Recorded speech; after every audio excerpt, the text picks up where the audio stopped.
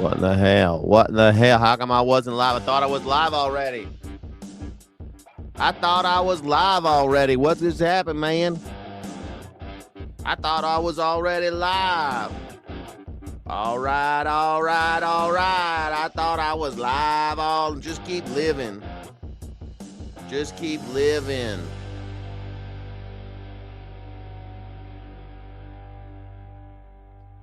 Yeah, baby, let's do this, huh? Let's go. Are you ready? 1, 2, 3. Yeah, this is the song.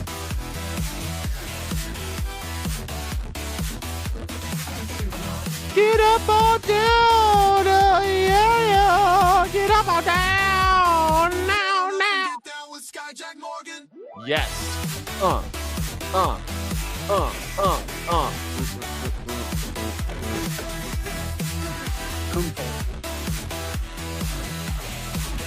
Doobie doo boop boop. Get on up and get down. Get on up and get down with Skyjack Morgan.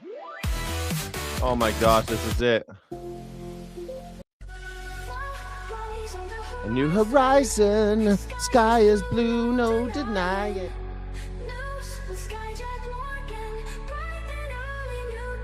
Bright and early new dawn. It's the time we go. Let's go. Happy Taco Tuesday. Yeah. Oh my God, it's happening right now. Good morning.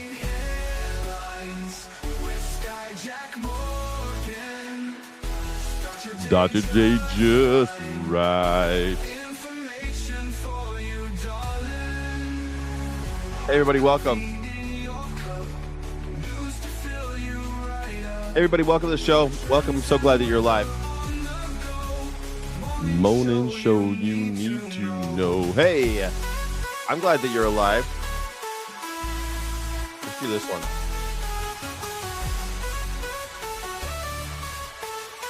Hey, everybody, welcome. Good morning headlines with Skyjack Morgan. Start your day just fine. Information for you, darling. Coffee in your cup. Used to fill you right up. There we go. Sorry, I had to fix that. It's the morning show, and you need to know.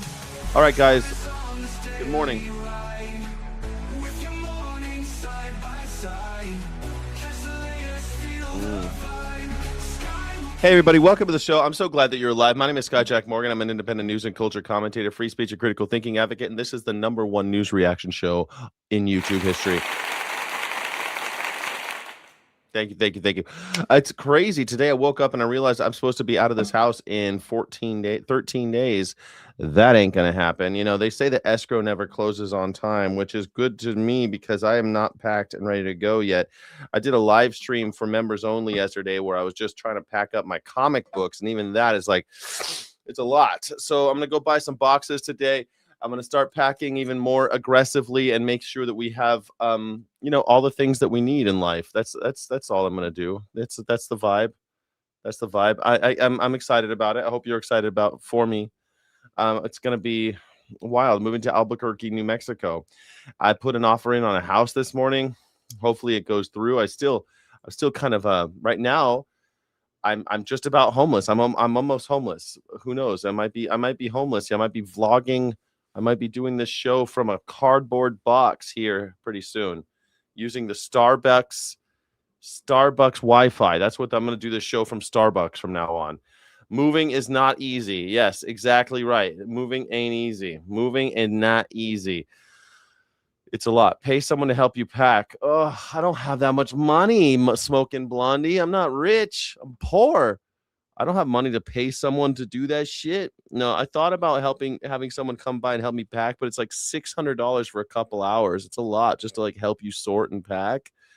Man, I don't know. It's a lot of money to have someone come and help you pack.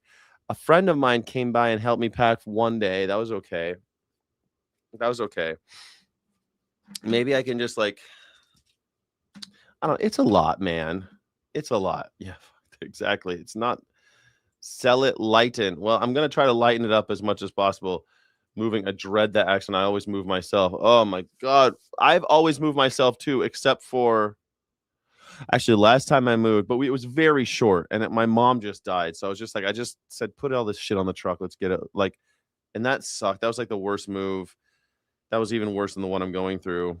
But this move, it's a long distance, so it's like you can't avoid. And plus, I've got more stuff because a lot of it's my mother's stuff. You know what I mean? And it's like stuff like I kind of wish that I had the time right now to go through photographs and just sort them. I kind of want to do a morning, do a members only live stream where I'm just sorting through photographs and talking to you guys about them. That'd be kind of fun for me, not for you, but for me, I think it'd be fun. A little hangout where I'm sorting through comic books, not comic shit, through through photographs, and I just have like a keep file and a throwaway pile. I think that would be really great. That'd be huge. I have too many boxes of photos. My mother kept everything, and it's very annoying and very daunting. It's annoying. Yeah, Grammy's old photos. Exactly. What do you do with them? What do you do with old photos? Reminder that pizza and beers don't count as payment after 40 years old. That's true. It's true. Yes, that's true. No, I mean pizza and beer still counts as payment, but it's just you have a smaller group of people who are willing to work for pizza and beer. They still count. They still count. But it's hard to get them over to your house on that. Yeah. Check the property tax lien auctions in Michigan. They have them in August. I did that plenty when I was younger. Same with the help working on cars for pizza and beer. Yep, it's true. Pizza and beer. Paint. That was the currency. Here on top of that, I have my mother's journals, over 100 journals. Oh my god, I haven't even started. It's all that good. That's life. That's the thing, man. I've got the same thing. I wonder what's gonna, like, I've got journals. I feel like I should throw away my own journals. I have journals that I've kept for so many years, and I feel like I should just toss them in the garbage right now. Just do it now. Have it over with. What do I need all these journals for? I need to declutter. And I need to Marie Kondo this. Does this spark joy? No. But the problem is, like, nothing sparks joy. I hate items. I hate objects pretty much. Almost nothing will spark joy. I'll get rid of it all. Sky, don't any photos of my child. You don't have any photos of your childhood? Oh my God. Don't toss them, you see? Never throw out journals. Yeah, you guys. 33 motorcycles, comic books, clothes, guns, too much. That is too much, Kirk. I feel like you need like 2 guns. You need 2 guns. You have really big fire. Have a really big fire. Put them all in there, man. Comic books. The problem with comic books is that they come, like, it's not just a comic book, it's a story. It's not just a story, it's not just a piece of paper. It's me when I was 15, 13, 12, 10. That's what these comic books have. They have me. I'm stuck in there. And so I want to throw it out. It's like, that's me as a 12-year-old is what I'm throwing away. I kind of think it'd be cool to try to bring new life into the comic books, though. I was thinking about trying to, like, go through my collection and do read-alongs on the channel with like an overhead camera with the artwork and talk about the artwork and read the comic with voices and stuff. I think that'd be really fun. I think that'd be so much fun. PDF your journals. PDF your journals. No way, man. You know, because then it's so funny. I was trying to digitize photos back in the day, and now my mom just kept the real photos and the CDs. I think the CDs are in there, but now I don't even have a CD player. I don't have a CD drive. I have no CD-ROMs. No, I don't own a CD-ROM drive, but I have CDs with photos on them. Great. So glad I kept those. So glad that I did that. Calvin House's peak comic book. Yeah, pre-digital. You still have your comics bought in the 80s. There you go. Sell them. No, I mean, I kind of want to. I drew my comics with coworkers in them back in the day. Nice. That's pretty cool. I was thinking, I want to breathe life back into the comics. So I was looking at ways to do how people do that, because it kind of sucks that they're just sitting in a box. And so what people were saying was that, like, some people have in their homes, they put little comic book display racks up on their walls, and then they rotate them through so that you can let them breathe and you use them as artwork. And you have like these 5 for the month, and then next month you put another 5 out, and you just have like a rotating exhibit almost in your own house. I think that'd be pretty cool. But I think more cool would be like to create with them, and because I've got some comics that I think it'd be so much fun to revisit, or ones that I haven't even read yet, but I have. That'd be so cool, and I could read them online with the. No one's really doing that. I don't think that hangout niche really. I've never seen anybody do that on the internet. Do a comic book read along, and it's be an easy setup, like a overhead camera on the comics, so you could see the artwork. Me in a little box at the bottom talking about the comics. It'd be super cool. I think so. I think it'd be cool. But hey, same with vinyl record. I know, but vinyl records. Throw them out. Sell them. No. Throw them out. Same with vinyl records. Vinyl records, though, the cool thing about vinyl records, if someone comes over to your house, you can play a vinyl record. You can't do that with a comic. So you need to have some kind of thing that breathes life into these comics, so they're not just sitting in a box. Because that's what's so annoying to me, is that I keep them, I've traveled with them, I've moved them, but then they sit in a box and I don't look at them. I have 6 albums and a wall rotation of artwork. That's sick. I like that idea. You need a house for us to do all that stuff. Yes, I do need a house. I'm working on it. My house is coming up. I think I bought a house. I bought a house. I have a, what do you call it? I have an offer going in today. With any luck, they'll take it. I'll have a house no matter what. I've got 2 out. I've got 2 offers out. One of them's got to hit. One of them's got it. Come on, Daddy needs a new fucking house. Daddy needs a new pair of houses. That's what I need. We've got some news to go over. I'm gonna react to the news and watch it with you if you don't mind watching it with me. I think it'd be really fun. You need a house, Smoking Blondie. Oh my God, Smoking Blondie. What am I gonna do? What are you gonna do? You gonna stay there in Indiana? Oh, that was hot coffee. You gonna stay in bumfuck?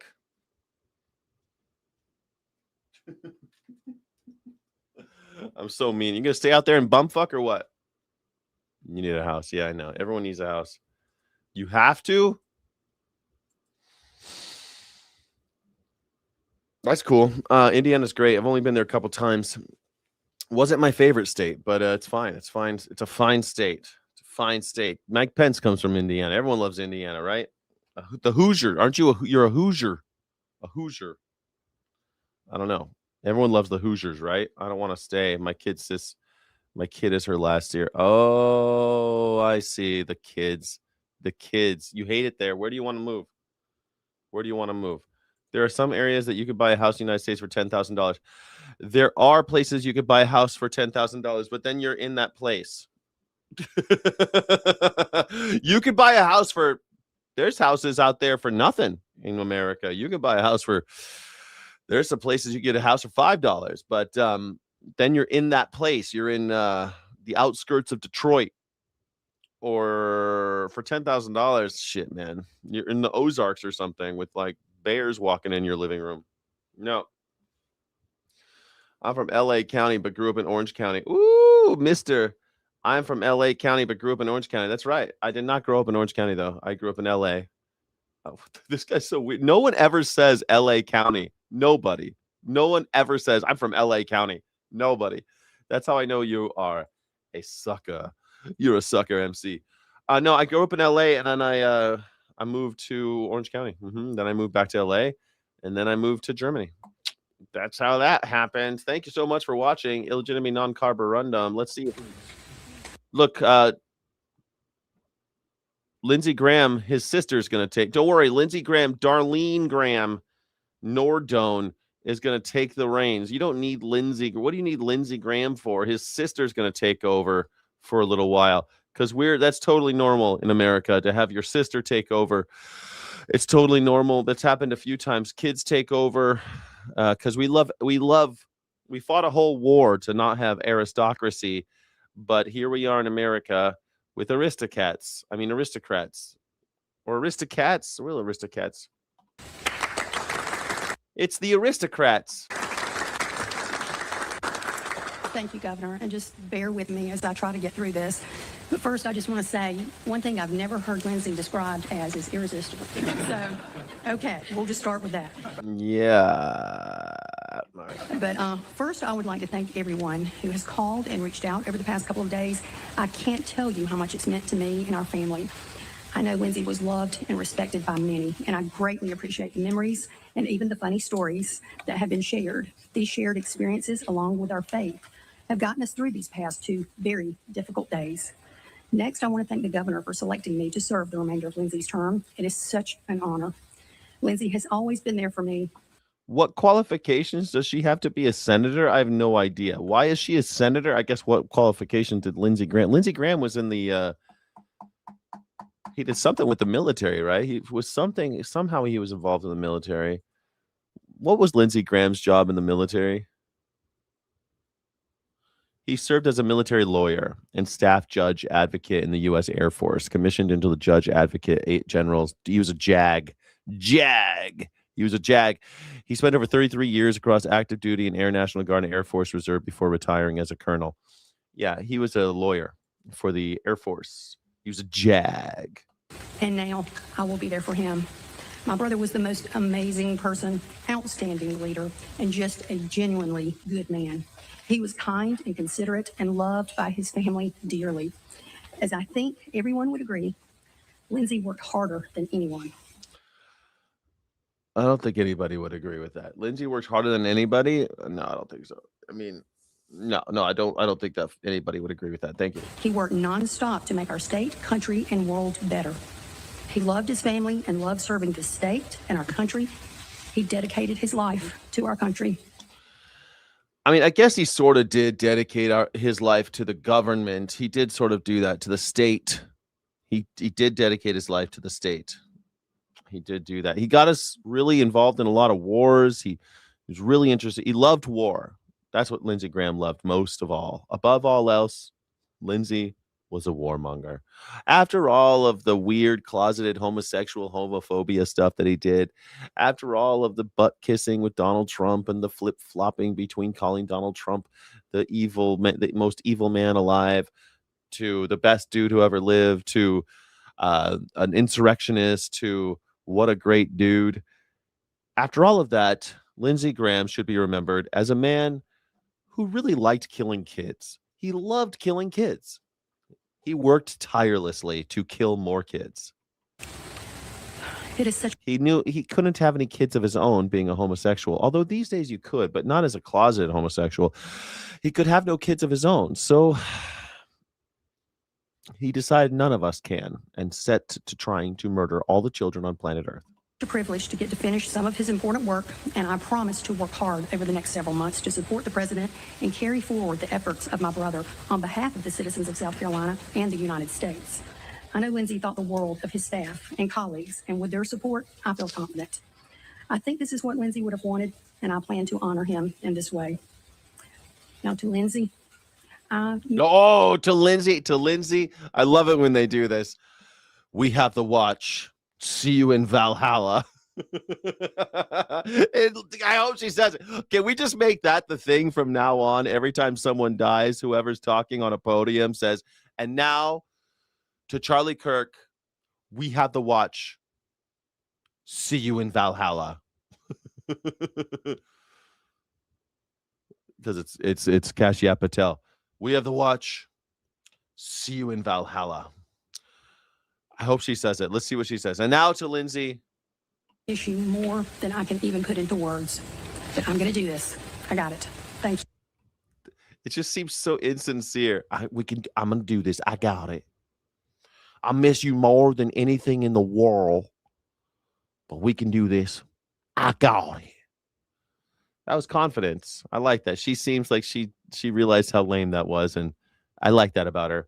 I like it when people do stuff like that. Like, I don't think Kashia Patel got how lame it was to say, Charlie, brother, we have the watch. See you in Valhalla. I don't think he ever understood how ridiculous that sounds.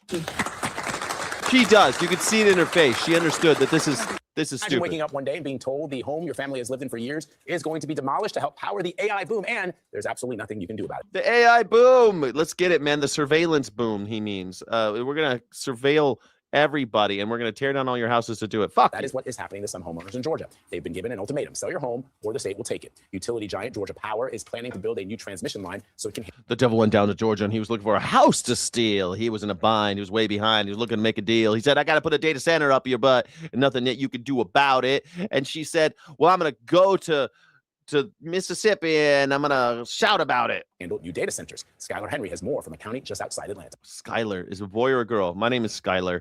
Do you think it's a boy or a girl? You never know. When someone introduces a Skylar, could be a girl. What do you think? Skylar Henry, boy or girl? Sounds like a boy. Skylar Henry. Introducing Skylar Henry. Let's find out. Boy or girl?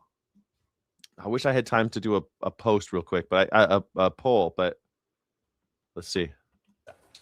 I'm a single mom. I worked hard for everything. How do you put a price on a home you I work hard.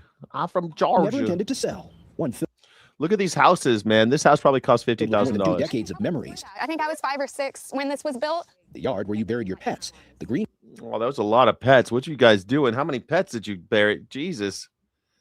2 decades of memories. I think I was 5 or 6 when this was built. The yard where you buried your 2 decades and you killed 5 animals? 2 decades and you killed 5 animals? That doesn't sound right to me. How did you kill 5? I guess like if they were all born the same day, I guess they would all be dead in 20 years. I guess that's fair enough. Okay. Sorry. I had to when you say we buried our pets here and you show a picture of 5 different animals, it gives me pause. Pause. It gives me pause. It gives me 10 pause. If you tell me you buried your animals in the yard and you show me a picture of 5 different animals, that gives me pause. pets. The greenhouse that fed your family. When you talk about what being on this property means to you, Yeah. right? It's y'all's. It's y'all's. That Skylar, a black man. Skylar Henry's a black man. I did not realize that was not what I was expecting. Skylar Henry is a big black man. I did not expect that at all. I thought it was definitely going to be a woman. Ours. It's our family. We belong here. But Ansley Brown's childhood home likely won't be here much longer. That's because the state's largest utility, Georgia Power, says it needs the area to make way for a 35-mile-long transmission line. Georgia Power has been here for as long as Ansley's mother has owned this property. It's just beyond the tree line. Now, with the expansion of this latest project, they're looking to take the 2.5 acres. Oh man, your house is in the dead wrong spot. You lucky y'all ain't got leukemia. Y'all been living under them power lines, having them deformed babies. What you doing out now in Georgia? The house sits on. Georgia Power says increasing demands has outpaced the capacity of its existing grid, and building a new transmission line requires acquiring more than 300 parcels of land, including residential properties. What did My pronouns are y'all. I think what they should do, you ever see like sometimes in New York and stuff, they have these people that just won't sell, and so they build all around them. Everything's built around it. They're just like the last little house. They should do that with this. Build the data center around them so they could just be inundated by heat and pollution and loud noises. How come they can't just give this lady what her house is worth? Give this lady some money. your mom tell you she wanted for this property to be? Generational wealth, true generational wealth was the idea. And That's what, the American dream? Are you crazy? You thought you were getting the American dream down in Georgia. Yeah, I'm sorry. That does suck. I have to admit. Like, I thought I was getting the American dream, but no, that's gone, lady. That's gone. I'm moving. The American dream's over. They thought we were going to get generational wealth. I don't do spit takes, but I would look like this. American dream. now it's being stripped from us. Georgia Power estimates 70 to 80% of the power on this new line is expected to help serve data centers. It says the remaining 20 to 30% of power will serve the state's growing residential and commercial demand. Georgia Power told us that they feel as if they've done this process responsibly. Say no to data. I like her shirt. What would you say to that? I disagree. You can't tear down 35 miles of rural Georgia and it not hurt something or somebody. And to say that you're doing it in the name of data centers is a slap Think of all the squirrels that are losing their homes too. in the face to us, our community, our animals. This poor lady, she's just some Southern belle living out there in the middle of Georgia. She's out there living in the middle of Georgia. Brown's mother recently came to an agreement with Georgia Power to sell. Brown says if she didn't, the utility could have sought to acquire her property through eminent domain, Yeah. a legal process that allows private property to be taken with compensation for projects determined to serve a public purpose. All power generation starts somewhere. Ali Lovett is a Georgia Power spokesperson. Eminent domain is always, a last resort for us, and it's something we never want to do. To us, it's Yeah, we never want to do eminent domain. I love it when they said, it's going to hurt you more than it hurts us. Eminent domain. Proof that you don't own shit and the government owns everything and you're nothing. You're nothing. The state doesn't care about you. Think Donald Trump's going to get on the horn? Get him on the horn. I hear there's a little sexy little Georgian girl. She says she's looking for the American dream and we got to keep it alive. We got to keep it alive. Got to keep it alive. She had a very high flush toilet and a shower with a very, very high water pressure. And we can't just let that go. Can't do it. Can't do it. No, can't do it. It's literally $1 billion company stealing land from smaller people who can't fight No, the chickens and the goldfish. back. We don't have the money to fight Georgia Power. So that's why a few months ago, Ansley took her story to TikTok. My childhood home is being taken by Georgia Power. She began sharing stories of others in similar situations. What is it taking from her? Look behind me. It's taking this entire backyard. What do you say to someone who I like it. They're taking my fucking pool. You know how much a pool costs? They're taking my swimming pool. This is the American dream I'm living out here in Georgia. These sons of bitches are taking my swimming pool. You sons of bitches. will push back on any sort What of... are we? Is this Ghana?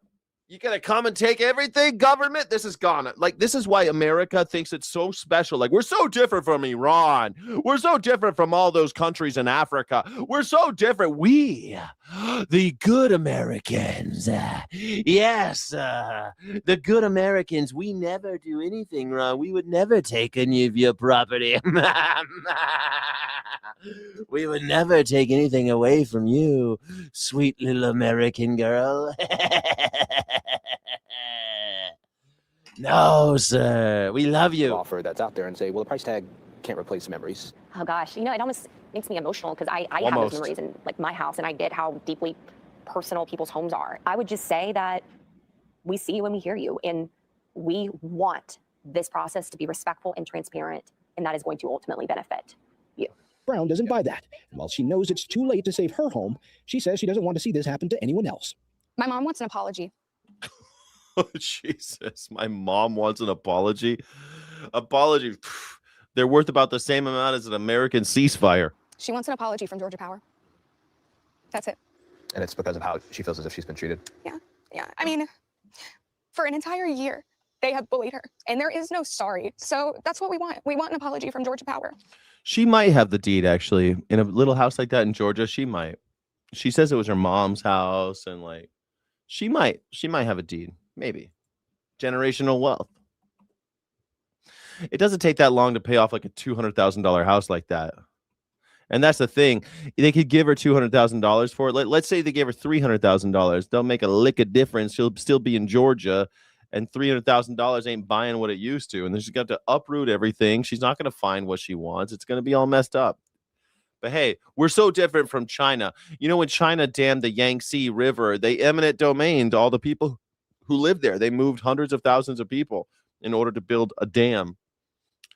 They also killed, I think they extirpated 2 whole species of dolphins and like hundreds of different fish. They made a bunch of animals extinct, bunch of mammals, like 4 or 5 mammals, hundreds of fish species, bunch of insect species completely extinct. But hundreds of thousands of people were relocated. But we're so different. We're so different in America. When asked if the utility company is willing to apologize, Georgia Power told us they have worked hard to be transparent, negotiate in good faith, and make this process as easy as possible. As for the data centers and who's behind them, Georgia Power told us it doesn't publish lists of customers to protect safety and security. Guys, this is obviously a big story. It's one of those things that's been talked about. The 2 women are like, no. My government would never do this to me. For months now, these data centers, communities, obviously not in my backyard. But I think the real crux of this argument here is, what do you say to people who've owned these properties for 20, 30 years? And it's like, you got to go. And you feel the emotion. It's interesting to me that Georgia Power says we've tried to make this process as easy as possible. Their definition of easy as possible is very different from what these families are experiencing. It's still hard to believe there's nothing they can do, nothing. And the reality is that you're looking at this is going to happen more and more because you're going to need over the next 20 years, 10 to 20 years, 10 to 15% more power than is being generated right now in the United States. That's probably 100 nuclear reactors if you have to generate 110 gigawatts. How do you put We could blow it all up and stop doing this AI bullshit. That'd be price cool. tag on this? Truly, it is so tough. We can like not surveil our people. That'd be cool. Pass laws so that surveillance is illegal so that we don't need all these data centers. That'd be rad. Skylar, we thank you. Absolutely. Thanks, Skylar. Skylar Henry. I like seeing a Skylar on the news. Skylars. It's funny. You'd be surprised how many black dudes I meet named Skylar. People always think of it as like this super Anglo white person name, but I meet a lot of black people that are named Skylar. It's true. You know, it's the other thing is you're like 80% more likely to be vegan if your name is Skylar. I don't know why, but it's like every Skylar I meet is vegan.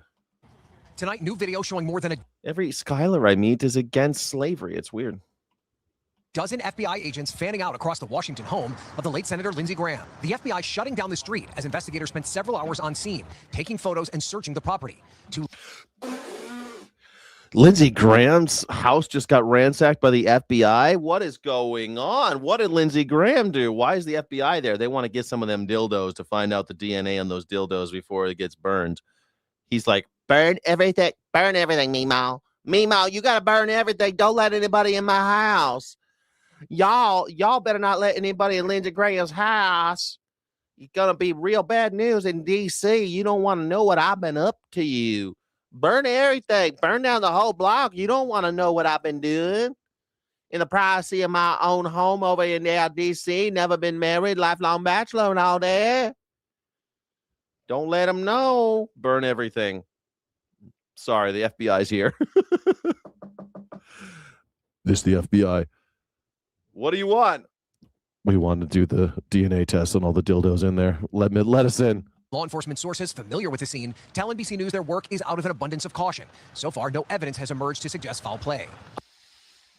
Foul play at 71 years A old. preliminary medical examiner's report revealed Graham suffered from a tear in the main artery of his heart, but they are still waiting on a toxicology test before declaring a cause of death.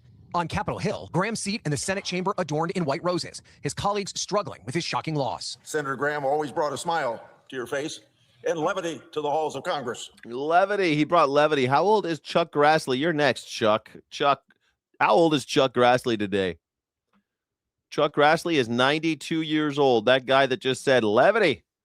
Levity. We got to have levity. Let's see. There's Senator Graham always brought this guy. 92 years old. Why are you still there, Chuck? 92 years old, and you're in charge. You're in charge. Smile to your face and levity to the halls of Congress. We will laugh together again. See you in Valhalla. In his home state of South Carolina, the governor appointing Graham's sister.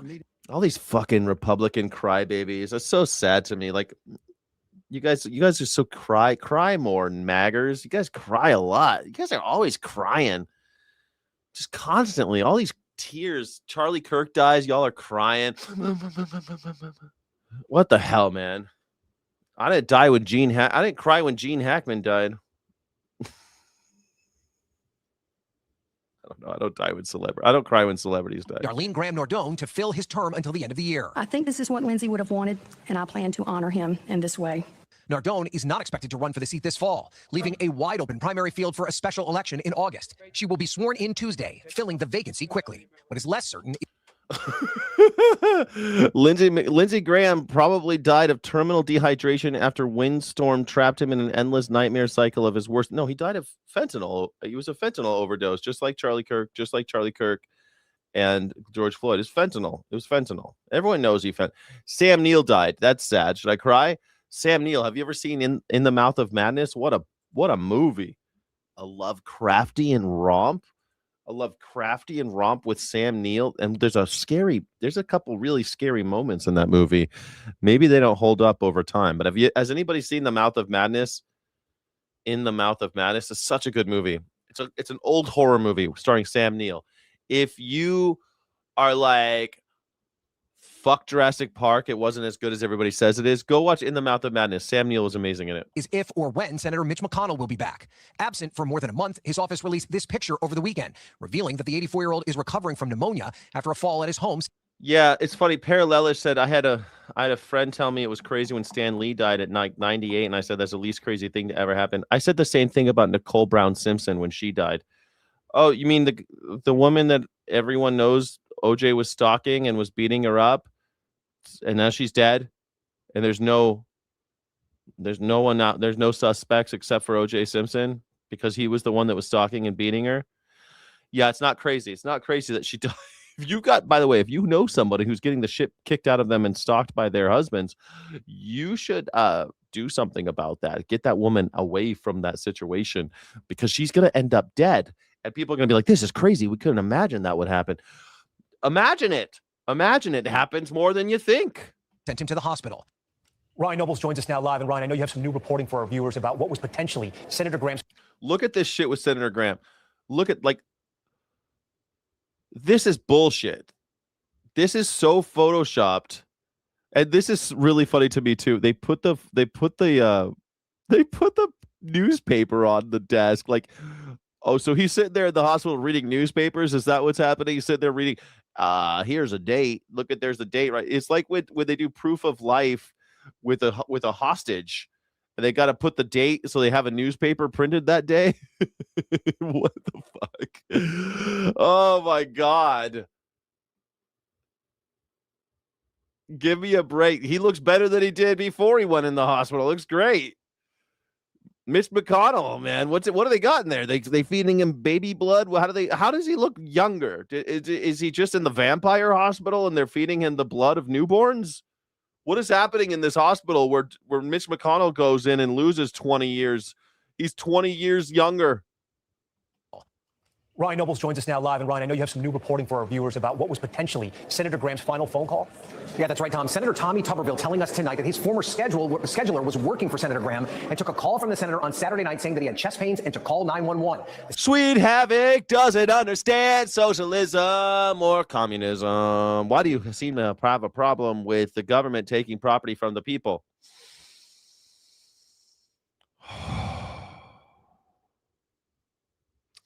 Isn't socialism, communism famous for doing just that? At least they're compensated.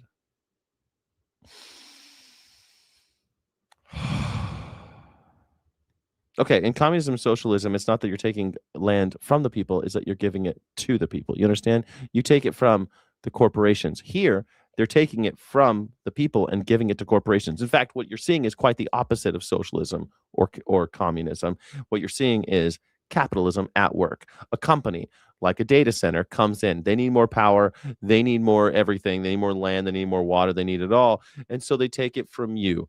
The shit that, because you own it. You own all of that. As the people, you own the water, the air, the land. You own all of those things. The idea of private land is really stupid. You can use land and you can, build your little house on it and, have it for yourself and stuff. But like this idea that you would have the means of production not collectively owned. And think about what that would look like if the means of production were collectively owned. If, for example, the electricity, the water, the land, and the air were all owned by all of us. They are, by the way, but someone has stolen them from us. Imagine what we would do with them as the people. We would vote. Hey, do we want to poison all this shit?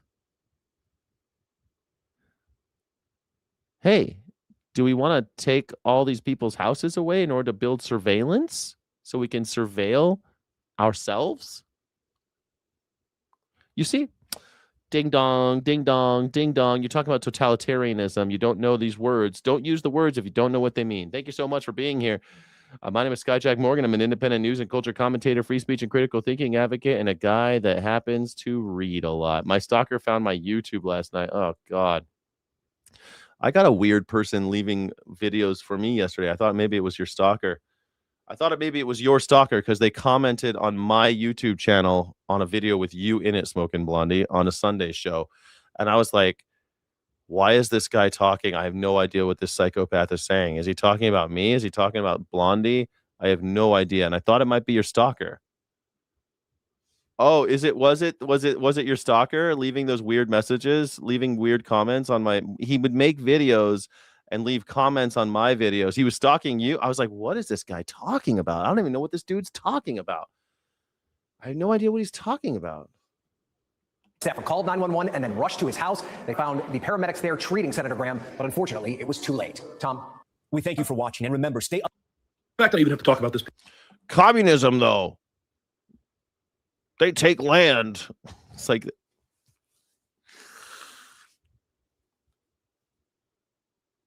okay, so even in anarchism, which anarcho-communism, they even have the clauses usually in practice when we've actually had little communities of anarchism. If someone's like, you know what, I don't want to collectively farm with the rest of all you assholes, you can do it. You can only have the land that you can grow yourself. You can harvest. If you can harvest your land alone with no help and no workers, you can't hire anybody. If you can do that, you can have all the land you want, but you have to work that land yourself, and you have to own, and you can only have as much as you can work for yourself. Then you can have it. Do you understand? There's already, I mean, like, I know people don't understand anarchism, communism. They don't understand these ideas, socialism, because they've been propagandized. But people like Sweet Havoc in the chat, he's always doing, like, here you go. See, anarchy doesn't work. Only children believe it could. See, this is Dwarven Jesus doesn't understand that most of us live in anarchy. We just live our lives. Millions of us, actually, millions of us don't even know who the mayor is, who your city council is. You probably don't even know who your fucking mayor is or who your city council is. You don't even know these things. You might not even know who your state legislator is or who your president is. A lot of people, unless it's Donald Trump because he's so famous, but like a lot of people don't even know who the vice president is. Even today, there's people, you walk outside to ask people who the vice president is. They won't know. Show them pictures. Who's this? Which one's the vice president? They won't know, because people are anarchists at heart. They walk around not needing any kind of government Then what we do, they don't interact with the government at all. Most of society runs in anarchism. That runs with contracts that are based on mutual trust, and and reputation and consensual agreements. That's how most of society works. It doesn't usually work with the government at all. Governments are there to protect the rich oligarchs and keep you from actually owning the means of production, so that you are held back forever and can be used as a slave for them. But in your normal life, you just walk around being an anarchist. Most people. Pisses me off, but let's get into it, shall we? Because on the same day Lindsey Graham died, Mitch McConnell's people released. I'm uninformed. Dwarven Jesus, you have proven yourself to be woefully ignorant on this channel. We all know you at this point, how ignorant you are. Just because you're uninformed, that doesn't mean it doesn't exist. It's not about being uninformed. It's about you're not interacting with the government. It doesn't matter about things existing. Is that anarchy works 99% of the time, 99% of your life. You are going about your business without interacting with the government. And it's only for that 1%, which is like the most painful, worst part of your life, is when you have to deal with the government and deal with their bullshit. And it's usually they're taking something from you. Usually they're stealing from you. That's what's usually happening for that 1% of the time. But most of the time you're living completely either ignorant of it or not, just completely in the wind, without any of their help, or without any knowledge, without any interaction. Proof of life, complete with like, here's today's newspaper kind of thing, like he's being held for ransom. A lot of people automatically went, this is AI, this is fake, this isn't real. And I think there's a valid reason people would respond that way. So first and foremost, is the image AI? I didn't think it was AI. Do you guys? No, I don't think it's AI. People were saying it's AI, and I don't think so. It's Photoshopped. It's clearly Photoshopped. Let me see. Parallelist, you know Photoshop. This is clearly Photoshopped. According to AI detectors, no. 86% real. 86% real, which means it was Photoshopped. Does that mean it's not AI? No. AI is constantly evolving and changing. These detectors scramble to keep up. I ran through like 5, though, and all of them said 86% real, which is an interesting number because it says it's 14% digitally edited, or the likelihood thereof, which is interesting because, one, if this image is AI and it doesn't detect it, okay, but also it wouldn't detect Photoshop. Just good old-fashioned skilled person doing Photoshop. It can't. It would detect it. It would detect artifacts of Photoshop. That's what that's why it's 86%. It would detect. You could detect Photoshop. That's why it's 86% real, 14% altered. Things have been altered in this photograph. What has been altered? Just not that skilled. I think that like he and their faces look amazing. He looks far too fucking healthy. They're probably both not smiling as joyously, and Photoshop can fix that. The fact that the newspaper is super in focus and the rest, like the newspaper's off the side of the screen, but super in focus, like this is Photoshop. It's Photoshopped. Detect that. It can detect, however, that some sort of alteration was happening. And I would ask, why do you need to digitally alter an image just showing that Mitch McConnell is alive? So that you could see all the things that you need to see. You could see that they're smiling, big smiles, not just any kind of smile, like undoubtable, unencroachable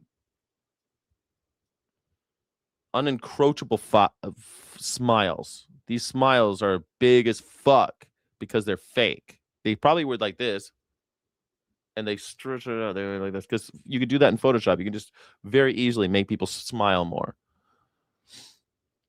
And I think the fact that newspaper is in super crisp definition, I think that's why. My question is more about things like, how is he de-aging? Yeah, they colored his hair. Yeah, there you go. They colored his hair too. Totally. Yes, absolutely. Let's see what else. Necklines, jawline sagging. Yeah, the eyes brighter and more open because they AI'd his face for sure to make him look younger, happier. Definitely. Firmer, his neck is firmer, sure. Jawline sharper and more defined. That's exactly right. It's like a back in the day they used to have Playboy models and they would like airbrush out all of their like stretch marks and scars. They'd like any kind of labia that was in the wrong place, they would just airbrush that shit. This is the same kind of thing. Instead of labia, they're doing his neck. Like, did he go in for a Benjamin Button procedure? Because this was him right before all of this. And now in the aftermath of severe illness, he looks younger. Speaking of, also, apparently his wife had the same procedure while in China. Because how is she looking younger? Yeah, exactly. She not only I don't think it was de-aging. I think it was just like glam shot. And look at that smile. You see that smile's fake. You see how it's on both sides and it's like really stretched out like the Joker. That's Photoshop. 100%. 100% Photoshop. The eyebrows. Yeah.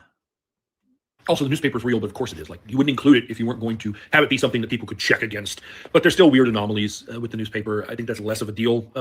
The weird anomalies came from because they were adjusting the colors to make it so you can tell that it's that. That's why they did that.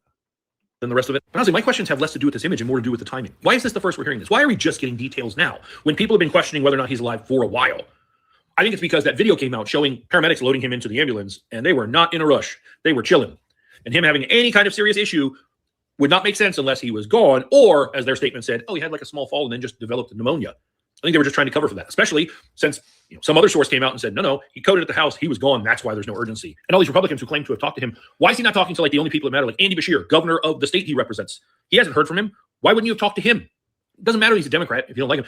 You talk to him, that's the person that you go, hey man, I'm doing okay, I'm getting better. He wouldn't have been out here like putting your business on Front Street. He would have been looking out. He would have been saying, hey, I've talked to him, he's good. He did not. Occam's razor dictates if he's still alive, it's only in the most literal sense of the word, and he's certainly not able to do his job. The American people deserve to know that. And I mean, the American people do deserve to know that because he's on our payroll. I mean, I get that he's not a private citizen. Like, we should know that this dude is on death's door. But I mean, I guess what's really disgusting to me is that people are going, we have the right to know. What the fuck do you mean? You have the right not to be lied to. You're being lied to. You're being had. The fact that you're okay with the government, again, the state lying to you, and you know it's a lie, you know that Mitch McConnell ain't doing okay. Mitch McConnell's 84 years old. Mitch McConnell ain't all right. He is on death's door. He's got one foot in the grave. He's not going to make it. Even if he does get out of the hospital, he'd be dead in the next couple of years. He's on his way out, and they're lying to you. Just like they did with Biden. I said the same thing. Biden, he's too fucking old, and they keep telling me he's okay. Oh, when the cameras are off, he's doing cartwheels. Bullshit. When the cameras are off, he's doing great. Lies. When the cameras are off, Mitch McConnell's clear-headed, sharp as a tack. He's like a 25-year-old man. He's sharp. sharp, so quick on the take. Bullshit. These old fucks. How is this different? How is this different than what they did with Castro when Castro got old and he was missing for so long, and they're like, Castro's dead, and they were no, he's not. No, he's not. Castro's fine.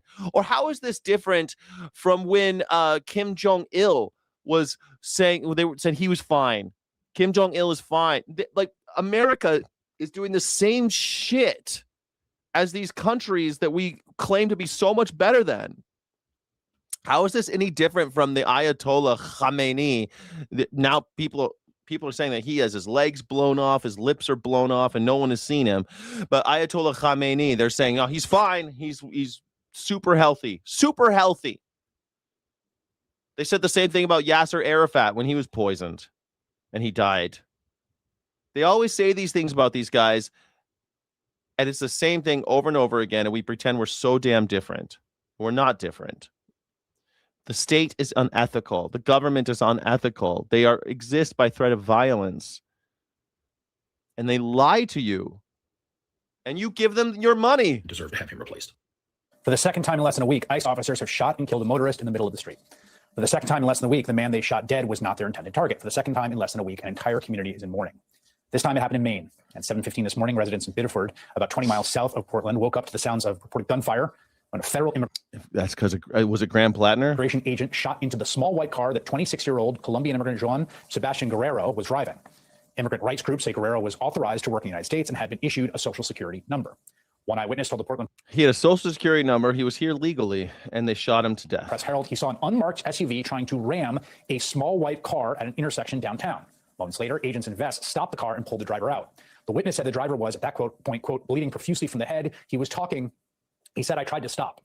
Senator from Maine, Angus King, says Secretary of Homeland Security Mark McMullen told him, I tried to stop. Too late. You're dead. Guerrero was shot after he had, quote, weaponized the vehicle against the officers. That's something that we've heard ICE say about many others. It's so funny. These guys are so afraid of cars. Maybe they shouldn't be in cars at all. You guys are so afraid of vehicles. Weaponized. They're weaponizing the vehicles. What we should do is put everyone in Waymos and Teslas. That way we can't escape. They can just get us whenever they want. You can't get away ever. Shootings. But then less than 2 hours ago, we should note this. DHS released a statement officially saying the officer shot Guerrero, and they said out of fear of public safety. Skyjack Morgan, why aren't you calling Trump Hitler anymore? Oh, that's right. You Democrats voted for an actual Nazi planet. Are you fucking...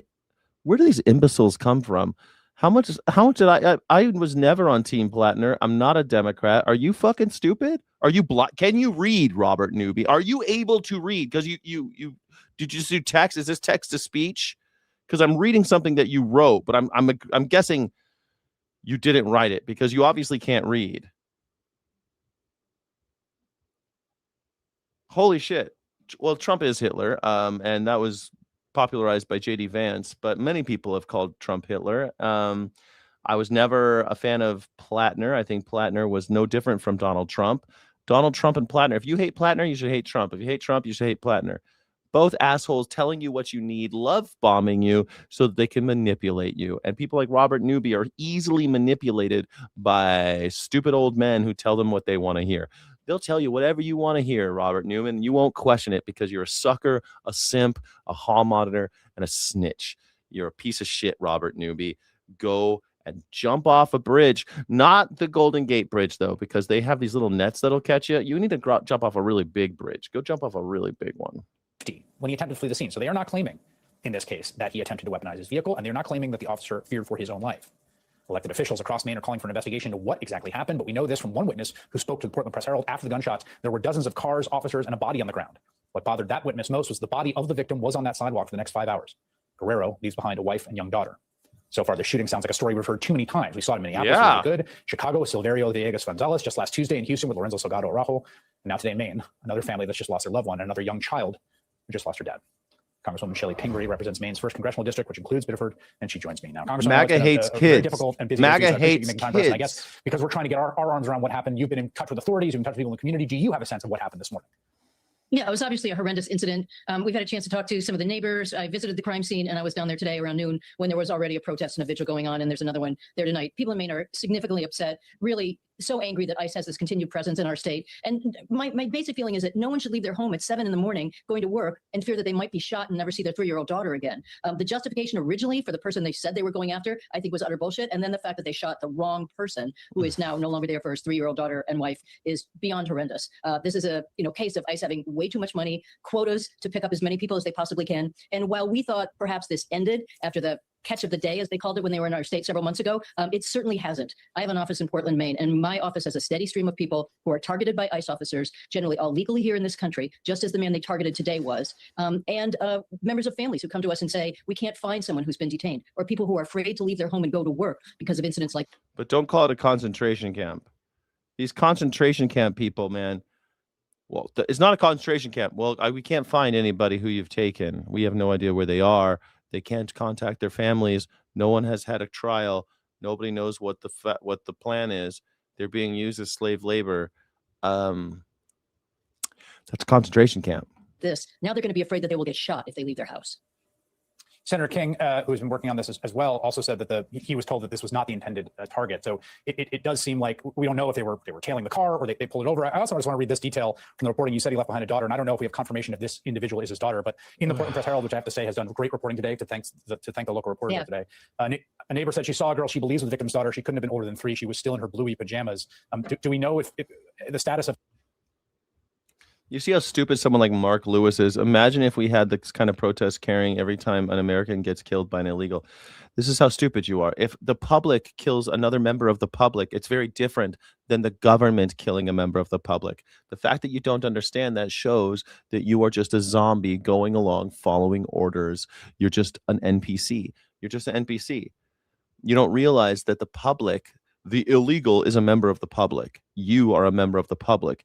You have more in common with the illegal, who's also a member of the public, than you do of an ICE agent. You don't have anything in common with an ICE agent or the president of the United States. But you're an idiot. You don't realize that there should be solidarity amongst the people, not for the state. You should stop worshiping the state, stop worshiping the government, start befriending your neighbors. What if they don't have paperwork? And nobody has the right paperwork. Everyone's walking around committing 3 felonies at any given time because the state has legislated you into being a criminal, no matter who you are, no matter what your legal status is, no matter what country you're from. You're walking around as a 3-time felony, as a 3-time felon anywhere you go. Look it up. There's all sorts of things that we have made everything so illegal that the government now has the power to snatch whoever they want. If push comes to shove, they can stick something on you. No problem. And yet you'll be like, but illegals though. Scapegoat. You're just a sucker who believes in scapegoating. Of his family and if they're being taken care of. They have asked for privacy, but as we understand, they are currently working with one of the advocacy groups, and we have reached out to them. And as soon as we have a chance, we will do whatever we can to assist the family. And I know all of Maine will be reaching out to help this family, particularly since, as it was confirmed by Mark Wayne Wallen to Angus King, they shot the wrong victim. I mean, they shot the wrong individual who is a victim. They don't even have to do that, Smokin'. They can get anybody on title fraud. There's all sorts of shit that people look at. How many you've seen it happen, lawfare, where they trump up something like title fraud because some real estate deal, someone didn't sign the right document at the right time, or you signed it a day late or a day early. There's all these things that could happen that most people, because we live without the intervention of the government most days, we just go through the contract and we're like, yeah, a little fudging here and there. The deal is done. Everyone's good. But technically, laws were broken that didn't hurt anybody. But if you really wanted to dig into somebody, you can find a law they've broken, because they probably have without even knowing. But ignorance is no excuse. So they can get you. They can get you, throw you in jail. It's very simple.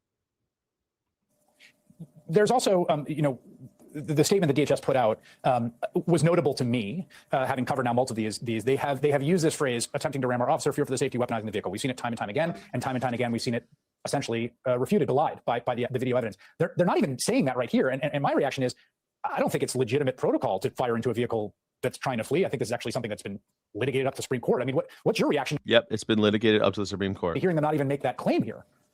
Yeah, I was completely shocked. Remember, this incident happened at 7 o'clock in the morning, and this was just released an hour ago after multiple stories had said that this was a weaponized vehicle. But as you said, they were fleeing the scene. They said it was a public safety concern.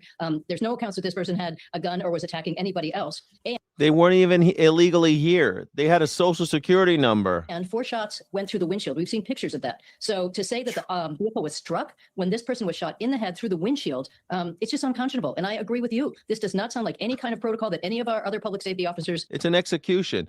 No one else would do this. Even a cop wouldn't just shoot through the wind. Like cops, man, one time I knew this cop, right? And he killed a guy.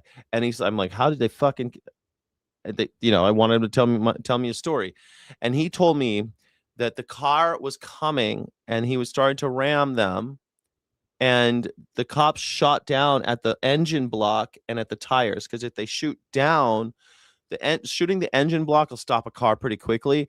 And shooting the tires will slow it down enough that you can pretty much, then you just got to move out of the way and catch up with the car because the engine's not working. So they can put bullets in the engine and in the tires and slow that car down so they're not in danger. So they're shooting at it, and they said he said that they shot, but the bullets went under the car and ricocheted up and killed the guy. And he said it really sucked because they didn't want to kill the guy, but the guy was trying to ram them, but they didn't want to kill him. And they shot down, it ricocheted up, and they were all really bent out of shape about it because they followed protocol and it didn't work. The protocol didn't work. So it's funny that story from a cop from when I was a kid is now playing out today. The point is, shooting into a windshield is not what cops are supposed to do. Okay. They're not supposed to execute you because you're driving while Colombian who has a social security card. This person is here legally, and the ICE agents shot him because he was driving brown. Would be allowed to do. And what we've seen time after time is that ICE follows no traditional procedures. We've learned that there are no body cameras on this individual. And my understanding is that while we've pressed ICE to use body cameras, they have yet to be distributed throughout the country. So why they hadn't arrived in Maine by now, why these ICE officers continue to target our state, we're a very low crime state. We know the immigrants in our state generally to be our friends, our neighbors, our coworkers. I have an individual who currently can't leave his home. He's an ICU nurse because he is targeted by ICE, but he knows the day he steps out, even though he's legally there, he will be detained under these false pretenses that they use, or stretching immigration law, saying you overstayed a visa when frankly you're waiting for your asylum claim to be determined. I mean, you overstayed a visa. There you go. Dead. Murder. That's what I mean. Overstaying a visa, they could get you on all sorts of shit. You didn't in 2005, you didn't file for taxes. You're a felon. Like, there's things that they can do. All of you were felons. Jungle Boy behind the wheel. He should have stopped and not gotten out of the car. He should have stopped and got out of the car. They were trying to hunt and kill him. What do you mean? Got out of the car. He said, his last words were, I was trying to stop. Those were his last words. The way they are using immigration law is unconscionable. The fact that somebody was potentially murdered by an ICE officer today and certainly questionably shot is very concerning to all of us. The senior senator from your state, Susan Collins, of course, is. Oh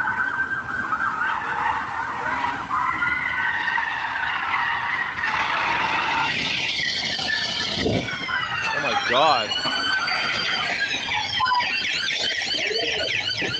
This woman got hit by a car, still delivering.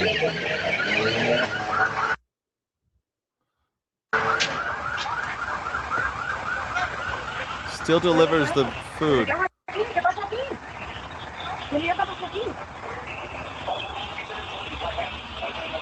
Got to deliver that DoorDash, man. You're gonna lose your tip.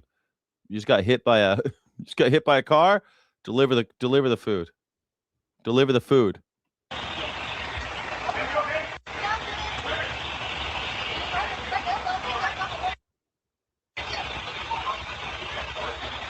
Yo no sé si el policía chocó con ella o algo, porque escuchó un big boom. Se escuchó un choque grande, yo no sé qué le pegó el árbol, lo tiene que salvar.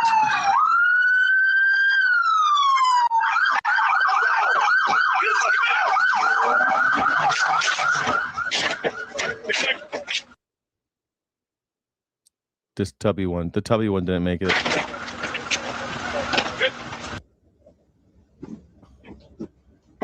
Whoa.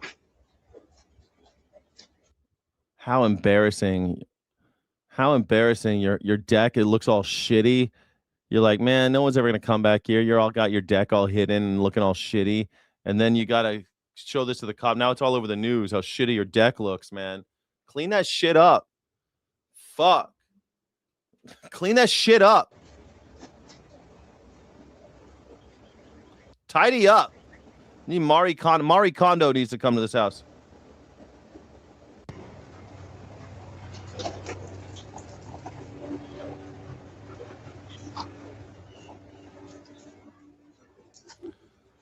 The individual was seen. They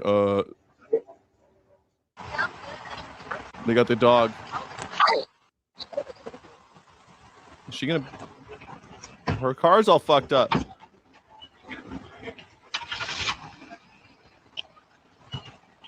That sucks. She probably isn't gonna get her car fixed either because the cops crashed that guy. Why were the cops chasing that guy like that?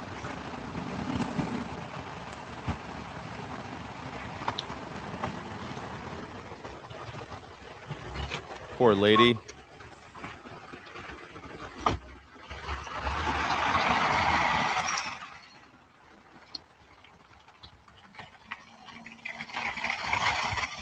Oh, that car's dragging something. Well, there you go. Just goes to show if you get hit by a car, keep working. We remember yesterday when that lady in the Ukraine, the Russian bombs were going off and she just kept taking orders and shit at the bar. God. Blowing. She's like, oh, my ear hurts. She's like, you gonna pay for that drink? Human beings, man. We'll just keep showing up to work. We're gonna keep showing up to work right up to the apocalypse. Right as the world slides off into the void, we'll be like, my boss was real mad at me. I was late today. My boss was real mad. I was late. As you know, we live in a dynamic and dangerous. Man, good thing he bought that. You remember when Pete Hegseth spent like $100,000 or something to get that little makeup room put into the Pentagon? Thank God. He looks great. You look great. Doesn't look like you have 5 pounds of makeup on your face. Look completely normal. Look completely human to me, Pete. Threat environment where access to and accumulation of closely held information is key to understanding our world. The unauthorized disclosure of sensitive War Department information. I like how he's always got 2 cameras on him too. He's always got the 2 so that if he goes he can just switch to other cameras. So great. Nice. I really love the editing job on his. Has the very real potential to cause exceptionally grave damage to our national security and the operational integrity of our armed forces. To leak sensitive national defense information and secrets betrays the men and women who wear our nation's uniform. It's a principle as old as war. And in the United States goes back to the founding of our republic. George Washington himself battled leaks, insider threats, and espionage. When a leak of department information occurs today, it's critical that we provide the Department of Justice and other partners in federal law enforcement, including the FBI, with actionable information as quickly as possible. And that's no, I've never saw it parallelist as a while back. Israelis were going to restaurants and playing explosion sounds to run out on the tap. No, I don't remember that. That's crazy. That's why the Department of War and the Department of Justice have created a joint task force to identify and prosecute leakers. I'd like to thank Acting Attorney General Blanche for his help in this important project. I'm proud that our departments are working together closer than we have ever before, committing manpower and new resources to protect our warfighters and their operations. To combat the dangers that leaks pose, effective immediate. Good question, Rough Frame. Where were we? I was complaining about it. Of course I was. It was very controversial at the time. Very controversial, Obama. And the way he got away with it, it was by creating DACA. And they're getting rid of DACA now, the Deferred Action for Childhood Arrival. And by the way, Obama did oftentimes, I don't know about 3 out of 4. I don't know if that's true. But the truth is that he did at all. If he did it once, it doesn't matter. He denied people their due process. But oftentimes they were people who already committed crimes in the United States. And a lot of what he did was just have his ICE agents wait outside of prisons. And when they got out, they would just snatch him up and get rid of him. And is that violating people's due process rights? Yeah, but hey, at least he was getting rid of actual people who actually committed crimes. But, you know, this is how Obama got away with it. But you're right, Rough Frame. I was here talking about it. I wasn't on YouTube, but I mean, it was a long time ago. It was controversial at the time. We were all talking about it. The whole country was talking about the Obama concentration camps and ICE agents and All the stuff. We were all talking about the deportations. Don't worry, Rough Frame. We were all doing it. I know you might be only 12 years old and maybe you don't remember those Barack Obama days, but let me tell you, we were all talking about it. Anybody who was interested in politics or global, policies, international law, all these things, anybody who cared about rights, we were all talking about Barack Obama and the concentration camps and the deportations. Yes, kids in cages, the whole thing. Democrats were talking about it. Republicans were talking about it. People like me who political orphans, we were talking about it. Everybody was talking about it. It was a whole thing. Immediately, I have delegated tasking authority to the War Department's Office of General Counsel, empowering OGC to request and receive all information, records, and support across the department concerning media leak investigations. All department components and personnel will prioritize these requests, and any taskings issued by OGC under this authority must receive a full and complete response within 48 hours of issuance. Leaked information risks lives. These new tools and processes will greatly assist us. This guy has been leaking like a sieve. This guy's bleeding like a stuffed pig, and he's blaming everybody. Oh, we're gonna surveil you more. In protecting our joint force. The security of our nation cannot be a bargaining chip for those who seek momentary headlines. Access to confidential and secret information is a sacred trust, and those who betray that trust will be met with the full force of the law. Again, I want to thank Acting Attorney General Blanche and our federal law enforcement partners for working with us on these investigations to protect and safeguard America's national security. Yeah, national security. You aren't allowed to know what about who, where. Don't say anything about the wars. You're not allowed to show that stuff. The American people will no longer be allowed to hear what's going on in their government. Because this isn't America. This isn't your grandfather's America, people. This ain't your grandfather's America. America is not great again. America is going full Nazi, full National Socialism. Here we go. Let's do it. Look at that. I love that. Do you like that? Department of War. It's not. That's illegal, by the way. That was a crime. You're not allowed to call it Department of War since there's no such thing. Congress has not changed the name of the Department of Defense, but he likes to say Department of War. It's against the law. But who's counting? Who cares about the law, right? We only care about the law if you're brown and you forgot to go to your court hearing. Then you get shot in the face. But if you break the law in front of everybody, it's perfectly acceptable. Little laws, who cares? Unless you're brown. If you're brown, on Friday night. And don't even give me stuff. If you're black and you commit a small crime, like a paperwork crime, oh my God. Little marijuana possession as a black man, forget about it. Man, you think the Browns got it rough.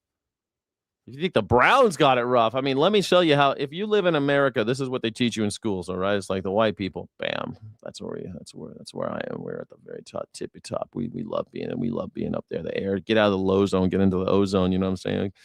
We're feeling great up there. We're the law. Okay, then underneath that, you got yellow. Yellow is mellow. We like the Asians. They're like the good minority. We like them. They're all right. They kind of stay in line. They work real hard. They don't ask too many questions. They're pretty good. They're right there. Do everything the whites are saying. They love it where they are too. They don't want all the trouble being white. They want to be right there over all the other minorities. And then you got the Browns, man. The Browns are like, well, they've been here for a while. They're pretty good, they don't cause too much trouble, but they're under the yellows for sure. We don't want them getting any money. God forbid any of them get any money. God forbid any of them get to chase the American dream, get their kids to go to college and stuff. We don't like that shit. And then if you're black, all deals are off. We don't even talk about that anymore. That's what you learn in school, is that there's whites, there's Asians, there's brown people, and there's black people out here at the bottom. That's what you learn in American schools. It's I don't know. If you're not racist living in America, then you're a miracle. You're a miracle. This past Friday night, federal agents showed up on the doorstep of several reporters for the New York Times, showed up at their homes. The agents served the reporters with subpoenas that order them to testify to a federal grand jury this week, the day after tomorrow on Wednesday, about their sources. Man, if only there were a YouTube channel that talked about this, Mark Lewis. Harris just threw them in jail for a little weed. Harris jailed a lot of the black folks. That's funny because I remember this guy This guy was calling Harris a Nazi because she was just following orders, that she is not a good executive, that she should not be in a position of power. She should not be president of the United States. And the argument that she's just less bad than Donald Trump is not enough, especially in an environment where people were not trusting the police.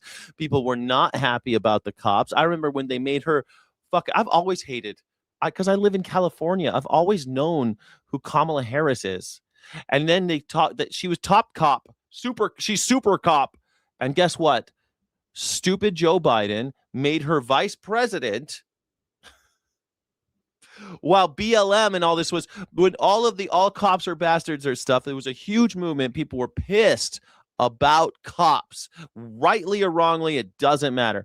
The whole country was very controversially engaged in talking about the police force, the police forces of the United States of America.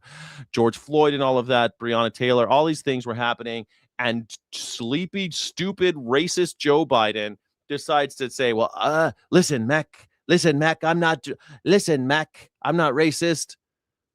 Kamala, come out here. Love you, kid.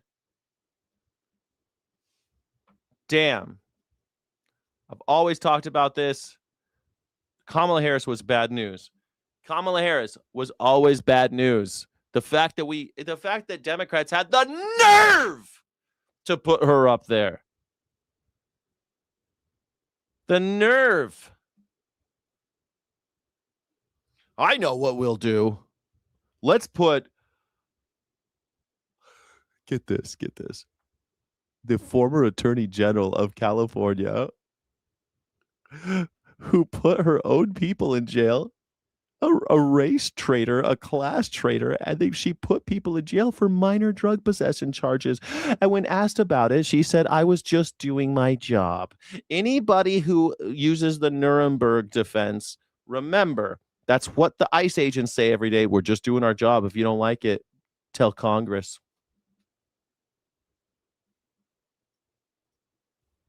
Just doing my job. According to the Times, the subpoenas demand that the reporters testify, quote, in regard to an alleged violation of federal criminal law. Now, what's this about? I do not in any way want to diminish the importance of or the quality of the New York Times coverage that sent the White House into this freak-out subpoena, mandatory testimony, give up your sources or go to jail mode. But this whole thing appears to be about something the Times reported that doesn't exactly appear to be the world's most tightly held state secret. Again, not diminishing at all what the Times has accomplished with this story, but this is what it was. On Thursday, the Times reported on the new plane the government of Qatar gave President Trump, the plane he is now using as Air Force One. Officials who have been briefed on the retrofitting of that plane told the Times that the new plane lacks some of the defensive... Theatrical. Judges have to do their job or can go to jail, or they can quit. In fact, during the Nuremberg trials, the end of the Nuremberg, God, have you ever seen a movie called Justice at Nuremberg? It literally is about putting judges on trial. That's what it's about. Towards the end of the Nuremberg trials, after they hanged all of the big Nazis, they started going after the judges and the lawyers. You should watch it. It's a great movie. It's based on a real thing that happened. It's a dramatization. They changed the names, but it was based on a real thing that happened. In real life, what happened was they put a bunch of judges on trial and said, hey, you could have stopped this. You were the third branch. You were one of the branches of government. And they said, well, that was the law. I have to follow the law. You help determine what the law is as a justice of the peace, as a judge. You get to interpret those laws, and you get to interpret them any way you want. That's what judges do. Even back then. We've been doing this since 1776. Judges interpret the law. Legislature makes the laws. The executive enforces the laws, and the judges interpret the laws. That's how it works. If you just do what the executive branch tells you to do, then you are not maintaining your own power. You are not creating an adversarial footing between the branches of government in order to ensure that the people, that their will isn't undermined completely. And so the judges were put on trial, and a lot of them were convicted, and then they let them all free. They let them all go. They gave them all these crazy sentences, like 20 years, 60 years, and then they just let them all free. Countermeasures found on the other Air Force One aircraft. Specifically, stuff like this. This is the directional infrared countermeasure system, which jams any incoming heat-seeking missiles to divert them away so they don't hit the plane. Wow. This system is not a big secret. This animation that I'm showing you here, this little pew-pew laser animation, this is on Northrop Grumman's publicly accessible YouTube page. That's pretty cool. I didn't know that they had these little lasers. All I wanted was some sharks with some freaking lasers. That's pretty dope. Which tells you all about it, including where exactly on the plane you should look if you want to see the parts of this system that tell you whether or not the plane. I don't know why it reminds me of like sex ed. It reminds me of those little digital sperms going to the egg and getting like confused. Remember, like they would show the. Never mind. Is equipped with this thing. Like the opening of Marty Supreme. Where the sensors and stuff are and what they look like. This is publicly available, commercially advertised information. The Times reported that while different parts of that defensive system were visible to the sort of trained eye on the old Air Force One, on the new Air Force One, you can't see those parts. Photographs of the new plane indicate that those same sensors and things aren't there. It's a visible to the naked eye anti-missile system. You can see it on the old plane. You can't see it on the new plane. And that is great reporting from the New York Times. But it is also not exactly, cracking the Enigma code. It's like one of these things is not like the other. That said, Trump has freaked out about this reporting. And I like the old paint job better, gotta say. so reporters from the New York Times got subpoenas at their homes late on Friday night. They're being told they must effectively give up their sources by Wednesday to a grand jury or else. The top lawyer for the Times saying in response, quote, the appearance of federal law enforcement agents on the doorstep of news reporters should shock the conscience of any American who believes in the Constitution and the press freedom that it protects. Americans do not believe in the press freedom, do not believe in the Constitution. They are going to put New York Times journalists in prison because they know things. Should shock. They know things they're not allowed to know. You're not allowed to know things in America. How you wouldn't vote for Donald Trump if you knew stuff? The conscience. Well, now the question becomes how to defend these reporters, how to keep them out of jail, and how to keep them from having to give up their sources. How best to fight this? Joining us now is one of America's legendary. That's exactly right, Joyce 777. It's always that, well, judges got to follow the law or they get arrested. They can quit. Judges quit. You can protest, quit, get a job doing something else. Sorry, I'm not going to have my morals under. I'm not going to have this. No.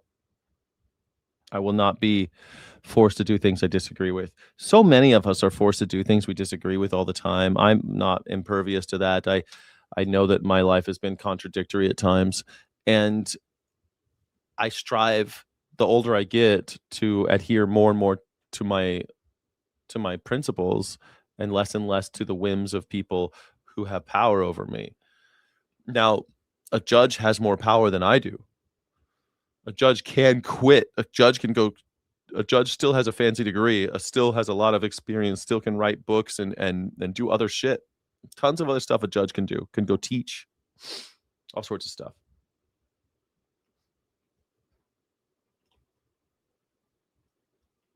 What the hell just happened? Something just happened. Sorry. Moving on now to immigration. A controversial part of Arizona's new border security law will take effect tomorrow, allowing state and local law enforcement to arrest people who are suspected of entering Arizona illegally. It's Prop 314, also known as the Secure the Border Act. It was approved by voters in 2024. 12 News journalist Maria Stobbs is here with a look at what we can expect. Maria? Mark, Troy, even though voters approved Prop 314 back in 2024, this part of the law was on hold until a similar immigration law in another state cleared a legal hurdle. Now, two civil rights groups are asking a federal judge to stop it before it takes effect. In Pinal, we have a saying, we like our streets like we like our water with a lot of ice. Pinal County Sheriff Ross Teeple says his deputies already work closely with federal immigration officials. If we like our streets like we like our water with a lot of ice. We pull someone over for a lawful traffic stop and it becomes readily apparent that they are probably not in this country legally. How does that become readily apparent that they're probably not in this country legally? How is that your job? You're fucking sheriff, asshole. You're not ICE. You fucking asshole. Do your fucking job. If you pull over someone for a traffic stop, give them a ticket and move on. Well, we're going to determine whether or not they're here. We're taking on extra work over here at Sheriff's Department. ICE is there within minutes. Now, Prop 314 could give local law enforcement a new way to handle some immigration cases on their own. The law would make illegal entry into Arizona a state crime, allowing state and local officers to make arrests. You have to have probable cause, not just that they're in the country illegally. You have to have probable cause that they cross at an illegal port of entry. Yavapai County Sheriff David Rhodes says, how are you going to determine that? We're not gonna, because as soon as we get them in our clutches, they'll be disappeared.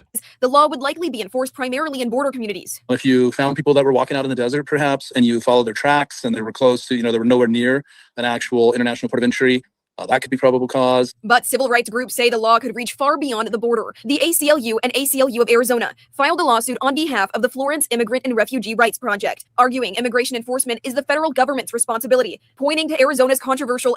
That's true. This little thing called the Constitution says that immigration is the federal government shit. Why are all these dumb assholes trying to make the government's life easier? Like, you pay... Like, all of us pay trillions of dollars to the state, you realize, and they don't do their jobs. They don't do their jobs. If they want to control the border, they can do it like this. Like this. The way you know this is all for imbeciles, as to be used as just to be fooled by the use of scapegoats, is because if they wanted to solve the problem, easy. Easy. But they don't. Why?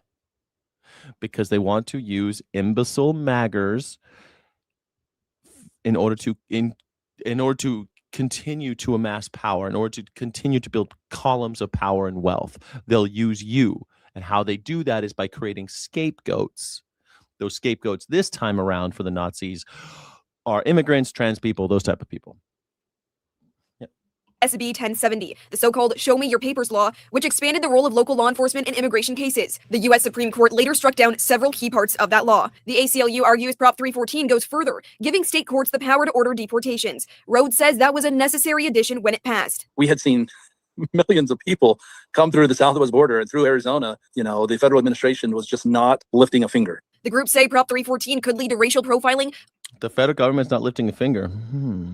Unlawful arrests and detentions. Both Rhodes and Teeple disagree. Crime doesn't have a race. There's no place for it, for racial profiling. No, we will never accept or tolerate that. Oh, no, of course not. No. We're going to ask all the white people for their proof of citizenship, too. Don't worry. All of you are going to have to show your papers. You're all going to have to show your papers. All of you. That's the big thing about, if you let Nazis take over, you think they're just going after the Jews or the bad immigrants or the bad Mexicans or the bad blacks or something like that. But in the end, you're all going to have to show your papers. You're all going to have to do everything the government says until they're telling you what color socks to wear. And they're going to tell you everything to do. They'll tell you what time to wake up in the morning. They're going to tell you everything. And everywhere you go, every time you cross the street, papers, please.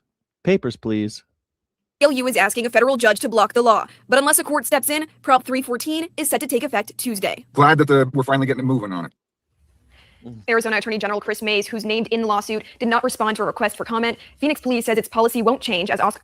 Shane Lewis, if that's what you think, call in. Can you behave long enough to call in? Can you behave? There's a link in the chat. You can call in.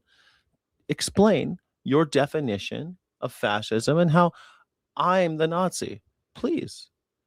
I'm the Nazi saying that the public is all equal and that we're all in this together and that every human being has a right to go wherever they want, the freedom of movement and autonomy, the freedom and that the right to habeas corpus and due process in a republic that probably shouldn't exist anymore but still does. So maybe we should just acknowledge each other's rights and our rights in the face of the government rather than allow it to run roughshod over all of us.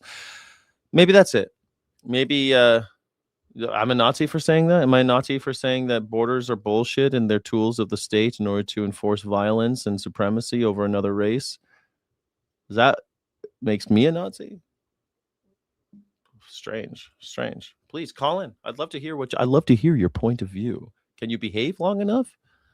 Can you talk without saying the N-word or blaming the Jews for everything? Because that's usually what people like Shane Lewis will do. They'll get on the show and they'll just say something about the N-word or, MAGAs, man. You can't trust them. Officers do not ask witnesses or victims immigration-related questions. Others, like Goodyear and Mesa Police, say they are reviewing the law and will follow legal guidance. Live in studio, I'm Maria Stobbs. What a fun thing. I'm pro-choice because abortions kill millions of Democrats before they can vote. How many, just out of curiosity, how many abortions do you think Donald Trump has paid for? How many do you think? The dirty little secret is that the GOP, the Republican, the red states, man, they're having abortions like mad. They're having abortions like it's nothing, like it's birth control. when they talk about people using abortion as birth control, they're not people living in like liberal blue states where we're giving condoms away for free. No, when we're the places where they're giving condoms away in schools and shit, they're not the ones having abortions as birth control. It's you red states, because you're fucking your sisters and your kids and your cousins. All you red staters, man, you're fucking your kids and your cousins. It's disgusting. All the incest happening. Your nieces and nephews, you're fucking all of them. And every time you make a little whoopsie, you have an abortion. It's really disgusting what's going on in those red states out there in the hollers. 12 News. Maria, thanks.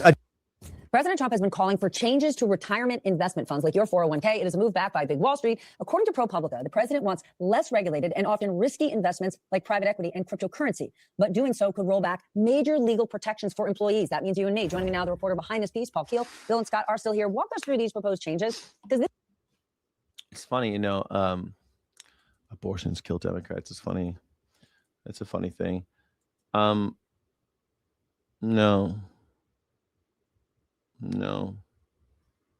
Maybe you don't know. Maybe you should read Freakonomics. You read Freakonomics. You could talk about abortion then. But you don't know how to read, so. this is definitely not something people pay attention to unless 4 years from now you go to retire and suddenly your 401k is filled with crypto and you're worth zero. Right. So this started last year. There's an executive order that President Trump released that said, we want more of these alternative assets in 401ks. It's sort of a tragedy that this hasn't happened larger at scale. The reason it hasn't happened is simply because employers are afraid. There's very strong legal protection. I'm supposed to have my 401k in crypto that workers have. It's called ERISA. It's a law that goes back to the 1970s. And it says that when your employer sculpts your 401k, they have to keep your interest in mind first, and they have to use good judgment. They have to act as a responsible fiduciary. Right. And so that's the problem for them, is that employers have looked at that, and they've also looked at, crypto or private equity and have decided this is too risky. I don't want this exposure. So the largest companies can be sued by their workers. And so the solution is to water down that protection, essentially. Water down the protection for those employees, for everyday Americans. So while people aren't paying attention to lots of these rollbacks, should they be? Because not all regulation is good regulation. There's tons of examples where we have too much. But what happens is if you put, let's say, a polluter in charge of the EPA, you don't get sick today, but 4 or 5 years from now, you get very sick and there's no recourse because the rules are changed and you didn't know. Yeah, so we have this funny system where there's sort of split responsibility. So your employer is responsible for choosing the options that you have in your plan.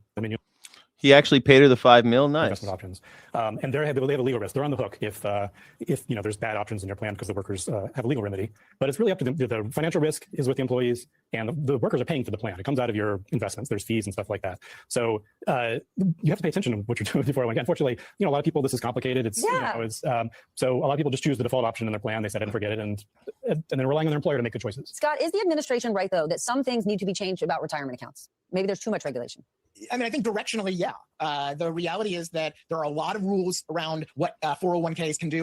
It's so funny you say that, Sky. I'm surprised you haven't invested a 401k in Melania coin. I'm thinking about it right now as I'm watching this. I'm thinking about my 401ks because I've worked with places where I put these investments, and I'm thinking, well, I actually get emails from time to time. If you don't do this by this date with your 401k, we're going to charge you $50 or something. And it's like, motherfucker, I'm trying to forget about my 401k so that I don't have to think about it when as time goes by. I want to be old. The next time I think about my 401k is when I'm old. But if you're going to keep bothering me, then I'll just fucking take all the money out and stick it in some Bank of America, Merrill Lynch, IRA, Roth IRA or some shit. You're allowed to do that. Like, do they not? It's just so annoying. These bastards always fucking with me. God, I hate all these fucks all the time. They're always on my shit. It's like you try to do what you're told and they still are on your shit. Damn it. Not do. I think workers should actually have far more control over what they can invest in. It should be less on the employer side. It should be less linked to employment to give workers more power to move and so forth. And so, the details here are a little different. You just have to wonder how many employers will actually start giving their employees crypto-heavy 401ks. My guess is very few, even if there are these legal protections. Your guess is that? I don't think so. Fuck you. Flock cameras are back on the news tonight. More of them have been cut down in Houston. Earlier this week, we told you about 2 of the license plate reader cameras vandalized near Washington Avenue. Now 2 more have been found on the ground near Memorial Park. And the damage comes amidst all the controversy over this public surveillance technology. Sarah Al-Sheikh reports. The camera that once stood here is gone. All that's left is this. Yeah, but I used to have what do? They say, hey, if you sign up for this, you just click a little box. We're going to take 3% out of your paycheck, and we're going to match it with another 3%. You're going to be rich when you're old. And you're like, okay, fuck it. 3%. I'm not going to miss it right now. So you do that, and then you leave the company, and they're like writing you things like, "Well, have you done this yet? Have you done that?" Dude, I'm paying you to handle it. What in the hell why are you talking to me at all? The only time you should talk to me is when I'm 65. Call me. Give me my money. That's the next time I want to hear from you. I don't know why people are all like, I don't want to know about my 401k. I don't want to look at my 401k. I don't want to watch the ups and downs. I don't want to think about it. That's why I have a 401k. If I wanted to think about it, I'd be playing the stock market or I'd be buying and selling Doge coins and Melania coins. Pole across the street, another one taken down as well. I love it. Thank you. Somebody out there is doing something about this. Thank you. Look at this. Someone took a chainsaw. People forgot that Americans have chainsaws. A criminal justice expert tells me this could be a sign of the growing public unease with this type of video surveillance. In two different This type of video surveillance. This type. parts of Houston, the same scene. Surveillance cameras lying on the ground. 2 near Memorial Park, 2 more near Washington Avenue and Westcott. All part of Flock Safety's automated license plate reader network used by Houston police and other law enforcement agencies. Houston police confirming an investigation into this. While the motive is unknown, the technology The motive's unknown. The motive is unknown. itself has drawn criticism in the past from people concerned about the data they're collecting. What level of frustration have we encountered? Texas Southern University professor Howard Henderson, founding director of the Center for Justice Research, says the backlash reflects broader concerns over privacy and who ultimately has access to the information these cameras collect. For many in society, they're looking at what the negative unintended consequences may be if this information gets leaked or someone uses it and finds itself in the wrong hands. A crowdsourced map from dflock.org shows thousands of flock cameras across the greater Houston area. Because anyone can submit locations, ABC 13 cannot independently verify the data shown, but we know that multiple law enforcement agencies use the cameras. Houston expanded its use of All the democratic cities are collapsing.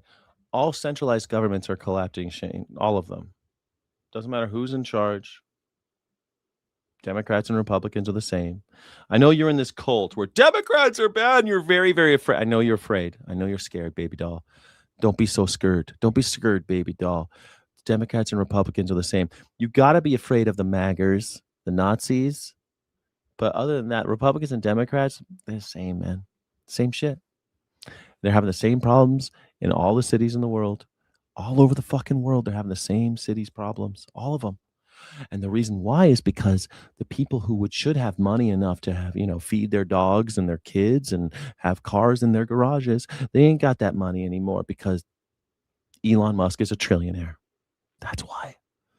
Because Elon Musk and his friends are trillionaires, you ain't got shit. And a lot of other people got even less than you. And so centralized governments are starting to collapse. Places like Detroit are cutting off whole parts of their cities. Doesn't matter if it's Republican at the top or Democrat. Don't matter. They're the same. And anybody who thinks that California is a Democrat-run state and shit, you're idiots. You're fools. Go out to the Central Valley. See how many Democrats you meet. They're just the same MAGA bullshit in the middle of the state, like in the middle of all the other states. Same shit. And you want to be divided by this red and blue bullshit like you're playing Contra with your little brother. Up, down, left, right, BA, start, buddy. Ain't going to give you 30 lives because you only get the one. And if you're busy worrying about red versus blue, somebody's picking your pockets. People like Elon Musk who have $1 trillion, they have all your money. They have all your neighbors' money. All those homeless people you see, they got their money. Elon Musk has their money. That's why you see homeless people, because we have a trillionaire now. the technology through a multi-million-dollar agreement with Flock in 2022. In that contract, HPD describes the camera as an investigative tool, writing that, quote, all data from vehicles observed will be provided to HPD for further assessment in detecting vehicles wanted in suspicious or post-event investigations for law enforcement purposes. Just months ago, Harris County commissioners voted to renew its contract through June 2027 at a cost of just under $869,000. The Harris County Sheriff's Office previously... Chris, I see that you're getting real emotional about the whole thing. Look, man, I keep telling you, I'm not trying to turn you into caring about slavery and stuff. I keep saying it. I'm not trying to. I think slavery's wrong. You don't. That's nothing. Again, this is not an emotional plea. You seem like you're really emotional about this. You're calling me names. You're going off the rails, buddy. You need to calm down. There's no reason to get so emotional about, the 70 billion chickens that we kill every year in the world. There's no reason to get so emotional about it. 70 billion that we slit their throats. Stop thinking about it. Stop thinking about the 360 million pigs we put in gas chambers every year in America alone. Stop thinking about it, buddy. Just stop. It seems like you're thinking about it too much. Stop thinking about putting pigs and kids and children and people in gas chambers. Stop thinking about gas chambers. It sounds like you like ignorance, and now ignorance is bliss, buddy. Go back to being ignorant. Don't think about the gas chambers. Stop thinking about it. Stop thinking about gas chambers. Stop thinking about all of the millions of cows that we rape and then kill their babies to sell them milk. And then once they can't produce enough milk after about 4 or 5 years old, an animal that would gladly live to 20 years, that we slit their throats and hang them upside down and take out their unborn fetus and use the bovine serum that's just blood from the heart of a cow fetus. Stop thinking about that stuff. Sounds like you're so emotional. I'm not being emotional about all this. I'm just against slavery. I just think freedom should be our guiding light. Freedom should be our lodestone. Freedom should be our North Star. Liberty should be the North Star. You don't believe that. I don't know what your North Star is, actually. But it sounds like you're very, very emotional. And there's no reason to be. You could be ignorant. Stop thinking about all the gas chambers, okay, man? Now at 10, law enforcement in Orange County on high alert this weekend after reports of more teen takeovers going viral on social media. And they're warning to those that are looking. Teen takeovers. Chris, look, man, I know you want to insult me. You want to insult me. I don't mind that you're watching on one of the you're watching on one of the, I don't even know what platform you're watching on. If one of the platforms has 28 viewers, that's rad. I'm happy to have 28 viewers on whatever platform you're watching. Are you watching on Facebook? It doesn't matter. You're watching on Twitch? Are you watching on Kick? I don't know where you're watching, but I appreciate you so friggin' much for being here. Thank you. I really do appreciate you. But attacking me isn't going to make you feel better. Stop being so emotional. There's no reason to be so emotional about this. To cause trouble. Hello, everybody. Welcome to the News at 10. I'm Rick Chamber. And I'm Green Winter. Thanks for joining us on this Saturday. Winter Park police are now warning about a possible dangerous teen takeover that could target the historic Knott's Berry Farm. Yeah, this alert comes after a similar warning for Huntington Beach this weekend, and just 1 week. I wonder if vegans look at freshly mowed lawn and think lunch. No, they don't. But I wonder if idiots who believe everything that animals are necessary to eat, I wonder if your mouth waters when you see roadkill. When you see a dog smeared across the street, does your mouth water? Because you're a carnivore? Did your mouth start watering when you see an animal dead in the road? If you hit a deer and you have blood all over your car, is the first thing that you think of is lunch? When your cat dies, do you think, I can't wait for dinner? I can't wait to eat my cat. Finally, my cat is dead. I can't wait to eat him. I don't know, man. Sometimes people are weird. It seems like it seems more likely if you were a carnivore, your mouth would be watering every time your dog came in the room, right? After more than 400 people were arrested during a takeover in Newport Beach. Haley Winslow joining us live from Buena Park tonight with what police are doing now to prepare. Haley? And from Knott's Scary Farm to Soak City, it's a place always known for a great theme and always a great time. Tonight, teen takeover turned into more of a police takeover. So kids looking for a police takeover. Yeah, I think I kind of saw that one coming. I have a subscription to the Orange County Register, and every day they're like, there's going to be a teen takeover at Knott's Berry Farm. Wild ride. Think again. Thrills, shrills, and cops. Police patrol Knott's Berry Farm after catching wind. It's the latest teen takeover hotspot. Teen takeover. Oh no. I want to go. You want to go? I'm gonna go. The unsanctioned event is expected to mean trouble. That's just the nature of social media. It's viral. You can make posters like in 5 seconds. Proven in the past to lead to chaos and crime. I didn't know this was really a thing until 4th of July in Newport. That was a lie. Over the holiday, officers arrested more than 400 unruly teenagers, mostly from out of state, and warned the same here if things get out of hand. Man, my mom's like all scared. I'd rather not go to jail or die, you know. Make your mom mad. Yeah. Police even threatened to punish their parents. I saw a police car sort of circling the rounds around the perimeter trying to get to the lots. Buena Park PD helps the theme park implement its policy established after enough nonsense at Knott's in 2023. 4 p.m. I remember those days, man. The Knott's Berry Farm. Back in the day, people used to get shot over there, and they used to get shot at Magic Mountain too. On, kids 15 and younger now require a chaperone. Yeah, I think they do. Yeah, it got a little thuggish when I was a kid, man. It got a little rough out there. The teen takeover trend is also threatening Huntington Beach this weekend and has struck other cities and states around the country, mostly targeting theme parks to really let loose. No, don't do anything too rowdy. I don't want to hear no businesses getting vandalized. Okay, y'all take it easy. Okay, let's be good out here. Yeah, be good. Be good, kids. Everything's working out for the best. Kids, be good. The grown-ups, they've kept the whole country and the world pristine for you. The grown-ups, we really took really good care of everything for you. All the rivers are pristine and clean. The oceans are perfectly clean and filled with fish, and the air is clean, and everything's great, and no one's getting their houses taken away for surveillance centers. And everything's going to be fine, and you're going to be richer than your parents. Watch, you'll be fine. And there's no such thing as climate change. And you're all going to have big houses too. And also, if any of you guys get sick, you could just go to the doctor and it's going to be okay. You could just go straight to the doctor. You could do that now because the grown-ups did that for you. Yes, everything's going to be fine, kids. Now stay under control, okay? Do the right thing. It's like the 1950s. People wonder why in the 1950s the kids were more chill and did what they were told. Well, it was because they believed that they were going to do better than their parents. If you're a kid today, you do not believe that you're going to do better than your parents. There's no fucking way. There's no way that you look at your parents like they're from a different planet because they don't play Fortnite. Buena Park PD and other law enforcement agencies stayed inside the park all night to make sure it was all about safe, innocent fun. And there were so many kids here that the 7-Eleven down the street ran out of free Slurpees by 5 p.m. on 7-Eleven day. Thomas was the...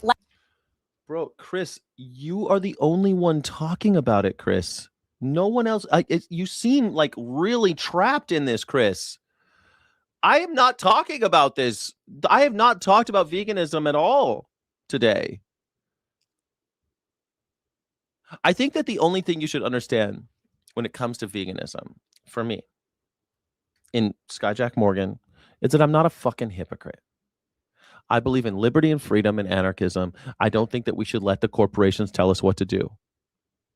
I don't think the corporation should own us or animals because I'm not a fucking hypocrite. That's it. Why is Sky vegan? Because he's not a hypocrite. That's it. It's that easy. I'm not trying to convert you. I'm not trying to make you. I already tried that. I traveled America talking to people, trying to have conversations. People love slavery. People love murder. People love hierarchy. They love it. They think that they're better than black people, and they think they're better than animals. They think they're better than women. They think they're better than whomever. I don't think I'm better than the pigeon, the humble pigeon. I do not think I'm better than a humble pigeon. The pigeon does whatever a pigeon does, and I do whatever I do. The pigeon can fly. The pigeon probably looks at me and says, look at that stupid animal. He can't even fly. I look at the pigeon and it's like, look at that stupid animal. I don't know. I like pigeons. I don't know. I can't think about why I think pigeons are dumb, but I look at pigeons and I'm like, I'm glad I'm not a pigeon. A pigeon probably looks at me and goes, I'm glad I'm not one of those dumb apes down there that can't even fly. Jeez, they got to go inside to have sex most of the time. 90% of them are having sex indoors. That's how pigeons probably look at us. They're like, man, I can just have sex anytime I want. I just ruffle my feathers and the ladies go crazy. Pigeons, pretty rad. I love their little nest, their little weird little nest. Rad. Last kid to get a Slurpee, my photographer, I guess I didn't make the cut. Reporting live here at Nuts. To an NBC News exclusive now, and survivors of Jeffrey Epstein's abuse, revealing a new push and pushback against the president's pick to be the next attorney general. Todd Blanche, ahead of his confirmation hearing this week. President Trump, about a month ago, picked his former personal lawyer for that job after ousting the ex-AG, Pam Bondi, partly because of his frustration with how she handled the Epstein. Hungry people, no, it doesn't matter about hunger. It's for money. It's for money, honey. It's for money. Animals are not killed for hunger. They're killed for money. Animals are not killed for protein. They're killed for money. Animals are not raped for protein. They're raped for money. Animals are not put in cages for protein or entertainment. They're there for money. They're in there for money. They're not there to broaden your horizons at the zoo. They're there for money. It's there for money. It's all for money, honey. They're slaves. No way of looking at it any other way. They've been looking at it the same way forever. They just don't like calling it that because it makes you feel weird. But just because it makes you feel weird, facts don't care about your feelings, honey bunny. No, they don't, honey bunny. We're going to be cool, honey bunny. Be cool, honey bunny. Be cool, honey bunny. Hungry people don't care. Nobody cares. Nobody cares. That's the whole problem. Nobody cares. Nobody cares that there's a Nazi in the White House. Nobody cares that there's a racist running the show. Nobody cares. That's the whole problem. Nobody cares. That's it. Files. But look at this. You see here billboards popping up in states like North Carolina, Texas, Louisiana, targeting retiring Republican senators by urging them not to back Blanche. And now a new emotional PSA airing for the first time ever right here on HJN with several survivors making their case directly. We'll play it for you here in full.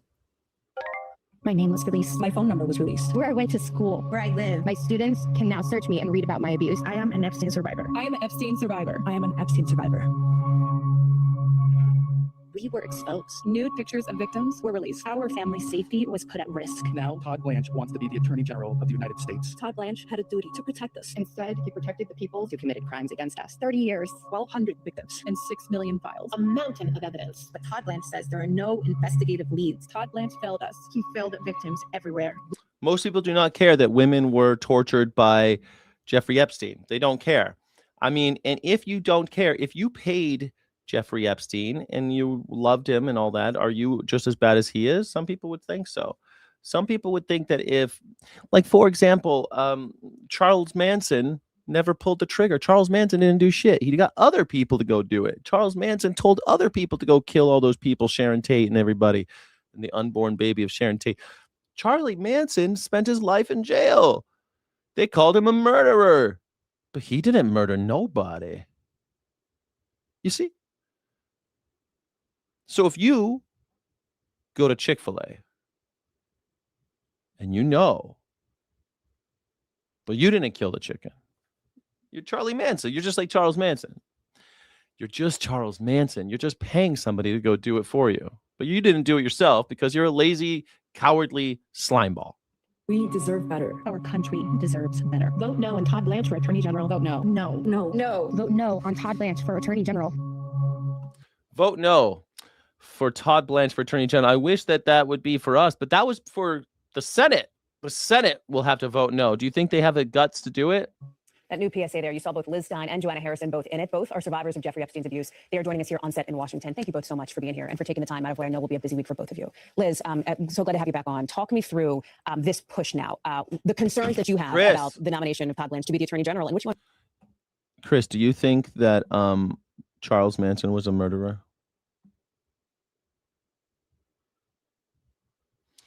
Hold on, let's make a poll. Do you think Charles Manson was a murderer? He didn't kill anybody, by the way. He told other people to do it. And he went to jail for his whole life. Was Charles Manson a murderer? Yes or no? I think that's the thing. Here we go. We can also do it so that people on the other platforms can do it. New poll.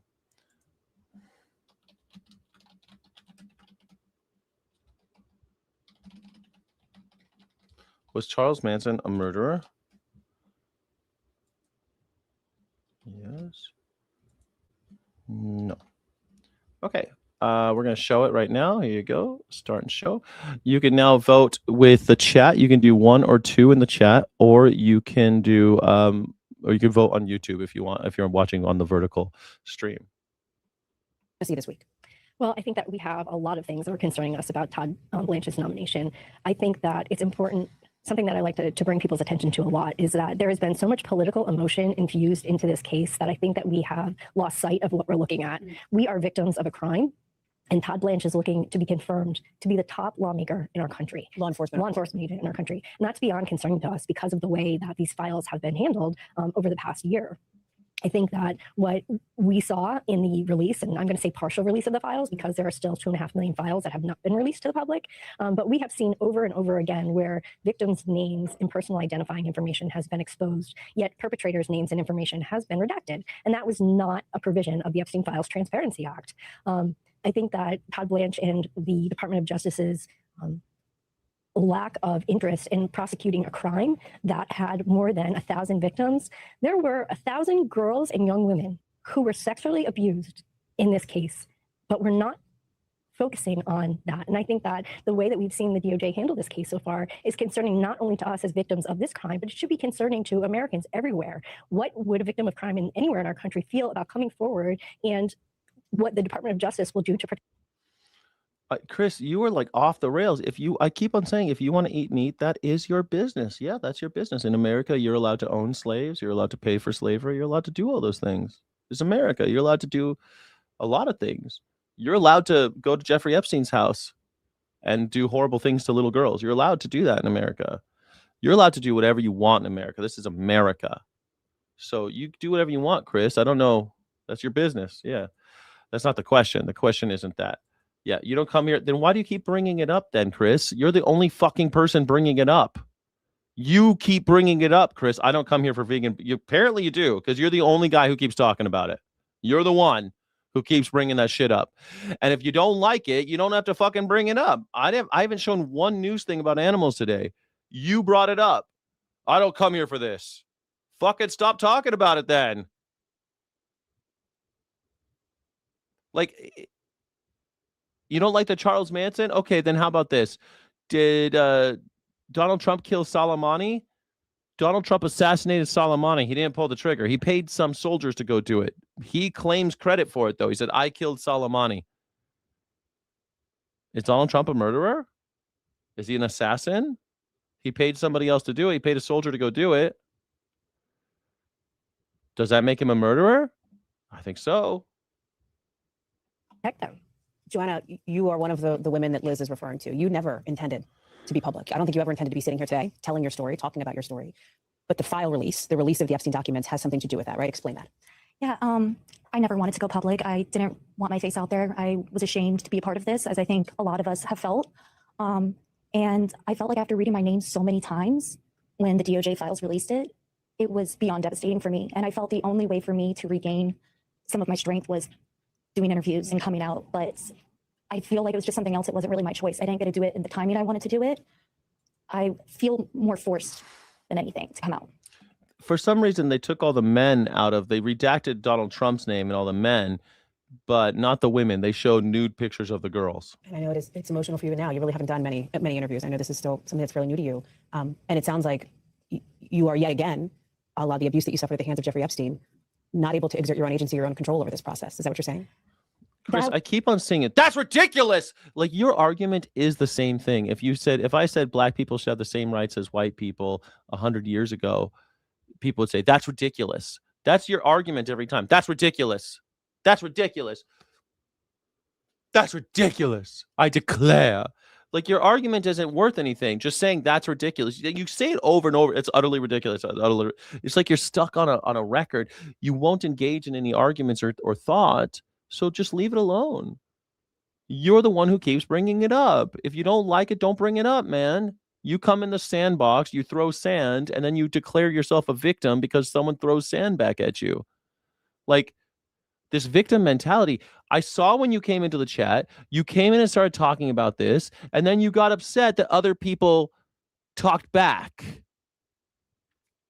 And now you're the victim? You called me an awful person. It's ridiculous. Like, fucking crybaby. This victim mentality is killing America. Was one of the more devastating parts is it was the lack of control. And here we are getting hurt again, being used again, having our names put out there. And it feels like it takes away some of your power. That's a story I should be able to tell people when I decide it's right. It shouldn't be something that somebody can just go Google and then they find that I'm connected. To be fair, Abraham Lincoln said a lot of shit about black people and Africans, but Abraham Lincoln also got shot, Because your name appeared at first unredacted, is that right? Yes. And what was that like when you realized that? Very devastating. I had friends sending me pictures, screenshots, and there's nothing that can prepare you for that. Liz, it is not just the document release and the handling of the document release that has created a cause for concern, I know, for you and some of the other survivors that are coming forward now urging Blanche not to be confirmed. The handling of the Ghislaine Maxwell case, I know, is a part of this as well, right? Absolutely it is. Last July, the DOJ and the FBI jointly released a memo that basically said, we've looked at the files, there's nothing to see here. And we know that that's not true. And just a few weeks later, Todd Blanche went to Florida to interview Ghislaine Maxwell. I want to remind the public that Ghislaine Maxwell has perjured herself in civil cases before and has not been a reliable source of any credible evidence. Yet after that interview, she was moved to a lower security facility in Texas. And Todd Blanche's only explanation for that has been that there were safety concerns for Maxwell. Now, let me tell you, there are more than 1,000 of us who have our own safety concerns. Yeah, it's true. That's a good point. We have our own safety concerns because you doxed us all. You showed people our naked pictures, and Donald Trump fans are fucking crazy. So they're threatening these women's lives. My God. If I get death threats every day, think what they get. And I don't think that we should be indulging the safety concerns of someone who's been committed of sex trafficking. I think that we really need to focus on the victims of this crime. Who plays victim? A lot of people these days play victim, but I would say the number one culprit is Donald Trump. Plays victim more than anybody else. Everyone's so mean to me. The press is so unfair. They're very unfair. Very unfair. They're not nice. They're not nice. Nasty woman never smiles. Never smiles. She's not nice to me. Donald Trump. They like Donald Trump, so I like them. If they don't like Donald Trump, I can't stand them anyway. Ask you, not to get too into the political weeds here, as we sit here in Washington, where we can see the Capitol from our set, the place where Todd Blanche will go through that confirmation hearing later this week. You've got to change the minds of at least 3 Republicans to be able to do what you're seeking to do and block his confirmation. Those billboards that we showed targeted 3 senators who have in some way beefed with the president, but they have also already voted once to confirm Blanche for a different position. Liz, I'll ask you, what is giving you hope? Do you have hope that Yeah, seriously, what is giving you hope? an outcome could be different this time? Or do You you got believe raped by Jeffrey Epstein, and you still have hope that Todd Blanche is not going to be that Blanche will Attorney make General? his way to a confirmation here? I certainly hope that he will not make his way to the confirmation hearing. I hope that the American public really understands what the issues are as far as Todd Blanche's competency to hold this job. I think that we're looking at those 3 potential senators that could flip. We've done a lot of lobbying and we've met with a lot of lawmakers behind the scenes, behind the scenes, to tell them our stories, to give them information about these crimes. And it doesn't matter what political party someone is from. When we sit down and we tell them our stories as human beings, because Actually, that's a really important part, Mark Lewis. Yes, you're absolutely right. When you're busy working for the man all day, when the corporations make sure you ain't got shit while Elon Musk has $1 trillion, you're absolutely right. How could you have any time to care? like I said earlier, I think there's been so much political emotion infused into this case. It becomes a luxury to care about your society. And it really does not belong And there. your neighbors. But when you sit with someone and you say, I could be your daughter, I could be your wife, I could be, one of your child's friends. Like, I think that shifts people's perspective. And it's hard to say, yeah, I stand behind girls and young women being sexually victimized. What do you hope to see come Wednesday? Are you planning to be at the Capitol? Yes. Okay. And what do you hope happens? I would hope for some understanding, maybe like how Liz said, this could be your wife, this could be your daughter. How would you feel if it was? And what kind of justice would you want to see brought if it was your wife or daughter's name that was released in this? That's exactly parallelish. That's because there's Nazis amongst us. That's the scariest thing, dude. Man, I swear to God, for a while, okay, this is personal, but I'll tell you anyway, because they're all gone now. So for a while, I had people living in my house that had green cards, but were not citizens. And I happen to know that before they got their green cards, like 30 years ago, they came to this country illegally. They came across the border without documentation. They stayed for a long time. They were here for 30 years. They got green cards. And I wasn't really worried about the government coming because I knew they were here legally today. But what I was afraid of when all the ICE was near my house and there was ICE in the streets, and you guys don't remember, like they were showing up at Home Depots and taking people, disappearing people. And I didn't want my people going to a Home Depot. I got really mad. They went to a Home Depot. I was fucking pissed. I'm like, what the fuck are you thinking? Send me to the Home Depot. I'll buy whatever you need. Don't go to fucking Home Depot. You're brown. There's black vans taking people. And that was happening near my house. And man, I was so worried about them getting swept up in some bullshit, but I was also really worried about my neighbors. Like I live in a fairly diverse part of where I live is not very diverse, but my little pocket kind of is. My street's got people of different phenotypes living on the street. And I was worried though that the white people, because they hear us speaking Spanish and stuff, I was a little worried that one of them was going to call ICE or do something stupid that they could endanger us, because they come with guns now, and you could do nothing wrong and have somebody really ruin your day. You know what I mean? And just because some Nazi wants to be a snitch, even though you're not doing anything wrong, That's the scariest thing. You could do everything right and still get swept up in this bullshit because the Nazis are everywhere. A woman parodying Melania Trump had to move when her driver/security told her he got an email from his MAGA group that doxed her, and the driver was part of the email group. The call is coming from within the house. It's always that way, man. Like, I don't know, people who don't live in California or haven't seen what, like, remember when Crystal, the lady I was working with, she lived in downtown LA, left her house, had a camera around her neck, and she got arrested. And she was not part of the protests. She just got arrested. Because they arrested everybody that was outside. She lived there, and they fucking arrested her.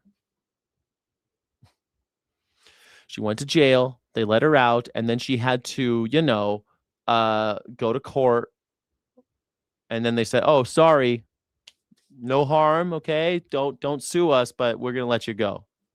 But she still had to go spend hours in jail, and I had to answer her sister's phone call. People were calling me, trying to find out where she was. She disappeared, and she was only missing for like 4 or 5 hours. Not that big of a deal. Imagine someone's missing for a month, and you can't find them because the government snatched them, and they haven't had a court date. They're nowhere in the system. Can't find them on the internet. Every person you call, there's no one there, because that's what you do when someone gets arrested. You start trying to find out what jail they're in. They try to see if they've been booked, if they've been processed, but they haven't. And when they're not processed, they just don't exist for a few hours. They just don't exist, and it's scary. And that's just these are small examples. I'm not like, I haven't had the worst things happen. Yes, petty fascists everywhere in modern days. Exactly. Mm-hmm. Oh no, ICE is going to get me. See, this is how this is how stupid and selfish you are. I was never afraid that ICE was going to get me. I'm still not afraid ICE is going to get me. ICE will get people I care about. You see, I care about other people. This is how fucking stupid Republican and MAGAs are. People like Dick Cheney thought it was fun to make fun of gay people until his daughter came out as gay. And then all of a sudden he didn't want to talk about it anymore. Because you have no imagination of what it's like to go through that. How terrifying it is to be disappeared. And I do care about people, and I don't want them. I have a lot of friends who are brown and black, and I worry about them. When Donald Trump was elected, and he was talking about, remember the first time Donald Trump was elected, he immediately came out with all these travel bans and all these things.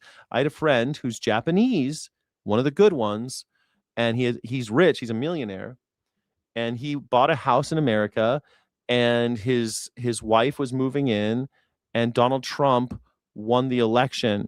This is back in 2016. And he was so worried because Donald Trump was saying crazy shit at the time. He was going to take people's houses that aren't citizens, and he was going to do all these things and ban travel and revoke people's visas and stuff.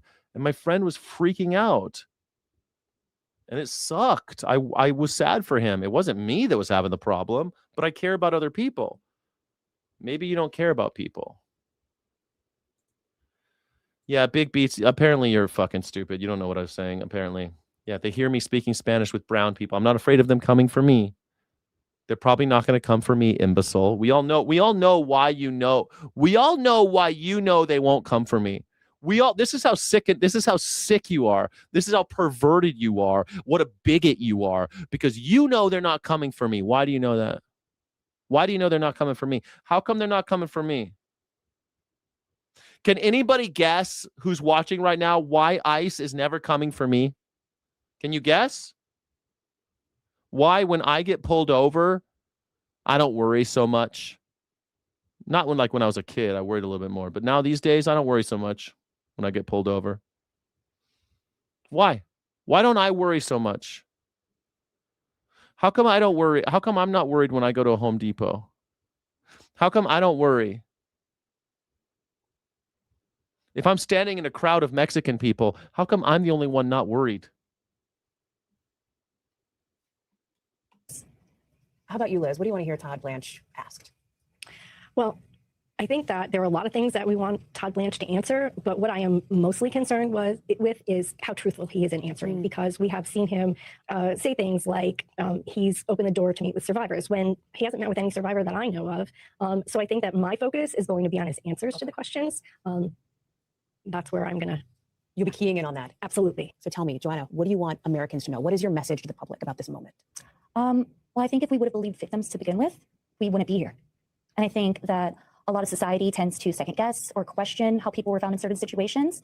And I think, had this been taken seriously in the 90s, a lot of us wouldn't be victims. And so for me, it's just to believe survivors. And if you have questions, ask them with care and with kindness and for the reason of understanding, not judging. Yeah, MFMF, exactly it. Yes. When you live in a mixed house like I did for the last 5 years, I was the only white person. And I worried about them. And I would call them dumb. I'd be, are you fucking stupid? Don't. Like and they had friends that were getting snatched. And they all think it's not going to happen to them. But they literally have friends that are disappearing. It's not going to happen to me. I got my paperwork. There's a lot of people with paperwork not okay right now. They literally just shot a Colombian in the face who had a social security number. They just shot him in the face today in Maine. They just shot the guy in the face. He had his paperwork. But one of my friends, he's got a green card and he thinks he's okay. No problem. I'm like, bro, do not drink in public. They're going to fucking get you. They're going to catch you for something else. That's the other thing. They don't usually catch you for not having a green card or not having your paperwork. They catch you for something else. And then they get you on that. They get you for drunk driving or being out too late or standing too long in front of a liquor store or jaywalking or speeding or any of those things. That's how they get you. And then they start asking you questions about your paperwork. That's always how it works. You're in the wrong place at the wrong time. And then they say, do you have proof of citizenship? And then you're fucked. Like they literally, near my house, there was this big swap meet, right? And Mexicans love swap meets. You know, it's cheap stuff. And a lot of Mexicans don't got so much money. So you'd see a lot of Mexican people there. And, you know, a lot of white people too. But it's for poor folk. And you see a lot of Hispanics. You hear a lot of Spanish. And ICE went and just fucked up that swap meet. It was a big, famous swap meet. They fucked it all up. And they took a bunch of people. And now the swap meet people, they're like unable to make money. People are afraid to go to the swap meet.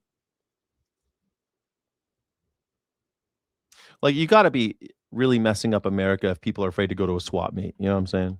Tonight, in a WPBF 25 News exclusive, for the first time, the wife of Michelin star chef Jacob Buckelhop is speaking publicly after prosecutors say he nearly beat her to death. Just hours after a judge denied Buckelhop's request for pretrial release, Nadia Buckelhop sat down exclusively with investigative reporter Terry Parker, who is joining us now. Terry, I know she told you about the devastating injuries she still lives with. Now she's terrified he'll get out of jail one day. That's right, Todd and Tiffany. Today was the first time Nadia Buckelhop had seen her husband since police say he brutally beat her inside their West Palm Beach home a year ago. She survived a brain bleed, spent 2 weeks in a coma, and still has part of her skull missing. Tonight, she's sharing her story for the first time. Yep. So he was kicking me, punching me, you name it, he did it. And I am very lucky and very grateful to be alive. She almost wasn't. Nadia Buckelhop is slowly recovering from an attack by her star chef husband that prosecutors say nearly killed her inside the West Palm Beach home a year ago. Today, after 5 brain surgeries, she still has part of her skull missing. Next month, surgeons will implant a custom 3D printed section of skull. What? Yes, I've done 5 surgeries already. Holy shit.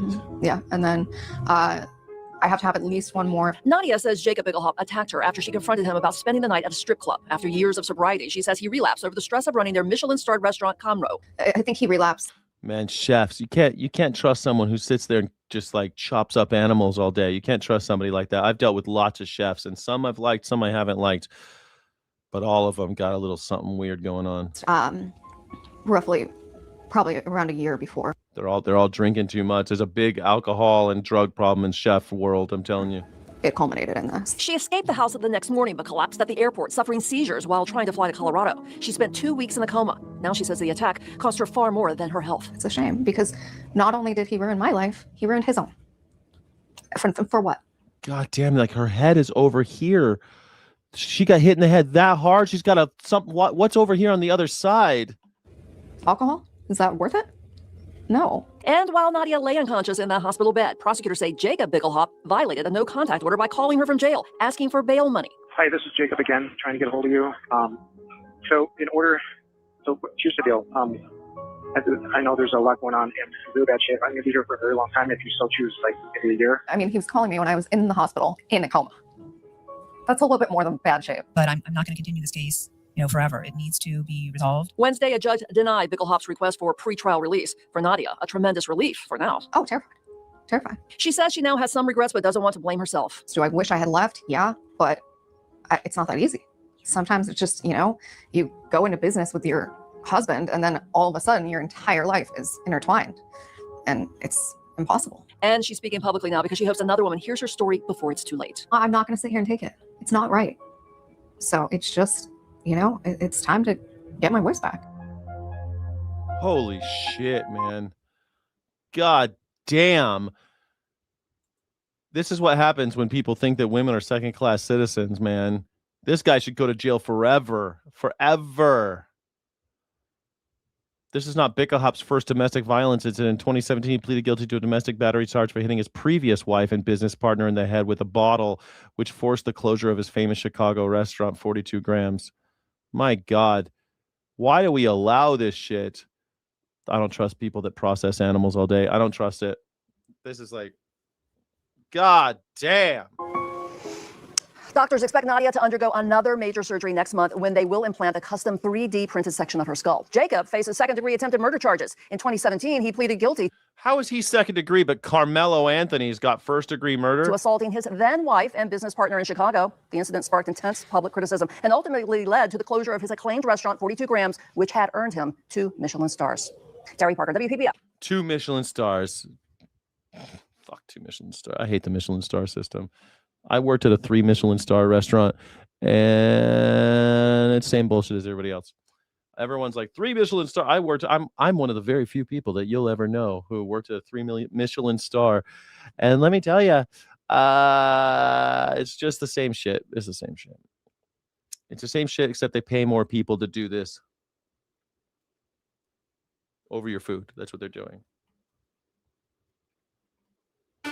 City leaders in Taylor are apologizing for a poorly timed social media post. Last Thursday, people packed the city council meeting ready to talk about a proposed community-led ordinance to ban data centers. But the city posted on social media during the meeting after people showed up. The proposal cannot be considered under Texas law. What the fuck? They're like, we call a meeting at the city hall. Come on, come one, come all. We're gonna talk at city hall. And while they're at the city hall meeting, they post on their social media on Facebook that they've already made a decision that this is all for nothing. After people showed up. 5 minutes ago, after this meeting started, y'all posted this on Facebook. Knowing we were all coming here, shame on all of y'all. Not a good look. Not a good look at all. Shame on all of y'all. Texas, yeah. We can't do nothing about this because the state law says we got to do whatever they say. Howdy. Hope y'all can take all the time and engage in some civic activities, be part of the community. Come on down and talk to y'all city hall, y'all. Just joking. This reminds me, man, one time I used to know Bob Goodlatte, who was was he a senator or congressman? Whatever. I don't know. He was in Congress in Virginia. And I knew him because it's kind of complicated, but I knew him. And I went to his town hall because everyone was talking about Obamacare back then. They were all talking about Obamacare, and they were talking about healthcare in America. And Bob Goodlatte gets on stage. He's got a fucking arena full of people. There's so many people. It's just like a big, big, big auditorium in like a high school. I think it was a high school. And it's a big, big room. Probably 500 people there. And he comes in, and he gets on stage. And he says, this is a town hall to talk about healthcare in America. I want to hear your ideas and your discussions, but just so you know, I am voting against healthcare. That's how he opens it. I want to hear what y'all have to say, but I've already made my decision, so fuck you.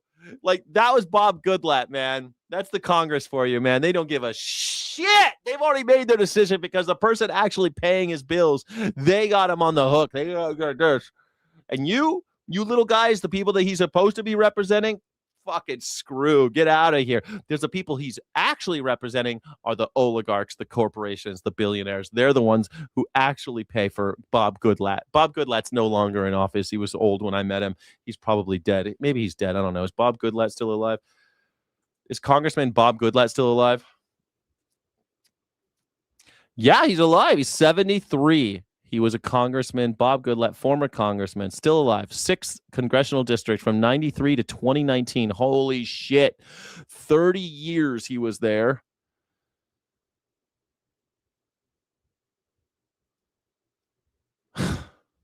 Whatever. Okay, Bob Goodlatte. He's still alive at 73. Good for you. But not Lindsey Graham. Lindsey Graham's died at 71. After gathering more than 1,400 petition signatures, the group called Halt Taylor Data Centers had asked council to take up the proposal, but during public comment, the city said it could not move forward. In a statement, the city manager... Oh my God, you're stupid. Oh my God. Oh my God. If we didn't have open borders, then maybe we could afford free healthcare.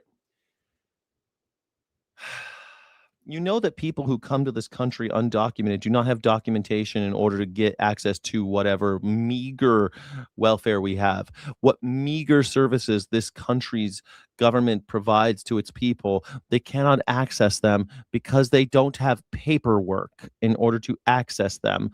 You need keys to get into the lock, you stupid motherfucker. Just like I can't go to the VA. I'm not allowed to go to the VA. They won't help me. You know why? Now, if I go to the VA and I'm bleeding and I'm dying, they'll patch me up. But if I go to the VA asking for, I don't know, cancer treatment or dialysis, they'll tell me to go fuck myself because I'm not a member of the VA. That's it. I wasn't a member of the military. I am not part of the VA system. So that's it. Ding dong. Ding dong. Acknowledged the timing, saying that announcing that decision online shortly after the start of the meeting was an error they deeply regrets. The city says they will push amendments that would create new requirements for digital infrastructure like data centers. Those include environmental protection, like water use. It's all about data centers and the government.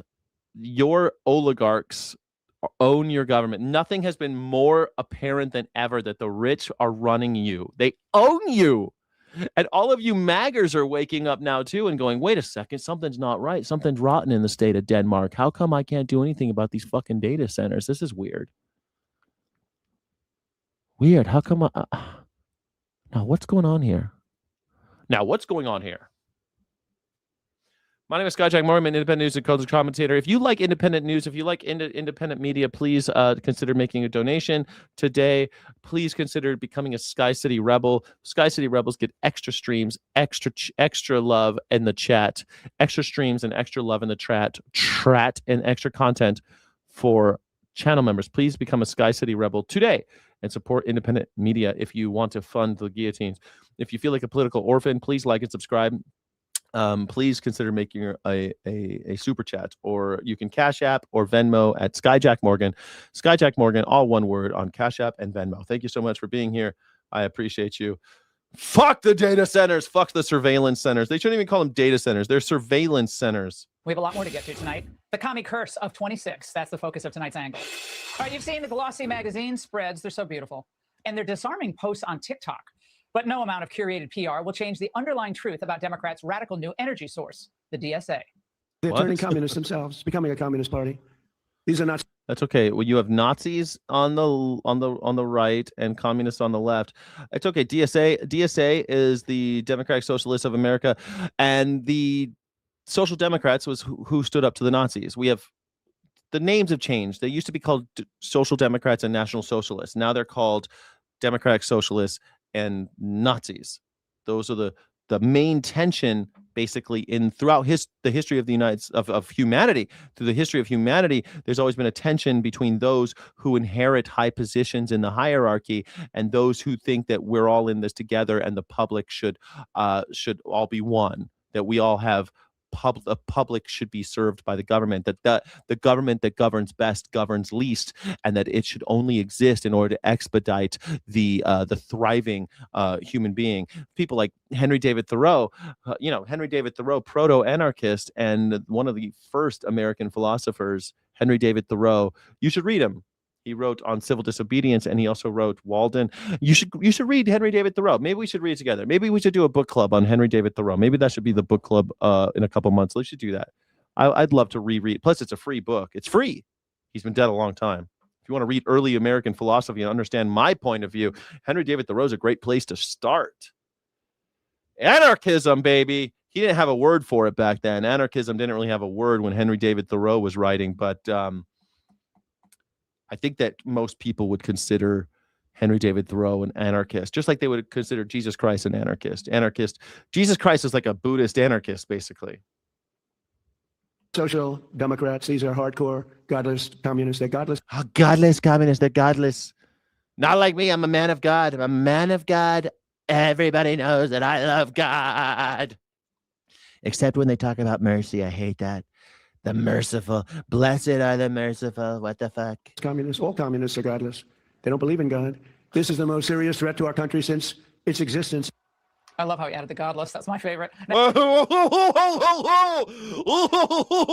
favorite too. Now, naturally, the media brushes off Trump's broadsides. This is Time magazine. To be clear, the Democratic Party has not been taken over by communists. There are also no members of Congress who openly identify as members of the Communist Party. Time magazine. Who reads Time magazine? Oh, yeah. That's typically shallow from a reporter who neither knows his history or how to do a basic Google search. David Jenkins is a National Political Committee member for Democrat Socialists of America, and he's very open about the party's goal. I mean, our goal is liberation. Our goal is communism. Goal is liberation and communism. To run for the MPC at convention under the banner of the Libertarian Socialist Caucus. We're a diverse body of libertarian socialists, libertarian Marxists, anarchists, left communists, and other schools of thought within the sort of left-wing socialist movement. What's this kid's name? Why isn't his name on the screen? What's this kid's name? I love the reflection in his glasses. You love the reflection in his glasses. Now I got to go back. Laura, what's wrong with his glasses? Hold on. Let's go back to see what's this kid's Who name? neither knows his history or how to do a basic Google search. David Jenkins is a National Political Committee member for Democrat Socialists of America, and he's very open about the party. David Jenkins, he says is David Jenkins a communist? What's his position in the Communist Party? David Jenkins, committee member. Oh, he's a committee member. The communist label is not misleading because they call themselves communists and said they want communism. That's on Reddit. I don't trust Reddit. Let me see. Let me see. At DSA boasts some communists in their committees. He does not hold a position in the Communist Party. He's a prominent leader in the Democratic Socialists of America who explicitly advocates for communism. He serves as a member of the DSA's National Political Committee, which is the organization's highest decision-making body. While the DSA is technically a socialist organization rather than a formal communist party, Jenkins has openly courted controversy by explicitly stating, "Our goal is liberation. Our goal is communism." He's a libertarian socialist caucus. He's part of the DSA's Libertarian Socialist Caucus. He describes his political circle as a big tent made up of libertarian socialists, libertarian Marxists, anarchists, and left communism. Yeah, it's called Solidarity. All right, so there's nuance to this. Okay, that's good. I like to see it, but communism, it's not so bad. His goal. I mean, our goal is liberation. Our goal is communism. I'm planning to run for the MPC at convention under the banner of the Libertarian Socialist Caucus. We're a diverse body of libertarian socialists, libertarian Marxists, anarchists, left communists, and other schools of thought within the sort of left-wing socialist movement. I love the reflection in his glasses. That's a good. Oh, I forgot to look at the reflection. What's wrong with the reflection in his glasses? Run for the MPC at convention under the banner of the Libertarian Socialist Caucus. We're a diverse body of libertarian socialists, libertarian Marxists, anarchists, left communists, and other schools of thought within the sort of left-wing socialist movement. I love the reflection in his glasses. That's a good ad. Well, I don't understand why is that. Whatever. That's a big tent. He threw them all in together. It's like a bouillabaisse of making fun of people for wearing glasses. Listen, Four Eyes, you can't run the government. Listen, Four Eyes, we don't trust you. Four Eyes. Like, this is Laura Ingraham totally was one of those mean girls, right? Ew, glasses, gross. radicalism. And following their ideologies, of course, just necessarily leads to big totalitarianism. So when you complain about Republicans and they're not doing enough, think about being ruled by sanctimonious. To be fair, any form of government can lead to totalitarianism. We've seen it come from all sides. You got to be careful about people like Donald Trump, people who want to control everything. You do need to be careful about people like Mussolini, people like Hitler. You got to be careful about those guys because they will fuck you. They'll take you down to Chinatown. Buffoons like Zoran Mondani and screeching harridans like this DSA darling. Look at this room, mother. We ain't going anywhere. Political structures that I have to work in, that we all are surrounded by, was built on slavery and genocide and rape and oppression. Now we're in Congress and we're every corner of the United States.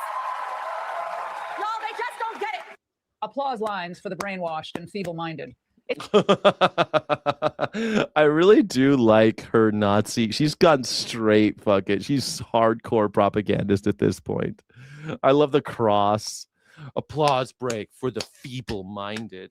Feeble-minded. Oh, those were the first people attacked by Hitler. The feeble-minded. That's what they called them. They took the feeble-minded and they put them in concentration camps and murdered them in a thing called Action T4.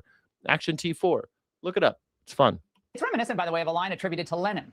As long as capitalism and socialism exist, we cannot live in peace. In the end, one or the other will conquer.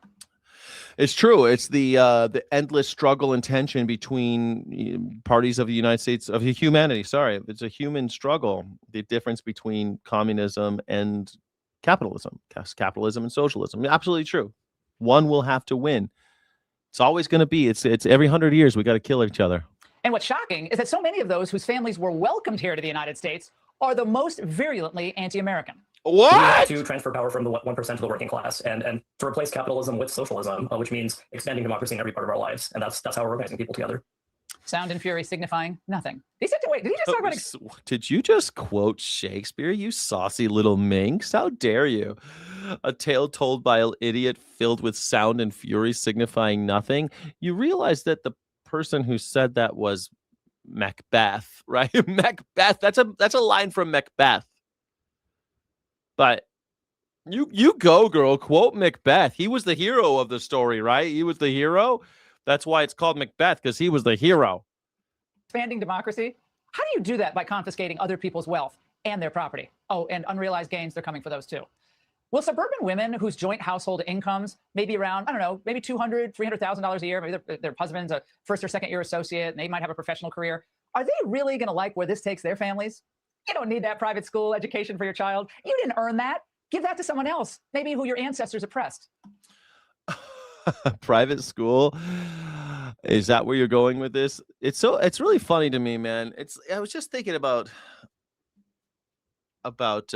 Macbeth, and Macbeth kind of is the same kind of thing. He thinks that he leads a charmed life and that he should be the guy in charge of everything and everyone else could die. He kills his best friend, anyone who says anything against him.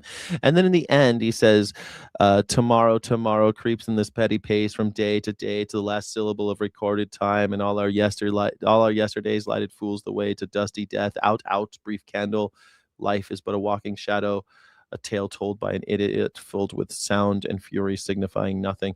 That is the Tomorrow speech by William Shakespeare in the mouth of Macbeth. One that I've had memorized since I was, 19. I've remembered that. I've been in Macbeth a couple times. I've been Macbeth. I haven't played Macbeth, unfortunately. I always wanted to play Macbeth, but I played Macduff. But I love it when people quote Shakespeare like that and they take it out of context. Full of sound and fury, signifying nothing. And it's funny because like Macbeth is saying that at a time when his wife has been found to have killed herself because his plans have unraveled, his empire is crumbling, the fight for freedom is winning, and Macbeth is cornered, and even his wife has killed herself. And he says that's what he says when he finds out that she's been killed, or that she's killed herself. That all of this was for nothing. If anything, Donald Trump might realize that towards the last breath. He realizes all of this has been stupid and for nothing. I wonder if that'll be the case. We like to think of people like that, the villains of the story, having these moments of clarity towards the end. You like to think that maybe Saddam Hussein, as they put the noose around his neck, maybe thought, maybe I shouldn't have killed all those Kurds. Maybe I shouldn't have made a deal with America to stay in power. Maybe I shouldn't have had all those gold-plated AK-47s. Maybe I should have made sure that people were eating. I don't know. Maybe he was thinking about that, right? When you like to think that. Maybe Heinrich Himmler was like, yeah, Hitler was a bad idea. I made a bad mistake here, Maybe. Himmler, chicken farmer. Himmler studied how to run chicken farms, and then he used that skill to execute millions of Jewish people and others. Well, Carville sees where this is all going, to unforced errors and alienation of key voting blocks. You just believe that pablum nonsense that drifts around the left wing, I don't know, whatever sphere, blogosphere, atmosphere, thought sphere, or whatever sphere they got. It's the Democrats' fault. It's the corporate Democrats. It's all because the Democrats listen to Al Gore or something like that. Yeah, you suck, Carville. Everyone knows you suck. You've been sucking for a long time. I've hated this guy for fucking years too. These old, look at this crypt keeping looking motherfucker. This guy, look at him surrounded by alcohol. Look at this. Your booze collection. Your booze collection is more expensive than anybody else's, and you're sitting there, oh, y'all blaming all of us. I don't think we ding dong do. These people are so stupid. I don't know what to say about He can't believe this. It's his party. Yeah, it's because his party sucks. Democrats suck. They've always sucked. Maybe someone will fix them. I almost feel sorry for him. Now, the 20th century proved beyond all doubt that socialism and communism are horrific economic systems for real working people. Because the only winners in those systems are the unelected bureaucrats, the elites, the party apparatchiks who call all the shots. But under President Trump's leadership... That's a good book. You should read Brave. I have read Brave New World by Aldous Huxley. Shit, I've read things that Aldous Huxley's dad wrote because his father was a famous guy too. You ever heard of Aldous Huxley's dad? What was Aldous Huxley's dad's name? I forget. I had to read all this shit. What was Aldous Huxley's dad's name? Leonard Huxley. Yeah. Leonard Huxley. Leonard Huxley was, I remember I had to read him because he was arguing for teaching evolution. Come on, the U.S. has the strongest economy of any major nation by a long shot. And every day, even though there are some affordability issues, Americans are creating better lives for themselves and their families. Did you ever hear Aldous Huxley said this great thing? The greatest lie history ever told was that men would learn from history. The greatest lie the history ever told was that men can learn from history. They are not about to give all of that up to live as slaves of a government run by someone like Mamdani or Abdul al-Sayed or Rashida Tlaib. Are you kidding me? That's America?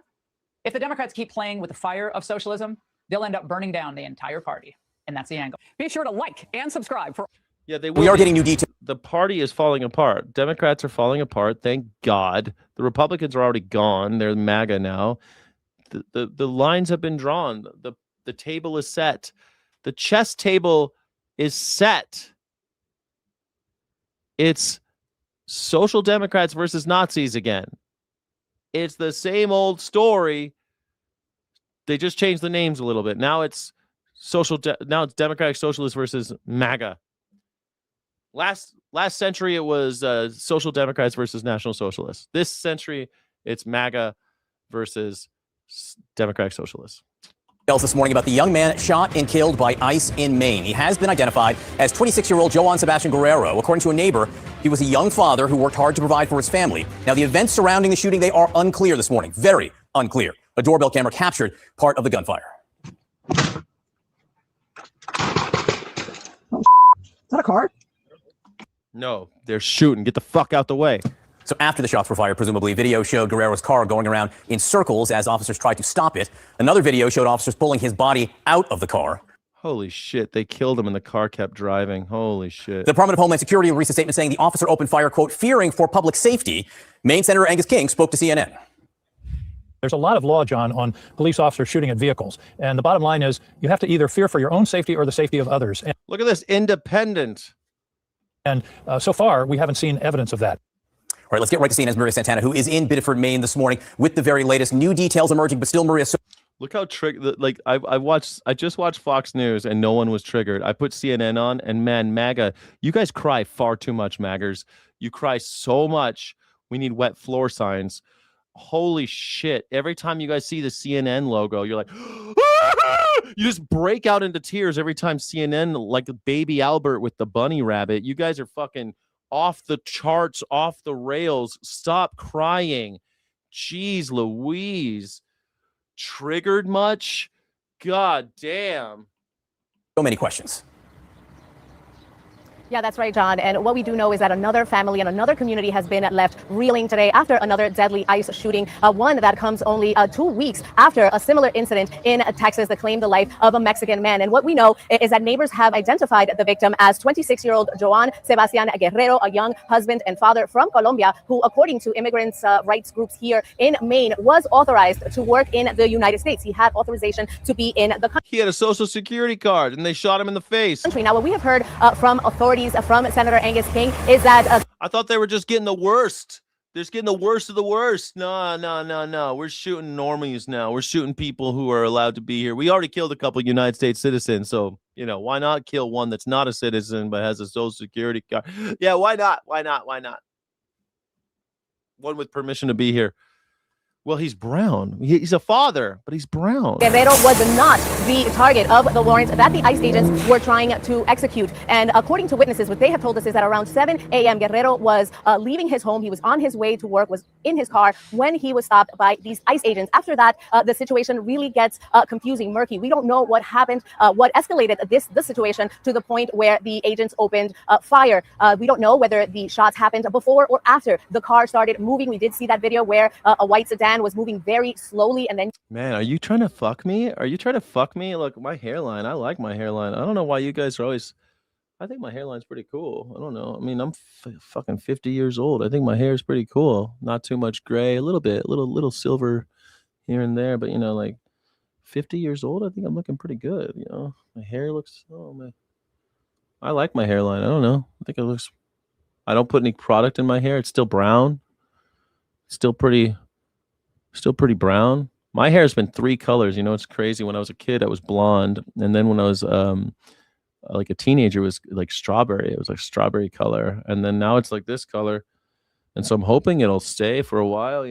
I like it's not too little specks, little salt coming in with the pepper these days. But look, I mean, if you're down to fuck, go ahead and text me. I don't know who you are, but you always talk about hairlines. You guys always talk about hairlines, unless you're looking for some action. I don't know why you're talking about my physical appearance at all, you little sexy butch. you see an officer approach the vehicle. He is hanging on to the door. It looks like he's trying to open it or get into the vehicle.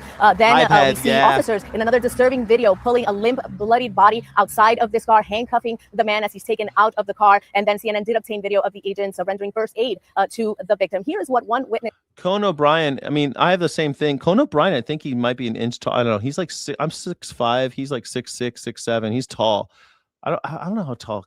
Conan O'Brien looks tall. How tall is Conan O'Brien? He's only 6'4". Holy shit, that's what I look like. He's so big. Holy shit, I'm the same height as. I'm a little taller than him. I thought Conan O'Brien was taller than me. No, he's tall. I'm taller than him. Holy shit. I'm like a monster walking through these streets. I look so crazy. I'm like a big, tall fucking freak. I hate being this tall. But when you're a big, tall Irish guy, German Irish with this big, I got a big old head, and so does Conan O'Brien. There's only so much you can do with this. I'm doing everything I can, this is what I got. It's the best I can do. If you don't like it, I'm sorry. But a lot of rich people are trying to look like me. They're spending a lot of money to try to look like me. They're getting their legs cut off and re-sewn on to get tall like me. They're getting their teeth done to look like mine. I never had a cavity or anything. They're getting penis implants to get big, long schlongs like my Epic Fury. They're getting their hair dyed, hair plugs.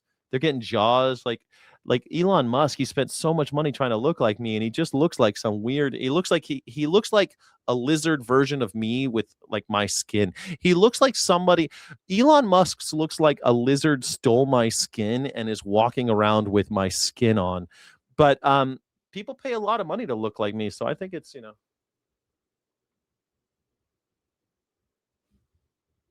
I'm flattered. Told us about what they saw happen. Let's hear.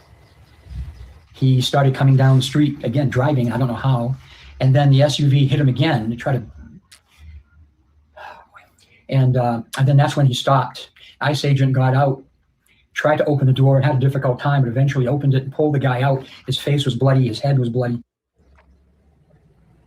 And John, they're shooting people in the streets, after y'all. about 12 hours, DHS did release a statement. They said that ICE was conducting targeted surveillance on the last known address. It was targeted. It was targeted. We shot a guy that we weren't looking for, though. Of an illegal alien with a final order of removal. An illegal alien departed the residence in a Shot the wrong guy again. vehicle. ICE law enforcement attempted to conduct a vehicle stop. The vehicle attempted to flee the scene, and fearing for public safety, an officer discharged his weapon. And now, It is not ICE's job to fear for public safety. It is ICE's job to do the very inefficient work of patrolling our borders. Immigration and customs enforcement. They aren't there to do anything to do with, they have nothing to do with public safety. they were not wearing body cameras, as the senator said. Of course not. So we do not know what happened leading up to the incident. What we do know is that protests have broken out here in this community. There's a small memorial that's set up right here on the intersection where things happened in honor of the victim. He was the father of a 3-year-old, and according to some witnesses, she was at the scene, so wearing her pajamas when her father was shot. John. Oh, no. Oh, and you can hear, I think, the emotion in the neighbors' voices describing what they saw there as well. Got to be very troubling for the people of that small community. Get used to it. They're going to start shooting more and more people in the street. Get ready for it. The government's coming for a lot of people, and they're not coming for me, though, so everything's okay, right? Maria Santana in Biddeford, Maine. Let us know when you find out more. Obviously, details on this are hard to come by. Thank you. We have more now from CNN's Jason Carroll, and another warning, his report. What if he wants to use haircut? I don't think I'm ever gonna. I think about that sometimes because, like, you could tell my my sideburns are a little white. Like, I'm afraid if I grow a beard, is it going to be... Last time I grew a beard, there was a lot more salt in there. And I'm like, I got a little salt coming in up top, too, over here on my chest. I got a little couple white hairs. And it's just like, but you know what? I'm going to age with grace and dignity. Fuck it. I don't want to dye everything. Man, I had a friend. He was in, he was one of the general managers I worked with over in, it doesn't matter. And he worked front of house, you know. He started dyeing his hair. And last time I saw him, he had like gray hair. And he said, man, I'm so glad not to work in the industry, because we both left the industry, you know. And he's like, I'm so glad I don't have to dye my hair anymore. I was like, you were dyeing your hair? He goes, yeah, had that just for men. I was dyeing my hair and shit. And I said, why? And he said, I don't know. I was front of house. I wanted to look younger. And like, it's just like, I'm always out there in front of everybody on stage and everything. I had to. So I'm never going to do it. Fuck them. Fuck everybody. You don't deserve to have me dye my hair. You don't deserve it. You don't deserve the extra effort that I got to put in to dye my hair. I'm not doing that.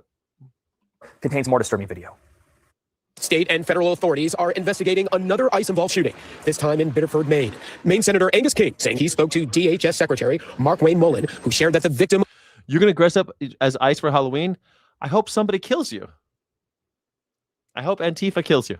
Of today's federal law enforcement shooting, identified as a 26-year-old Colombian man, was not the target of the warrant. This in contrast to an earlier conversation in which Senator King shared that Secretary Mullen told him the victim was the target.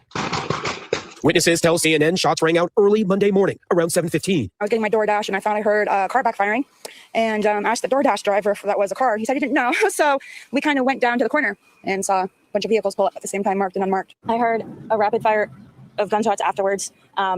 I got up and went to the window, and that's when I saw the little white car being driven in a circle, like it was circling the intersection with 2 officers pressed up against his driver's side door. Video from the scene shows officers hanging from the side of a white Kia sedan, and moments later, a second video shows agents and... He's already dead. He's already dead while they're hanging onto the car. Vests providing aid to a man on the ground. The victim had work authorization in the United States and was issued a social security number, that according to the Maine Immigrants' Rights Coalition. You do everything you're told, they still kill you. Now, next time somebody tells you that you should just do what you're told and they won't shoot you, you can bring up this guy. He got murdered in the streets after having done everything he was told. Think of all the trouble he had to go through with the government, getting this green card, getting a social security card, all the court appearances, all the money he had to spend, all the trouble he had to go through to do it the right way. Just do it the right way. Just do it the right way. He did it the right way, and they murdered him. We are grieving, we are furious, and we will not allow his death to be treated as routine or inevitable, the organization said in a statement. No one should be shot by ICE under circumstances like this. We have also heard that the individual's family was nearby and that a young child was there. A lethal killing is never justified, in my opinion, in a case like this. But we don't know exactly what went on. We don't know if the individual had a weapon. None of those things have been made clear to us. We've asked for a thorough investigation. according to the Maine Attorney General, the man was attempting to flee in a vehicle in the direction of the officer before he was shot. This comes just days after another fatal case in Houston, where officials say an ICE agent shot and killed a 52-year-old Mexican national. Both shootings have sparked protests and calls for accountability across the country, with many questioning ICE's tactics during traffic stops. So we've got CNN national security analyst Juliet Kayyem here. And Juliet, just so I can give people a little more detail about what happened, the Maine Immigrants' Rights Coalition has said that the man was leaving for work when this shooting happened. And they also said that he was authorized to work in the U.S., like he as in had a social security number. Federal officials haven't confirmed that. Can you talk about what questions, I guess, how does this work, right? We saw with ICE sometimes, if there's a shooting, you're not going to get access right away to investigate, like states are at odds with them. So how could this work? So I'll say how it should work and then how it's likely to work, just given the standard operating procedure by this Department of Homeland Security. When there is a killing like this that appear, that is at the best narrative of it is that it was a mistake, right? Because what your audience needs to understand is that even if everything were true, that he was fleeing, that he wasn't authorized to work here, that he wasn't obeying orders, you still don't kill. Good law enforcement doesn't kill in that situation. ICE kind of knows that in their statement. Do they though? In the morning, they don't even say anymore that he was a threat to the law enforcement agent. They say he was a general threat to public safety. Yeah, it's true. There wasn't even a threat to the law enforcement. It's a general threat to the safety of people in Maine. This poor guy, look at him, just smiling. He has a young father. They don't know why people don't want to have kids anymore. This guy's 26 years old, has a kid. He gets murdered in the street by the cops. That could be true of any of us, right? So I suspect that ISIS and DHS are going to do what they always do, which is blame the victim and hunker down. And then what you're going to see, in particular, this is interesting because of the politics of Maine right now. I know it was your political story last week.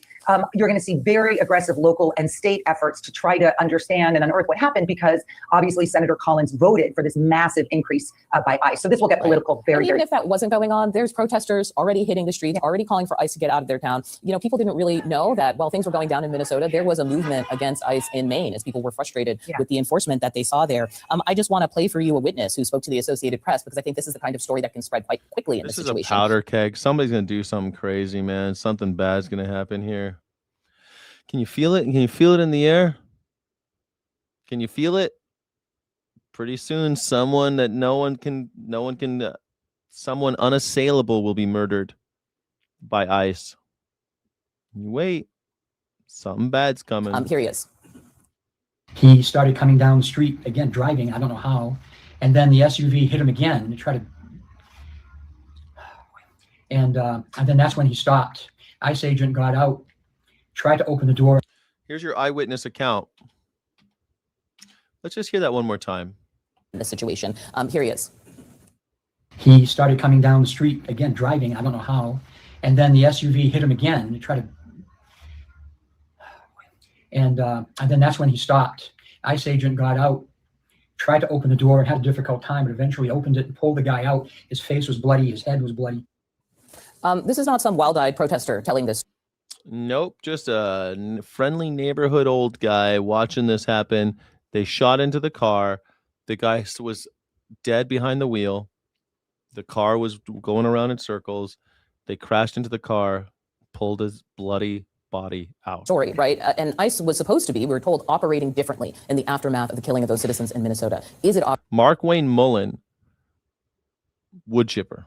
Operating differently, or is this kind of revealing that there's a little bit of a standing operating procedure here? Yeah, so Secretary Mullen, the new Secretary of the Department of Homeland Security, vowed for. I think that something like that's about to happen, Kieran. I think something serious is going to happen. They're gonna get somebody. They're gonna kill somebody that's got some ties to somebody that they're not going to want to. Changes and what was going on. They saw the political protest across the aisle regarding Minnesota. Plus, I mean, think how many people now, like why you don't want the cops coming anywhere near you now. No one wants to call the cops anymore. So you're just going to have more and more crime. And then there's going to be, who are they going to blame? They're going to blame anybody but the cops. The cops now have a reputation of murdering you if you call them. Call them up, they'll murder you.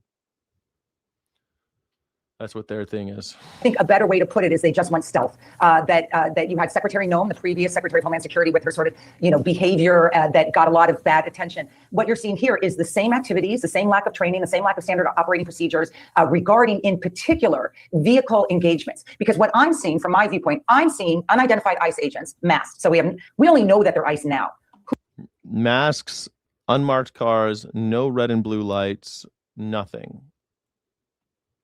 Just murder. Who put themselves in front of vehicles. So then all of a sudden you're not de-escalating, you're escalating. All for what, right? I mean, the guy's in a car. You know you can get him a different way than shooting into the car. So I think this is a test of whether we should believe the new secretary in terms of training, in terms of how they're scaling ICE. But right now we're not seeing much transparency, not seeing much from him, certainly not seeing much from the White House, which continues to push a numbers game, right? They just want the numbers. Well, the numbers are getting you these deaths. It's the numbers. It's the push for quotas that is not aligned with the public safety threat that is getting these killings.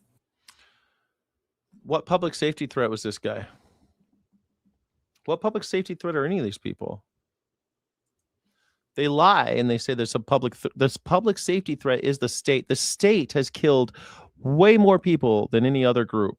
More people have been killed by the state than any other minority group, the mafia, anybody, any organized crime, any gang, the blacks, any minority group, anybody. The state has killed more people.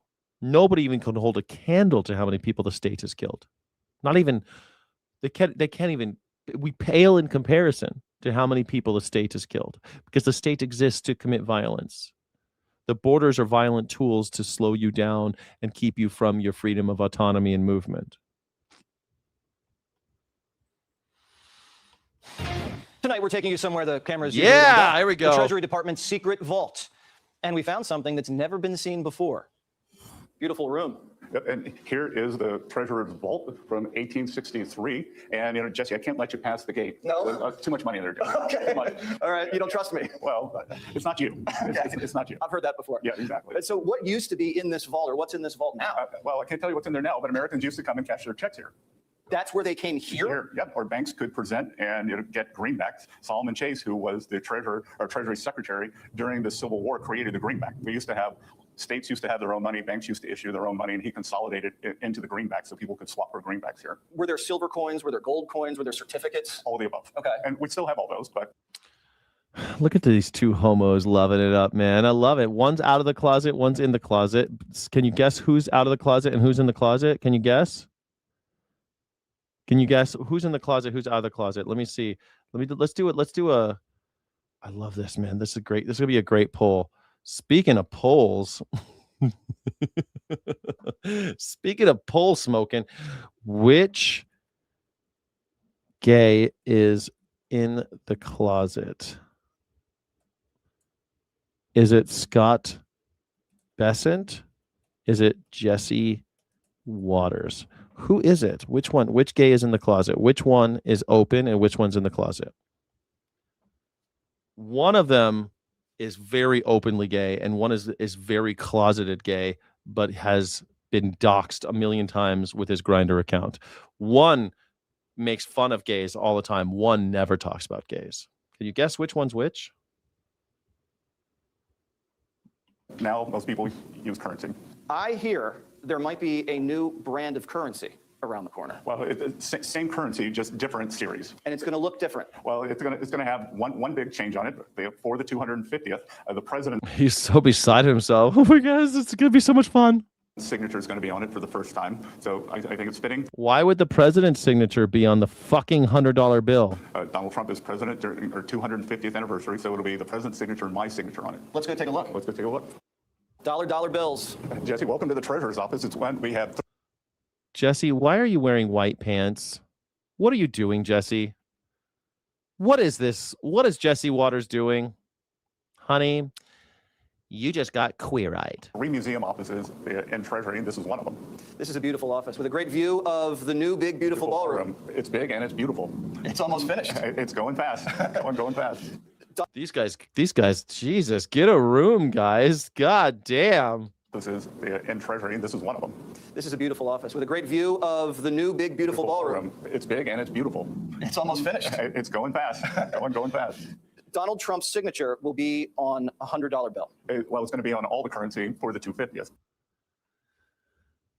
Scott Bessent is openly gay. He has a husband. He's a billionaire. He calls himself a soy farmer, which is hilarious.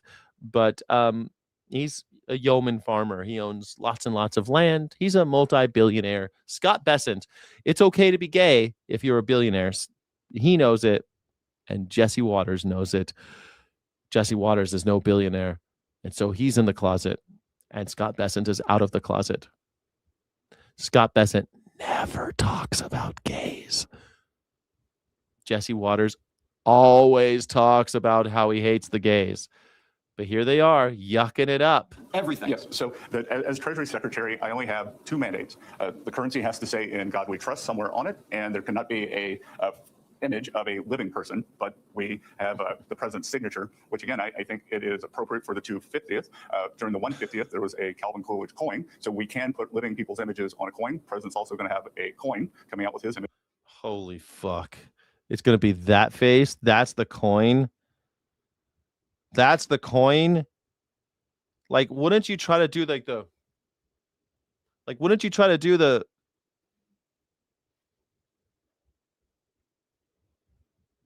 something like that? No, it does. Donald Trump, put my face on the coin. Which face do you want? This one. That's the face I want. What the hell? Put my mugshot on there. It's hilarious. On it, we could put your image on it.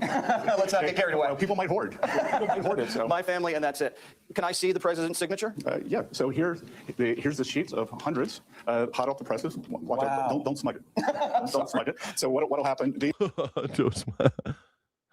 They're printed here in D.C. or Dallas. Then they go to the Federal Reserve, and the serial numbers are all registered at the Fed. And then the Fed starts sending them out into the banking system. So this fall, that these with the president's signature will be available. When liberals see the signature, are they going to light it on fire?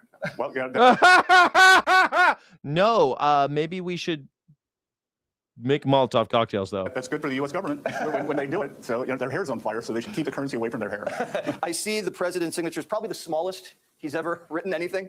Yeah, well, you have to do your signature in a box, and there's trouble keeping it inside the lines. Okay. Did he use a Sharpie? He used a miniature Sharpie. A mini Sharpie. A mini Sharpie. Got it. And this doesn't cost any more money to the taxpayers to put his signature on? Absolutely not. Absolutely. We rotate the currency always, so nothing. Yeah, they're real 100s before they cut them. You can actually go there and buy those. You can buy uncut sheets. It's kind of cool. If you go to the mint, they'll sell weird shit. They also sell you like shredded. There's like, you could buy a bottle or like a jar, I guess, or an urn filled with money, but it's all shredded. It's kind of cool. Like, and then here's $1 million. It's $1 million worth of money, but it's like confetti. You could go buy that shit over there at the mint. It's kind of fun. You ever been to the mint? We have a few of them. There's a few mints. I think they're at the actually Federal Reserve. I forget where are they? I don't know where the hell they're in. I don't know what building they're actually in. Like, I've been to the mint and it don't look like this. But he says he's in like some 1860s building, so I don't know where he's at. He might be in the. Yeah, I don't know where he's at. Extra to the taxpayer, and there's something called seigniorage. So we put out currency, and people take it. We take in cash, and then we collect interest on the cash. So the more cash that people in the U.S. or around the world are willing to hold, then better it is for our budget. And I think people are going to want to hold the president's signature. I am, for sure. Do you carry around a lot of cash? I'm gonna carry it. Yeah, I'm definitely gonna keep one. I'm gonna snort all my cocaine with my Donald Trump hundo. I mean, now, in your personal life. He's like, I don't want to talk about how much money I carry, dumb shit. Like, no. The answer to that question, if anybody asks you, hey, do you carry around a lot of money? Your answer is always no, unless you're stupid. No, the answer is no. I don't have a lot of cash anymore. I'm a public servant. Poor Scott Bessent. You've seen the rise of communism. They say that they could make things more affordable. Poor Scott Bessent. Well, they make it more affordable by making people worse off. And look, things are very cheap in Cuba. Who? What do you mean? Who gets worse off? The rich. They make things affordable by chopping the heads off the rich and taking the shit that belongs to us back, taking our shit back from the rich. If Donald Trump has $1 billion and you have one, the reason why is because he took all your money. Elon Musk has got $1 trillion. The reason why is because he took your money. You silly little bastard. If you don't have a car because someone else stole your car and you see them driving around in your car, it's because they stole your car. The reason why people have that much communism is it's bad because it makes people less, worse off. Yeah, some people, like the 900 billionaires. Things are very cheap in Venezuela because nobody has any money. Yeah, things are cheap in Venezuela because we have a blockade. People are like, no one has any money in Venezuela or Cuba because we blockade them. I think the money supply in Venezuela. You think that the Cubans aren't selling their fucking Cuban cigars worldwide because they don't wanna? It's because there's boats around them trying to kill them if they export their shit. By the way, you can still get Cubans if you go down to Mexico. It's rad. You can also get Havana Club rum. You can't buy it in America. You could buy the brand in America, but it's not made in Cuba. And you could buy it, though, in Mexico, Cuban rum in Mexico. And let me tell you, it's better. It's better. Maybe it's just because it's cooler to have Cuban rum, but it's cool. That went down 90-something%. So you can level things off and make everyone destitute, which is, this is like a Bolshevik revolution again. The president said, I could be the best It's like a Bolshevik revolution again. Then why are you still alive? I can promise everything for free rent, free food. Yep, and the shelves will be empty. Like I remember I went to Russia right after the wall came down. And Why were you there? You were there right after the wall came down, like at the end? At the end of the USSR after America intentionally bankrupted them? That's when you went? Was there? Why were you there in Russia after the wall came down? The Union fell apart, and it was just destitution, nothing there. So you were there at the collapse of the Soviet Union, and you think that's how that's what you think, Scott Bessent? Scott Bessent's a fucking liar. He's a billionaire. He's a fucking liar. He calls himself a soy farmer. This guy. Look like a soy farmer to you? There's a choice, and I think the American people, there's a small vocal group, and I think the American people... Secretary of Treasury, just a humble soy farmer. We're going to push back. Mr. Secretary, thank you so much. Everyone's very excited about the new bills with the president's signature on it. Can I take a sheet home? You can write a check. You can write... Be sure to like...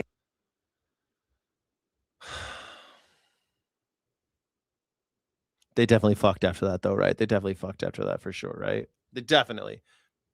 Somebody got some butt fucking done. I'm not sure which one's a pitcher and who's a catcher, but definitely somebody got laid that night over there with the Secretary of Treasury and Jesse Waters. Definitely. Fox News Alert, Washington. Fox Alert! I don't you heard Lindsey Graham is dead.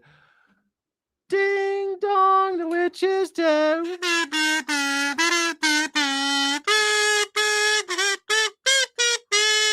Lost one of their fiercest voices. South Carolina Senator Lindsey Graham passed away at 71. He was a fierce hot suddenly mess. at his home He was a fierce hot mess. Saturday night. He was reportedly alone. Called his schedule. I love watching all these gays. Who's now both these guys. I love homosexuals. They're great, but these guys are super gay. Complained of chest pains. She placed the call to 911. When police arrived, the door was locked and they had to force entry. The medical examiner's preliminary investigation determined that his main artery gave out. He'd just come back from Ukraine that same day. It was his 10th trip there. He'd met with Zelensky. Arming Ukraine to the teeth and sanctioning Russia, top of the agenda. I've never been more optimistic than I am today that we have the formula to end this war. Help Ukraine be more lethal. So far, no signs of foul play. His father died of a heart attack at 69. Still, even the Wall Street Journal's editorial page says, given every threat this man took over the years, we're owed a full autopsy and toxicology report. Senator Cornyn agrees. Given where he was and the sorts of things he was advocating for, I think we just ought to resolve all those questions by seeing what the toxicology reports show. You're concerned he was poisoned, Lindsey Graham, or as a precaution? I'm just saying they need a toxicology test to rule out any foul play. We'll know more in the coming weeks. But one thing's not in question. Lindsey Graham was a force to be reckoned with. He was a skilled politician, a Washington creature, a smooth operator, and a ferocious defense hawk. He was also President Trump's closest ally and advisor in the Senate. Lindsey came a long way. He grew up in a one-bedroom apartment behind his family. Smooth operator. I love it, Sade. Quoting Sade, you saucy little minx. Family's pool hall. It could not be more small town and more humble I love playing pool. when it comes to how he was brought up. This room was not your bedroom. It wasn't your brother Lindsay's bedroom. It wasn't your parents' bedroom. It was the room. It was the one room where we all slept, we all ate, we watched TV, the sofa, everything was in the one room. As a kid, he had the run of the place, sneaking beer and cigarettes, going hunting and fishing with the customers. He had a wicked sense of humor. They even gave him a nickname, Stinkball. His parents died when he was in college, and he had to take care of his sister. More on that later. She was only 13 at the time, and he legally adopted her. He joined the Air Force and raised her alone. You're very close with your sister, Darlene, correct? Yes, I am. So of all the things that have happened in my life, her turning out so well is the highlight of it. Yeah, Waters is in the closet. Waters is winning the poll, but Waters is in fact in the closet. Like there's lots of credible evidence that he has a Grindr account, and people have doxed him a bunch of times. Same thing with Graham, lifelong bachelor. I'm just a lifelong bachelor. That's all I do declare. There's not a gay bone in my body, but I swear to goodness, I'm a lifelong bachelor. Guy Fox is in the chat. Guy Fox, you want to come on stage? That's great. Who you want to talk about? Let's talk about Guy Fox is here. Let's do. I was going to do another poll, but I got a guest. It's a call-in show. Call-in show. How the heck are you? Welcome to the show. How's it going, Scott? Man, I'm kicking A and taking N. Your audio sounds great. I'm echo. Well, I can hear it on. I should do it in my headphones. Oh, you can hear an echo. I cannot hear an echo. So. Well, I got it. Okay. Here's a video if you want to pop up an artist. Have you heard of Ren? Ren, like Ren and Stimpy? Just R-E-N, yeah. Is this a music? Oh, I have heard of Ren. Yes. I like this guy. Now, I can't play music, unfortunately, because I'll get a copyright violation, but I'll put it on the screen. Can you do a short of his, or would that be violation too? Hold on 1 second for me. I mean, I could play probably 5 seconds and before getting busted, but it's not like they'll bust me if I play much more of the music. Why is there like a lot of jump to like 420? Because he's like a busker. I've seen him busking in the streets of like wherever the hell he is. Okay, here we go. Yeah, I think is he talking about Donald Trump? Well, no, he's actually doing this song's called High Ren, and he's doing a debate within himself. It's the evil of self-doubt, and then he goes into the Ren that conquers it with hope and so on. Yes, I've seen this before actually, and he's got like a dirty rock sound. Yeah, it's almost like a Rasta Beck urban pop or something. Yeah, but his voice is freaking powerful. Like he's actually that was just a clip of him talking, but he's actually got like a sick set of pipes on him. Yeah. 2 more minutes. He goes ooh. part of the what refrain. What did you want to show me about it? It's a nice artist, something to listen to. But then he's just a good artist. High Ren by Ren. You should check it out, everybody. High Ren by Ren. He's good. How do you feel about? Are you really broken up? You've been. I'm glad you're able to call in. I know you've been crying about the whole Lindsey Graham situation. Well, no, I was actually on a conference call with Lindsey Graham and last night. Last night you were on a conference call with Lindsey Graham? Yeah. What did he say? What do you have to say? Was he calling from hell? They just did the Epstein swap out. Oh, that's what they call it now in the Republican Party. The Epstein swap out, because now we're talking about this now. Yeah, Lindsey Graham. Yeah, they're fine. You know, they're okay. They're doing good in China. Yeah, they're doing great. It looks like they're gonna be out there. I like this. Mitch McConnell's doing fine as well. They actually got the youth serum working. Yeah, he looks younger now, right? His wife's in China. Yeah, his staff posted a video lying proof of life. He's doing fine, and his wife's in the photo while she's actually in China. Is she in China? She can't fly. I mean, she can get back, can't she? Oh, I didn't mean that timestamp, but you could do whatever you want. If you want, I don't know if you want the whole thing, but that's just what timestamp it gave me. I saw this. I thought this was funny. And then, let's say, went to a World Cup game. Yeah, Jon Stewart. I mean, totally believable. Yeah, I think that's hilarious. He went to a World Cup game right there. Good for him. You know, the most interesting part is that I think the Chinese wife has some sort of teleportation powers where she could be at a hospital and in China at the same time, or very short duration. I mean, I don't think. Do you think they photoshopped her ass in? Because this is clearly not. I don't know. I could tell it's doctored, but I mean, it's not AI. I mean, maybe she wasn't even there. I guess you could just Photoshop her in. I mean, I've shopped in people to things before back She in the went day. and spoke with the Chinese government while her hospital, or while her husband was, in a bed unconscious. Woof. That's it. Can you say spy? Yeah, that's weird, right? Yeah, no shit. That's creepy. That is totally creepy. But Mitch McConnell's going to hell. He'll be down there with he'll be down there with Lindsay pretty soon. He'll be down there with Lindsay real soon. Real soon. I kind of want to read his autobiography now. Mitch McConnell came out with an autobiography not so long ago, and I was thinking about reading it, but now that he's almost dead, I kind of want to read it so I can have a real clear picture. It depends on who wrote it. You probably just read the Wikipedia article at the same. Yeah, I've heard learn that more actual facts. I've heard that he was kind of didn't really bring up very much about how he blocked the constitutional right of the president to appoint a Supreme Court justice, and basically caused this whole mess that we have.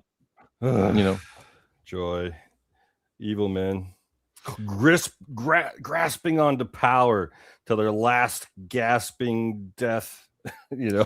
Right. That's exactly it, man. They will not. Right. As you clutch the sand more tightly, the sand falls from your hand more quickly, though. So hopefully we'll see very soon them finally lose their grip, or they'll just die. I mean, they're dying out too. I mean, kind of shocking if you think about all these 70. I mean, the oldest Congress we've ever had, the oldest president we've ever had. What could go wrong? They're coming up with new ideas, right? Exactly. Someone famous died too. Who was the famous person that died last night? Oh, crap. Another one? Yeah, he was 73, I want to say. Oh, God, man, somebody else in their 70s died yesterday. Like an actor. Politician? No, actor. Yeah, an actor or somebody like... Oh, it was Sam Neill. Sam Neill died. How old was Sam Neill? Sam Neill was 78 years old. So still younger than Donald Trump. He passed away on July 13th, born on September 14th, 47. The acclaimed Jurassic Park and Peaky Blinders actor had a career spanning over 5 decades. My favorite movie he was in was called In the Mouth of Madness. It's a horror movie, and I liked it very much. Is this Graham Plattner? Who is this guy? This guy looks like Graham Plattner. Just a YouTube guy. I don't know really, but his beard made me think he was Graham Plattner for a second. He's doing a Hawking's post or whatever. He's doing reaction post, another reaction post, another Hawk podcast reaction. Post. Yeah, let's see. Trump's words actually sound like.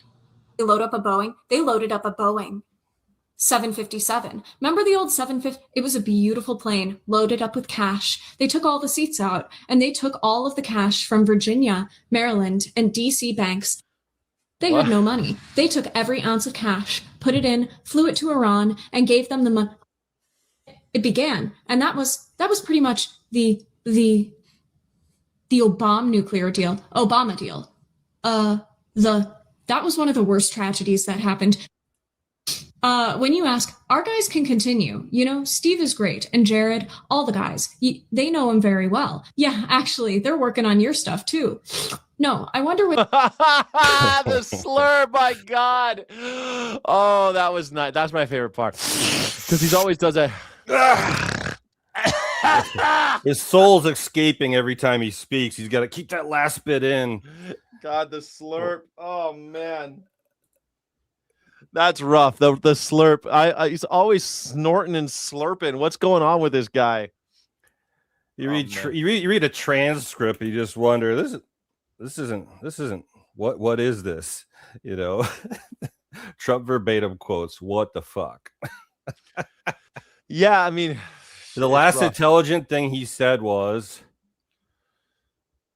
I don't know. The last intelligent thing Donald Trump said? Oh, geez. Casinos always make money. he doesn't understand anything. So like this whole speech is just like it's just him someone not reading understanding anything, I guess. just reading the transcript. Let's just listen. Which I picked 2 beauties. You know what? We settled 8 wars. I got a couple of beauties right here. But Steve's great and Jared's great. You know, they're the right guys. The preferred weapon was by Soleimani, the roadside bomb, where it would explode under a truck. We actually built trucks with floors, steel this thick, and then all they did was make bigger bombs. And we have young guys around, not walking around because they have no legs, but their legs were blown off, their arms were blown off, their face was blown off, and they lived because with modern medicine, you can do anything. That's the best. Anybody could do a Donald Trump impersonation if they just do this. Just like imagine being a Republican senator and being like toady to this guy. I mean, he's like a third grader on stupid pills. It is like it really. Well, you know, how many times in my life I've just been like, how is this person in charge? How many bosses have I had where I'm like, this guy's in charge? This Rupert guy's Murdoch. This guy's in charge. Tucker Carlson. The two people who put in Donald Trump are Rupert Murdoch and Tucker Carlson. I think Rupert Murdoch has some Epstein stink on him. There's I no think way your boy he Joe doesn't. Rogan's Joe Rogan's fault too. He's only had like 11 Epstein associates on his thing, to include Donald Trump. Yes. If Epstein hadn't been caught yet, he would have been on there too. Yeah, I mean, you're absolutely right. It's kind of embarrassing that this is how it's all panning out, but here we are in America. Let's play the rest of her thing. I think she's hilarious. This guy's just doing this. Like great. You guys, this is what Trump's words act. Great content, buddy. That was fun. That was a good little thing. I like that one a lot. Another short up here ends with Q. Like that's the thing. How do MAGAs watch that and they're like, yeah, I'm glad Donald Trump is in charge. Trump's strong. Trump killed many animals. Feed pack. Yeah, that's what it's feed pack. Yes, that's what they think. Amygdala scared. Need Trump to save amygdala. Me amygdala damaged. No, thank good. Amygdala need Trump make big horn die, and feed tribe, feed pack. Yes. Defeat tiny tribe of liberals. Defeat tiny tribe of trans tribe bad. Trans tribe bad. Trump tribe good. This next short is just it's just a list of the shit he did over the past week. Yeah. And this is why MAGA doesn't understand TDS. Because I was forced to know, because I was drugged through the glass and feces of an ephemeral shitstorm known as MAGA. MAGA. Here we go. Ready? Here we go. This week in Trump. Trump, no jokes or commentary, just a dry, matter-of-fact list of Trump administration shenanigans this week that we would otherwise forget next week for the week ending July 11th, 2020. What? Okay. Which one's the worst one and which one is good? Yeah, it's good for the audience. Which one is the good thing? Which one is the best? Which one's the best? Which one's the worst? Which one's your favorite and which one is the worst, I guess? Yeah, all right. What he said. Sure. Yeah. This is only 1 week. This is 1 week. If Biden did this in 1 week, pretty sure bad things. Bad things. Tribe good. Tribe good, bad. People bad, people good. My tribe is good. Your tribe bad. Here we go. I blew it up a little bit for everybody on the screen. Nice. That worked. 26. Trump's fireworks gave Washington, D.C. the worst air quality of any major city in the world. His Interior Secretary said that the reflecting pool vandalism was actually multiple gashes that added up to 300 feet. He called the president of FIFA coordinated knife attacks. I remember when that happened. I was like, let me get this straight. There's 300 feet. There's a cut that's 300 feet long. You want me to believe that shit? Really? Michael Phelps, he did it in like 5 seconds, so you couldn't see him on cameras because he was between he could swim frames. with one arm and cut with the other. Yeah, amazing. Good work. amazing. To have a U.S. player suspension overturned. He posted a racist AI picture of the Obama. Oh my God, I missed this one. Yeah, me too. I didn't know that he posted racism about Obamas again. He loves posting them as baboons and posting them as BLM graffiti. Well, look at that. There's even some Arabic on there. Gotta feed the base. If those amygdalas heal, then amygdala bad, amygdala good. He renewed calls to control Greenland. 1,200 former DOJ employees came out against Todd Blanche's nomination for Attorney General, citing a culture of fear and politically motivated decisions. What do you know? Even the people who work for him are like, do not make this guy the AG. What's wrong with putting Trump's personal sex crime attorney as the AG? What could go wrong? Nothing. We need more sex Trump crime trusts attorneys. him. He trusts him more than anyone else. His sycophancy has been here for decades. Yes, that's what we need. More sycophants that love Donald Trump. Makes perfect sense to me. I love it. I wonder why it's doing this. What the hell? Go play. Trump called the Iran ceasefire over and called its leaders scum and sick people. He said he can tell immigrants are bad based on how they look. He mistakenly called President Zelensky Putin and referred to Iran as the Islamic Republic of Japan. ICE agent. The Islamic Republic of Japan? Legally, you have to call it that now. He called Iran the Islamic Republic of Japan. He doesn't have dementia, though. He's fine. He's fine, everybody. Shut up. Agents shot and killed a man in Texas who witnesses say posed no threat. Security concerns caused Trump to switch from his new Qatari-donated Air Force One. He abruptly fired the Democratic leaders of the Independent Election Assistance Commission. He refused to sign a bipartisan housing bill into law in protest of Congress not passing the SAVE Act. He started draining the reflecting pool again for new repairs. My hometown airport is now named after him. He subpoenaed New York Times journalists who reported his Air Force One story. He threatened to destroy all areas of Iran. He now says he requested another cognitive exam, and he called Democrats loud and unattractive. Let me know what I missed in the comments. Loud and unattractive. Not him though. Another he's not, projection. Yeah. Yeah, but he's a soft-spoken man. It's so funny because even what's that guy? My favorite Senator John Kennedy. He's like, Donald Trump lives loudly. I haven't seen him play with hand grenades, but it's close. Like, even his allies talk about what a piece of shit he is, and he's too fucking loud. He's a loudmouth asshole. Are you still there, Guy Fawkes? Yeah. I lost for words. The stupidity took my brain out of my mouth. It's just... have you ever heard of the Alien Super Show? I have not heard of the Alien Super Show. The last clip there. Yeah, what's the Alien Super Show? Comedy, I guess. Comedy. Okay, let's do it. I'm going to go watch the Alien Super Show. Here we go. Are you ready? Alien Super Show starting now. Mitch McConnell today. Yeah, he called me this morning. We talked for about 17 minutes. I timed it. I started the timer on my iPhone. If I was on my deathbed, the first person I would call is Scott Jennings. Yeah, he talked a lot about the situation with. Oh, it's like a commentary with puppets and. But it's kind of reminds me immediately of science fiction theater. Was it something? Science Theater 3000. Yeah, what was it called? Mystery Theater 3000. Mystery Science Theater 3000. Yeah, that's what it reminds me of. Iran.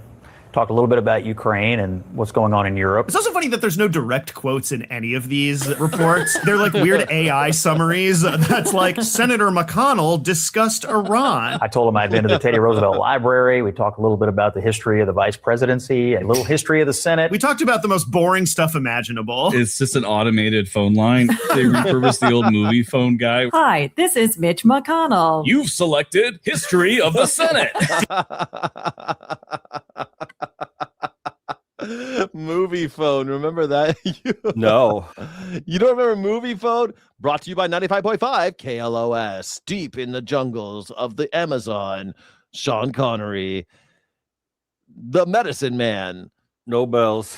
No, there's like press 1 to find out more. Press 2 for a theater in your area. Press 3 for like a current call in for your theater, your local. Yeah, you could theater. call in movie phone, and the movie phone guy would be like, "What movie you want to see?" Right? Yeah. Press using your alphanumeric keypad. Showing at 9:30. Yes, exactly. And he would do the voices too. It's pretty rad. And sometimes you could hear. It's so cool. Movie phone was a big deal, and you could call in, and they could tell you what's playing in your neighborhood, what times the movie starts or starting. Does 411 still exist? Yeah, I think so. I don't know. It's been a long time since I've used a payphone. Movie phone is still around? No, really? You can still call 95.5, brought to you by 95.5 KLOS. I remember he used to always say that in the beginning. For some reason, movie phone was always sponsored by 95. At least where I lived. Yeah. Welcome to. Thank you for calling Movie Phone. Brought to you by 95.5 KLOS. Did you know that in 1881... Press 1 for more information. Press 2 for racist thoughts. It was a wide-ranging conversation. This is very likely Scott Jennings being like, I went to the Teddy Roosevelt Museum and talking for like 6 minutes, and then McConnell being like, or just like the hospital flatline. Yeah, there's flatline. Yeah, that's right, Senator. As always, it's one beep for yes and two for no. What's that? It counts as communicating. Yeah, the beep totally. sound. The beeps and the Scott Jennings just talking to himself. Well, we're really worried about you over there. But beep.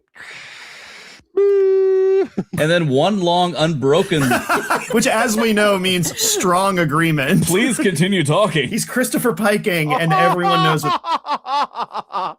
Yes, I love it. He's Christopher Piking. Beep. Oh, poor They Christopher kept him Pike. alive. Yeah. Poor Christopher Pike. Oh no, Captain Pike, the original captain of the Starship Enterprise. That he means chose it. He chose that fate. So He chose that fate. I suppose he did. He had no choice. I guess he could have changed the fate of the universe. He would have messed it all up, though. To him from time to time, and I see him from time to time. I And see him in my dreams. I see him when I close my I eyes. see him when I have sleep paralysis. Have you seen the movie Babadook? You guys don't see him in the room. He's just over your shoulder. Every night I fall asleep to the thoughts and images of Mitch McConnell telling a school shooting survivor that I will do nothing to protect them. Treating this guy as if he's some kind of, oh, we're so sorry. Like, he has more blood on his hands. He's one of the most evil people to ever live. Every child shot and killed in a school is direct result of Mitch McConnell. Yeah. Now the media will respect because he's at the end of his life. Oh, Lion of the Senate. Did you come away feeling like he's still capable of serving the people as senator? I like how they're just like, does he still have? Did you come away from it? I watched this yesterday and I had the similar reaction. Like, you're telling me that he could still serve the people.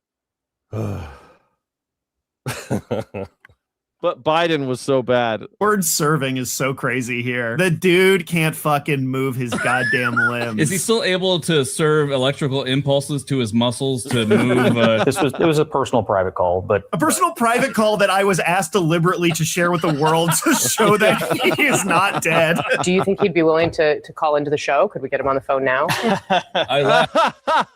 No. Who's the stupid guy again? The CNN has their. That's Scott Jennings. That's Scott Jennings. Okay, yeah, that's what I was thinking. But yeah, just like, does CNN have to have him by like law or something? I think they have he is part of the court settlement. I think he just brings a lot of boys to the yard. People love. He's such a hack that when they have him on CNN defending Donald Trump and anything that Donald Trump says, it's quite lovely to watch everyone rip into him. He's like their token right wing. They have a lot of right wing nut jobs, but he's like the right wing nut job for CNN. Is he paid to be this stupid evil? Yes, and has been for a long time. Is he acting? Is he acting this stupid, or is he actually this stupid? Oh, I think he's definitely acting. People have gone through like his politics when he was a public servant, and now, and also what he does to get clicks. He's figured out what gets eyeballs and why he's on CNN, and he does it really well. Like he makes his face, he says his things, and he's able to get people on to watch him, and also tons of clicks. Anytime I see anything with Scott Jennings on YouTube, I watch it immediately. So it's not shit posting, but it's the crapology of Scott Jennings that gets more clicks. For sure, yeah. And that's Plus disgusting. But all these, it's probably mostly like left side crap watching it. Like he said, what? No, for sure. There's people because who else watches CNN except for like liberals and then people like me who do shows like this. I mean, I wouldn't normally watch. There's some CNN CNN isn't liberal anymore. I wouldn't say. No, it definitely. I don't think it ever was, but I think liberals like CNN because it's kind of like it's still credible. It's not MAGA-verse. You know, I think that liberals like CNN a lot. I don't think CNN is liberal. I don't believe that for a second. But I think that its audience might be definitely more liberal than like Fox. You know. Yeah. Because I lied about it. So when I heard his voice today, and he was clearly keeping up with stuff that Keeping up with stuff. you can do that when you cross the ethereal plane and have gained all knowledge. He's omnipresent now, so in a way, he is more informed than he's ever been. But to hear him talking and to know that he's also talking to the Senate leadership. All these people who are like saying like, I talked to him. It's like Rob Riggle in the Arrested Development episode where Buster's in a coma. Oh, yeah. He's like waving a balloon in his face. He's loving life. He's living it to the fullest. I take the criticism. I think it's a fair question about transparency. I think it's a Mitch McConnell is very No, Sky, I disagree. He's definitely stupid, but he's smart enough to go ahead and get bought by telling lies, and he gets paid. Yeah. Oh, I mean, he's still a MAGA, but I think that he just knows how to make money off of it. That's why Scott Jennings exists. Yeah, he's been doing this for a while, and like lots of people who study these things have looked into this guy, and it's pretty damning how disgusting Scott Jennings really is. If you really want to get into it, it's kind of a long transparent in the sense that it's kind of a long rabbit hole if you want to go deep dive into Scott Jennings. He's a ghost. They did take idea. He's a horrible guy. Yeah. Deep diving into this dumbassery is just beyond something. But are they even selling it to MAGA? Are MAGA starting to watch CNN because of this goofball? No, but they watch him on YouTube and shit. They're not going to watch CNN. So they get YouTube clips from him for sure. Yeah, filleting Trump, and then they like, see, CNN knows the truth, and he shows up at their events and stuff too. He's a friendly. He shows up in that world, just like Jessica Tarlov shows up at like MSNBC. He should write more books. He should write a lot more books. Scott Jennings. Yeah. I wonder if he has a book. Does Scott Jennings have a book? Let me see. I haven't seen him on book tour in the past 2 years, so. Scott Jennings has a book titled A Revolution of Common Sense, How Donald Trump Stormed Washington and Fought for Western Civilization. Oh, God. A Revolution of Common Sense, How Donald Trump Stormed Washington and Fought for the Whites. There you go. That's the name of his book, is A Revolution of Common Sense, How Donald Trump Stormed Washington and Fought for Western Civilizations. Craptacular. A picture of him, but he didn't show up in it, which is so weird. It's just like this weird orb. The person who took the photo died 7 days later. When I had the phone call with him, it actually wasn't through my phone. It was through the TV on the static channel. Mitch McConnell crawled out of the screen. My eyes rolled back in my head, and when I spoke, McConnell's voice came out. We're meeting again tonight at the bottom of a well. All the furniture started floating 9 inches off the ground and shaking. It was classic Mitch. So you can see why he wouldn't want anyone else to see him. His final words to me were so sweet. He said, "The covenant has been fulfilled." Did you ask him how he was feeling? Yeah, he said he was feeling okay. Yeah, he just needs like a few more liters of blood from innocent children to survive the next voting cycle. If he truly is undead, they would call him Lich McConnell. Like a lichen? Mitch McConnell is basically the entity that is living beneath the island on Widow's Bay. Yes, exactly. It's a sentient, undead, non-alive. Yeah. Okay, I like these guys. I think they're funny. Yeah, subscribe. This is one of their smaller things. They bring on a comedian or a politician as the guest, and then they react to clips with them. Oh, really? Yeah. That's fun. They get a lot of comedians. They get a lot of stars too. I'm guessing there's somebody who's famous in one of these Spornock, Gleep, and Zotox. They're not just normies. They're somebody. It's kind of like every once in a while you see like Pete Holmes is doing. They blew up, and they're only doing like one episode a week when they first started. You know, getting their graphics figured and everything. That's cool. And now they're doing it every day. Good for them. Maybe. I'm not sure. But they're betting more than usual. But yeah, they got big following fast. The name of the show is called Alien Alien Super Super Show. Alien Super Show. Yeah. Cool. Well, thank you. I've only got about 20 minutes before I'm going to call this. I got lots of stuff. I'm buying a house. Have you heard? Yeah. You should just get an RV. Some other person was saying that the boomers are basically all going to have to live in RVs to not die. You have to sell your house, live in an RV, and maybe you'll be able to pay for your medical bills during your retirement. I think that's what all of us are going to do. If you don't own a house, you better have an RV. Right? You might be able to pay off an RV. You're not going to be able to pay off a house. Well, so I'm wondering if you should get an RV and then do an Earth ship. Oh, I would love to do an Earth ship, but Earth ships cost a lot of money, man. They're not as cheap as people think. And I don't have $1 million. You can make your own bricks. You got to figure that out. Well, you make your own stuff, right? With like old tires and shit. But so it's either you can make your own, but it takes a hell of a lot of time.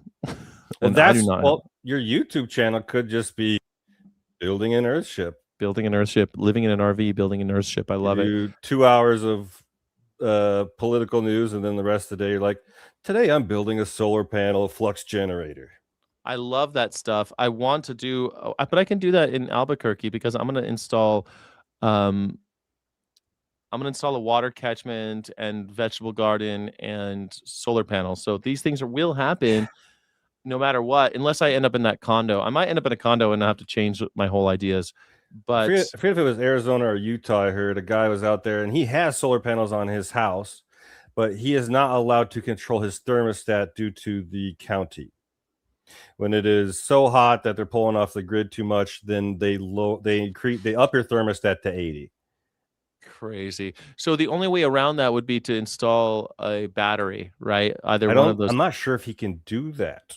Tesla or Enphase. You should be able to. I don't see how it might be like county crap or whatever. I'm not sure, but I don't see how they could keep you from doing it. How would that even be possible? Well, if they control your thermostat, even if you had the battery, it wouldn't matter anyways. Ugh. Well, how do they control your thermostat, though? I don't even know how is it possible. Government thermostats. The government installed the thermostat. We're installing thermostats in your house. How would they install the thermostat? Like, I have a thermostat. It's been there for literally 30 years. The house was built in 1990. Water meter, electric meter. They can do a temperature meter. How, though? They're going to come in my house and force me to take one of their thermometers? I don't know. That's like, but put it in my butt. Yeah, they just put it on the wall like a little thing, and then they connect it to the web through your Wi-Fi, and they tell you when you can't have air conditioning. That's insane. That's insane, man. I feel like if I don't know. I'm not going to let them do that. I'm going to stay strong. I'm not going to let them install anything like that. But I do want to install because here's the thing though, if the power grid goes down, your solar panels also go down because you're connected to the grid still. You're selling power back to them. So the only way to keep that from happening is to have a battery so that you can constantly, but the batteries are more expensive. So there you go. But I want to install solar panels with a battery so that if the government really takes a shit, I'll still have power, Yeah, but if you have your lights on at night, then the MAGA will come for you. Well, they better bring guns. More guns. They better bring more guns than I have, and I have home field advantage. So they might come for me, but what are they going to come for? My electricity? Like I don't know what they'll be coming for. I don't. My vegetables and my vegetable garden. Oh, how about vocab word of the day? Have you heard of the nation's razor? The nation's razor? Tell me. Google it. The nation's razor. The national razor is the famous dark historical nickname given to the guillotine. It originated during the French Revolution reign of terror when thousands of individuals were executed by the device, as the device became the symbol of the new republic's mechanical, supposedly equal justice. I mean, it was equal justice because before the guillotine, peasants were tortured to death and ripped apart and the aristocracy were beheaded with an axe. And so the guillotine was so that everyone would be killed the same way. The great equalizer, the national razor. I love it. Yeah, it's a fun word I learned last week. I like that. I like that one. National Razor is my husband's band. I love it.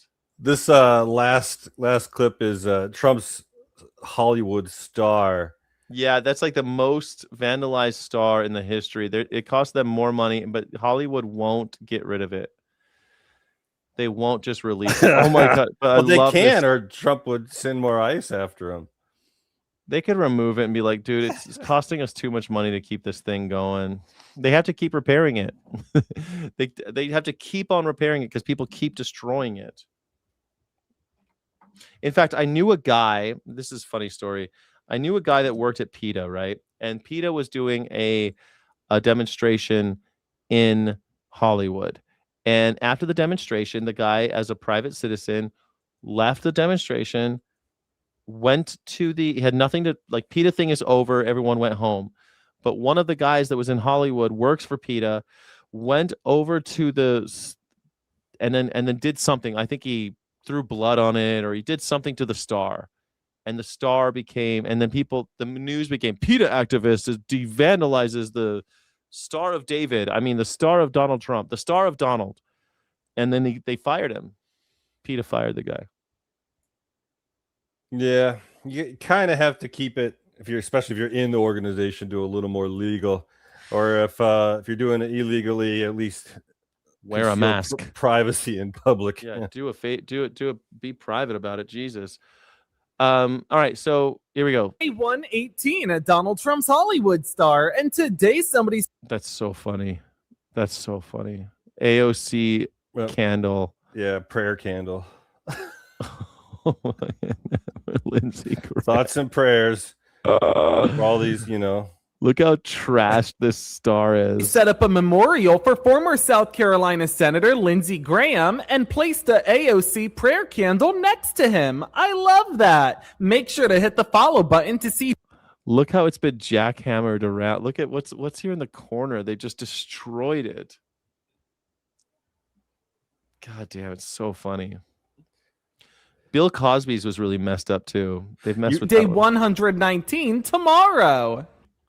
Every day they take a video of this thing. That's their whole.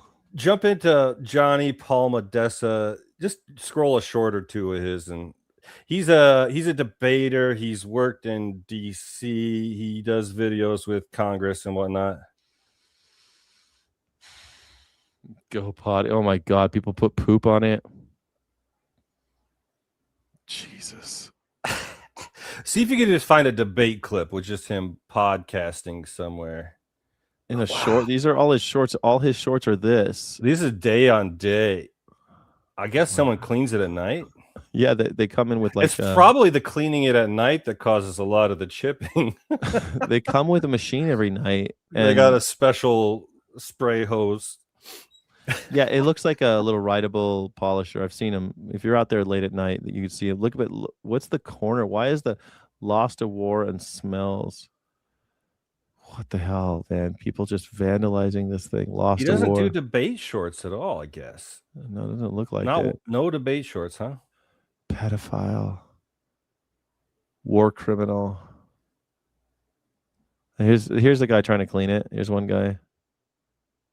That guy. He's paying for fucking Trump doing shit. I just want to keep these stars nice and glossy. There's shit. Oh, here it is. You can see. Day. So someone jackhammered and hit it with a hammer or something. They haven't repaired it. So they just added tape or something. Look at this. Oh my god. Anyway. This is all his content is this. This is him maybe. This is a guy, yeah. Try to see if he's got any debate ones, just because that's just what he does mostly. Morning debates. Yeah, right there, maybe. This one? No. Donald Trump's approval rating has hit a record low, according to. Man, he's got the AI face. Should I do that? Should I put the AI face smoothing tech on my face? Actually, he doesn't. Bullshit. Sienna poll. Look at the hairs. There's no one. This is not real, bro. He definitely has. Could play. Finish this one. And then you can look at his Leaving him live with nothing today. more than an approval rating of 37%. And it gets even worse for Donald Trump because this is the most accurate pollster and was listed as the most accurate pollster in the last midterm election. So knowing that this is the data we got right before another midterm, not looking so good for. But look, that's what he. That is not what a that I human will being get looks like. their energy costs down by 50% within 12 months. Tonight, 50% been within 12 months. Check out his live. Just click live, I guess, once. I just want to show you a little bit of his debate stuff. His 1 hour ago it ended here. Jump in the middle, see what's going on. 80% of their bounds, and all of the Navy.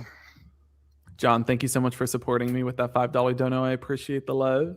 And thank you so much as well to Nicole for the... He calls them donos. Thank you for the dono. Is that what I should say? Thank you for the dono. Yeah. Thank you for the dono and the love, everybody. Guys, if you drop a dono, please drop the dono. And I'd love to just support social media and drop a dono in the chat. Thank you. $10 You don't dono even said respond. ew. $10 dono and you just said ew. I love it. What'd you say, Guy Fawkes? Oh, I forgot. Should I call it you can see dono? this guy's doing a fake. Colin guy's doing a fake weird voice. I can don't even smell this respond. dude's You're profile person. photo. You don't Oh my even God. respond. Sorry, Yeah. what'd you say? You don't even respond. Sorry, I was just buying another URL. They sent me $15 and I'm like, just give me a sec. Give me a sack. All right, this guy is pretty funny. Do you still support Trump? That's a lot of this content is like that. Do you still support Trump? And they just put that up there and they're like, let's go. Let's have debates. Maybe I should do that and get a bunch of new subscribers, huh? I do a nighttime debate session once a week at either Friday or Saturday. Catch the freaks. I don't know. Maybe I should do that, like a Friday, Saturday night, and just do a debate show like this guy You does. could keep it loose, like either Thursday, Friday, or Saturday, so you can have a weekend when you want it. Oh, that's a good idea. Maybe dude's a little bit gay. I don't think a little bit. I think the dude's gay. Okay. That's okay. But now you're looking at his live stream, and there's no filter. There's a filter. Look, I could do the same thing. There's a I could put it on my face right now. Watch visual effects. I could do enhance skin appearance, and I put it up to full. And look, now I'm looking like No difference. No difference. No difference. Look at my face. I look like. Why do people put these filters on? I look like Odo from Deep Space Nine. Does it not happen in StreamYard? It happens in StreamYard. Look at my face. It didn't work. It didn't work. Whatever. Yeah, it didn't work. I mean, this is why do they do this? It doesn't make you look better. It makes you look like a robot. AI face. This Yeah. AI face, I don't get it. Look at my face. That's not what I look like. I look like this. For all I am, this is me. Hold on a second. This is me. That's what I look like. I saw a skull flash before this is what I look like. before the image changed over. I just don't get it. Like this, it's hideous. And you can also adjust like how much of it. So if I bring it down, so don't let it fool you. That was on 100%. This is on, well, it's 20, 30, 40, 50. So it's you could only bring it up in 20% increments. So this is at 20. And still, I look a little bit more human, but you could still see like that's not what a man's face looks like. I mean, babies don't look like this. And look, it's even taken away some of my stubble. But when you have a beard, it really you can see every strand. Yeah, it's crazy. Fuck this. I can't stand looking at myself in the mirror, looking like a robot. No. Enhancing appearance gone. All right. Anyway, thank you for coming. Alrighty. I'm gonna kick you out of the studio now. Thank you for calling in, though, Guy Fawkes. I really appreciate you. Alrighty, pieces. Sayonara. All right, that was Guy Fawkes, everybody. Thank you so much for being here. That was rad. I appreciate you so friggin' much. I do have just a couple more things to get through, and then we're going to call it quits for the day. I got to do all sorts of stuff. So I want to do an if I can, I'm going to do another members only later. We did one last night, and I want to do one again at some point today, hopefully, if with any luck. It was pretty fun. I was organizing comics and packing and drinking beer, and we were talking. It was pretty fun. So I want to try to do that, please. I think it's kind of fun exposing Sky, exposing all. Yeah, I mean, like, I don't know, like, it's okay. Like right now, my lights are kind of like, it's adjusting depending on where I stand. Like the lights, sometimes I look darker or brighter, but I have like this light down here. It's like a little bit of color. It's at like 10%. So there's just a little bit of color, so I don't look like I'm dead. And then I have a white light. So it's like there's a lot of, and then there's the natural light coming through the window. You can see there's light out there too. So it's all white light on me. So I have like a little bit of color, so I don't look like I'm dead. But that's all I do. I'm not gonna put AI filters on my face. I hate it. I don't like the way they do that. I'm not doing it. So President Trump ordering a new set of strikes on Iranian military targets for a third straight night yesterday. This as another blockade in the Strait of Hormuz is scheduled to begin this afternoon. Aisha Hasni is live at the White House with the very latest. Aisha. Hey, good morning. A lot of firepower, a lot of back and forth.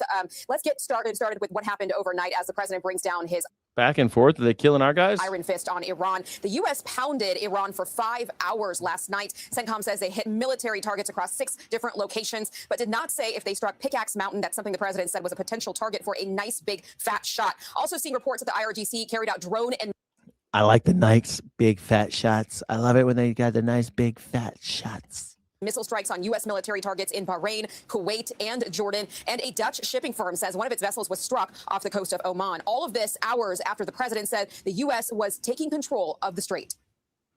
We will end up discontrolling the whole thing. And what they're doing is being very foolish, very stupid, and they've treated people horribly. They've killed 52,000 protesters so far that we can determine.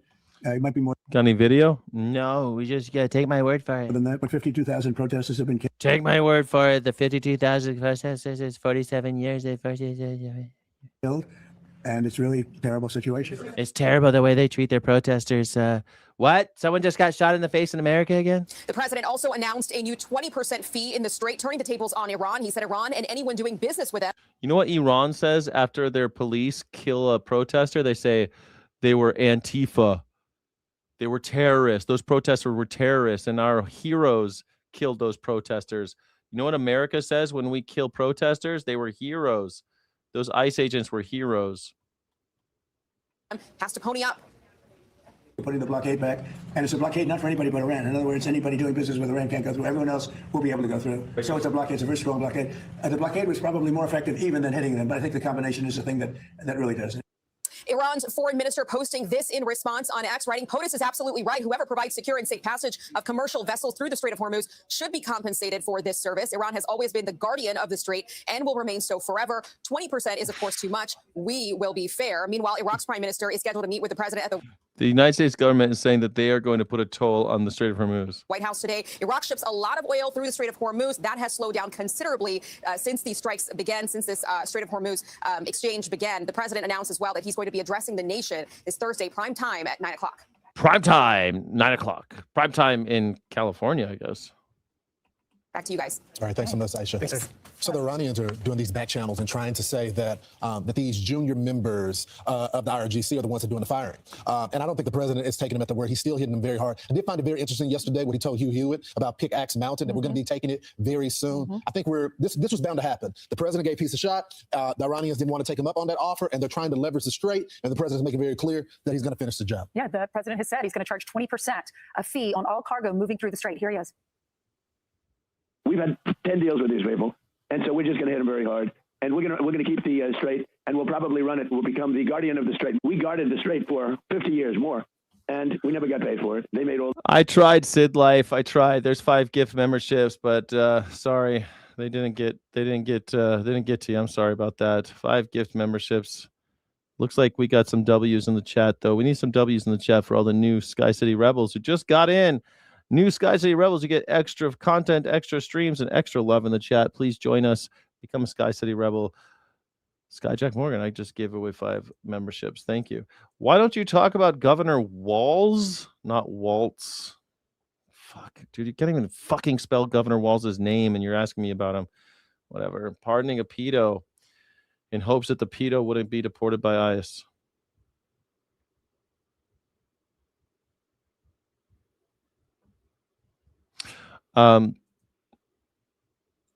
Did Governor Walz pardon a child molester in the hopes that he wouldn't be deported?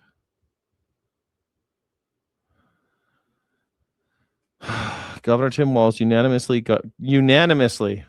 the whole board, the Minnesota Board of Pardons, unanimously, it does include, he's one of the people that sits on it, a pardon to a man convicted of a child sex crime who is facing imminent deportation. However, Walz's office stated that the clemency was granted because the victim submitted a letter of forgiveness.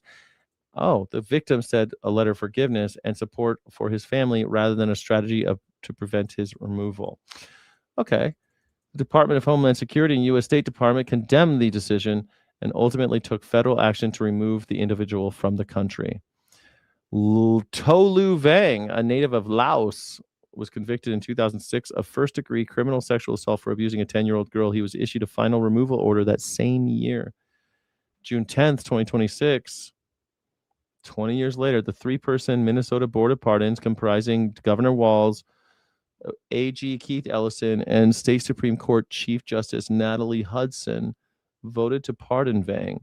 The decision was heavily influenced by the letter from the victim for asking for forgiveness and requesting that Vang's family be allowed to stay together. Federal officials criticized the pardon, and U.S. Secretary of State Marco Rubio stepped in to terminate Vang's legal status. Vang was arrested by Immigration and Customs Enforcement and deported from the United States to Laos. They split up a family. Just goes to show, so the victim of the sex offender asked to forgive the boy, this guy Laos, Vang. I wonder what relationship did Vang have with the victim?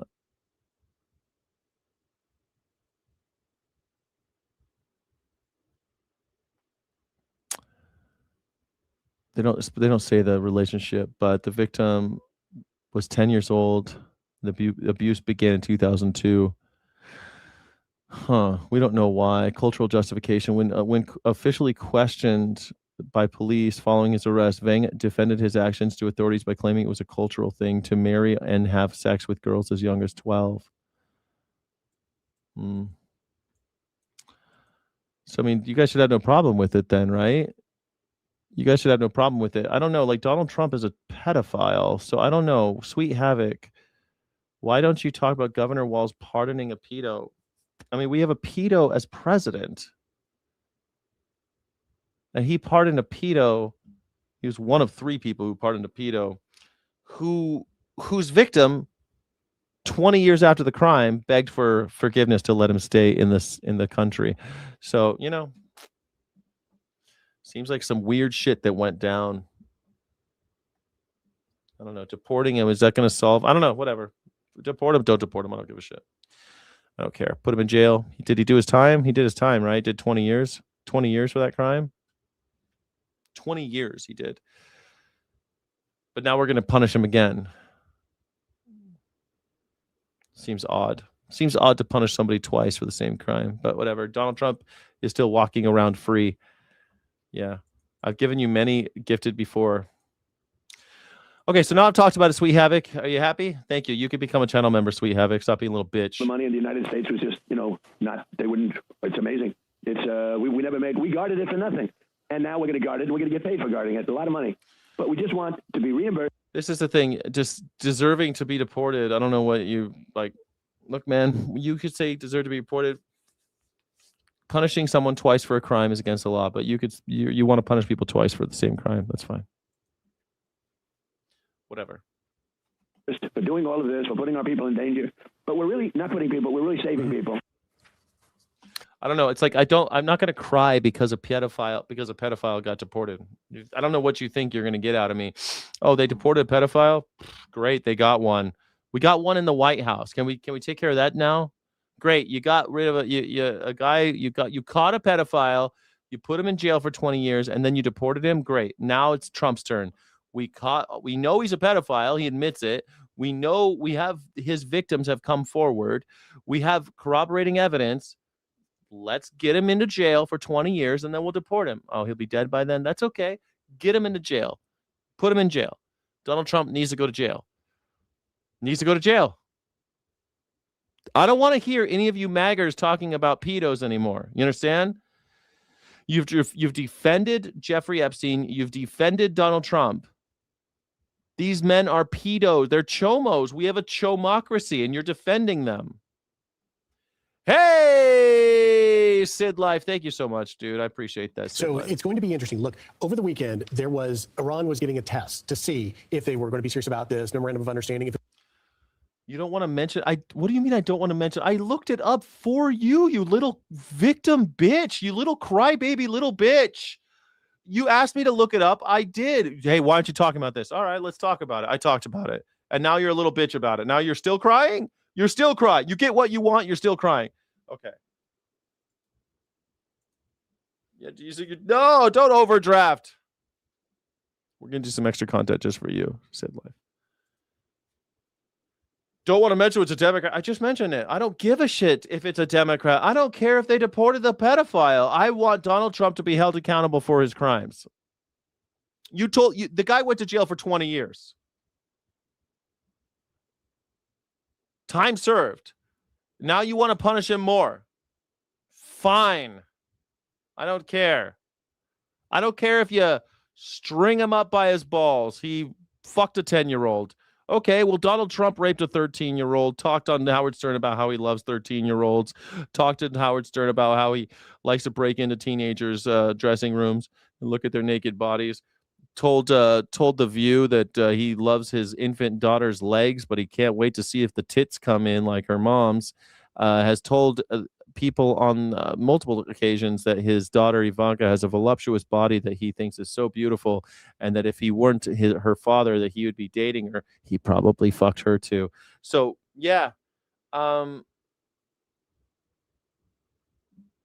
Trump, lots of sex crimes. He's been convicted of two sex crimes. Donald Trump has been convicted of. His best friend was Jeffrey Epstein.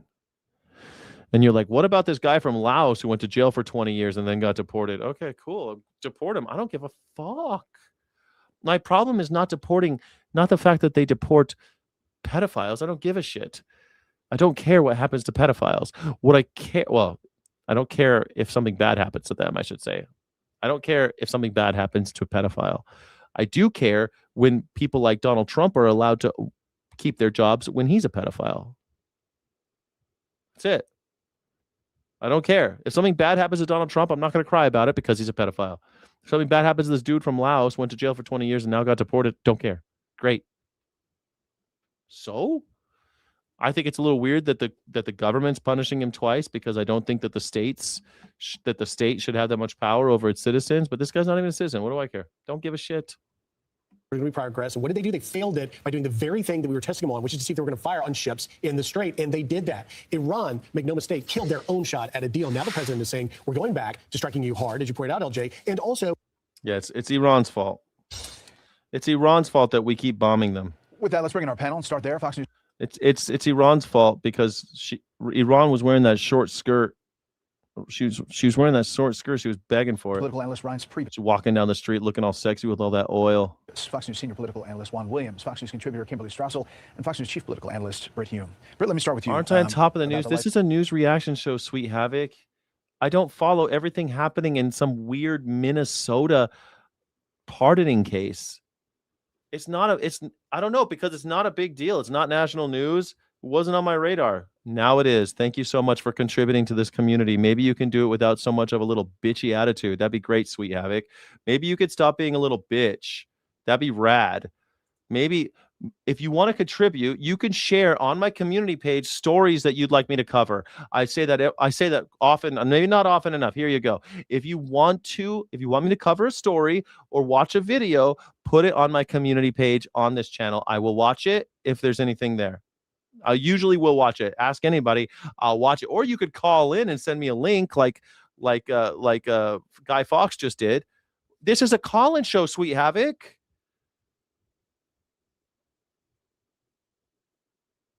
Thank you for bringing it to my attention. Thank you for being a member of the community. Please stop being a little bitch. And then you can actually contribute it. You can contribute to some degree of success. It'd be nice, actually. It'd be nice. I would welcome it. I would welcome it. Please share on my community tab. Please post stuff on the community tab so that I will be abreast of all of the crazy shit in your sphere. You know what I have to do every morning? I wake up at 4:30 in the morning and I go through Fox News and CNN and MS Now and News Nation and One America Network and Newsmax. And I go on the AP. I go through and I try to comb through and see something that's interesting and try to build a playlist on it every fucking morning before the show starts. And you're like, you missed a spot. Yeah, that's what you're here for. You're here for that. If you want to contribute, please do. Stop playing a little victim, you MAGA victim. Fucking God damn it. I'm so sick of the victim mentality. Legacy of Lindsey Graham. Lindsey Graham. I don't fucking stick with Lindsey A couple Graham. months ago, I was... Okay, we're coming around the bend. At the pub reading mysteriously, and there were these two guys next to me having a very animated, like happy but important seeming conversation, and I wanted to know what they were talking about so bad. And I said to myself, I was like, I could just ask. I find this so sweet. Like, she's clearly young. She's doing young people are always doing this. I don't know why. I think I probably did the same thing when I was young. I don't know. There was no video of me when I was young. I wasn't doing. I don't know. Young people are always doing this in videos. I don't know why. It's the whole thing. I should experiment with this new confidence I have and just ask. And I did, and they were fine. And it was love issues, obviously, which are always very interesting. And we talked for a while, and I learned they were English Lit PhDs. At that point, English Lit PhDs. Gotta love English majors. whatever mask that was still there went. Like, this was my domain. I felt myself consciously choose to be whatever it is that I was. And so I talked like I do. And I don't know if you've ever been talking for a while, and when you're finished talking, at the part where someone else is supposed to start talking, they just look at you and they blink, like they blink, blink, blink, blink, blink, blink, blink. It's like when Donald Trump did that advertisement for McDonald's. Remember when Donald Trump was famous because he was doing McDonald's commercials with Grimace? And he says, "What do you think, Grimace?" And Grimace just blinks at him, blink, blink, blink, blink, blink. That's how that's why, because of his history with McDonald's, that's why Melania dresses like Hamburglar. Turns me on. I just always thought the hamburger was so sexy, so sexy. They blink like you can hear it, like in a cartoon. They left pretty soon after, sort of without saying goodbye. And well, you're at a bar, girl. Like, it's okay. People say goodbye. They bail. They're drunk. They're drinking. You're having a good time. Someone just leaves. They're not gonna say goodbye. They left the bar without saying goodbye after I talked with them. That's fine. this is it. It doesn't matter why. That's the point. But past me would have been humiliated. She would have been like, you bothered these people and then drove them away with the way that you are. And don't get me wrong, I was like a little embarrassed. But I don't know, walking home, I was like, I said exactly what I wanted to, and I was exactly what I am. And what It's so weird that people have to justify themselves at bars. Look, man, here's how it is. Take it from an old timer. Go to a bar, talk to whoever you want. That's why it's called a bar. The people at the tables, leave them alone. The people at the bar, chat them up. If someone's at the bar and they act like that you can't talk to them, fuck those people. Those people are garbage humans. Anyone at the bar not okay with other people talking to them, they can die. The ones at the table, don't go talk to the people at the tables. At the bar, it's all open. A lot of times bars even have it so the people at the tables got to get their asses up and order at the bar. And when they're at the bar, it's okay to talk to them. When they're at the tables, don't fucking talk to them. Leave them at their own tables. Let them do their own thing. When they come to the bar, you can talk. That's it. That's the rule. That's the only rule of the bar. Okay? Talk to whoever you want. If someone thinks you're not cool, fuck them. Fuck them. That's what the bar is for. It's kind of like the light where all the insects keep bumping into. You know, there's no rules. They're all just swarming around the light. There's no rules there at the bar. At the table, leave those guys alone. Okay? That's the rule. And you don't have to justify.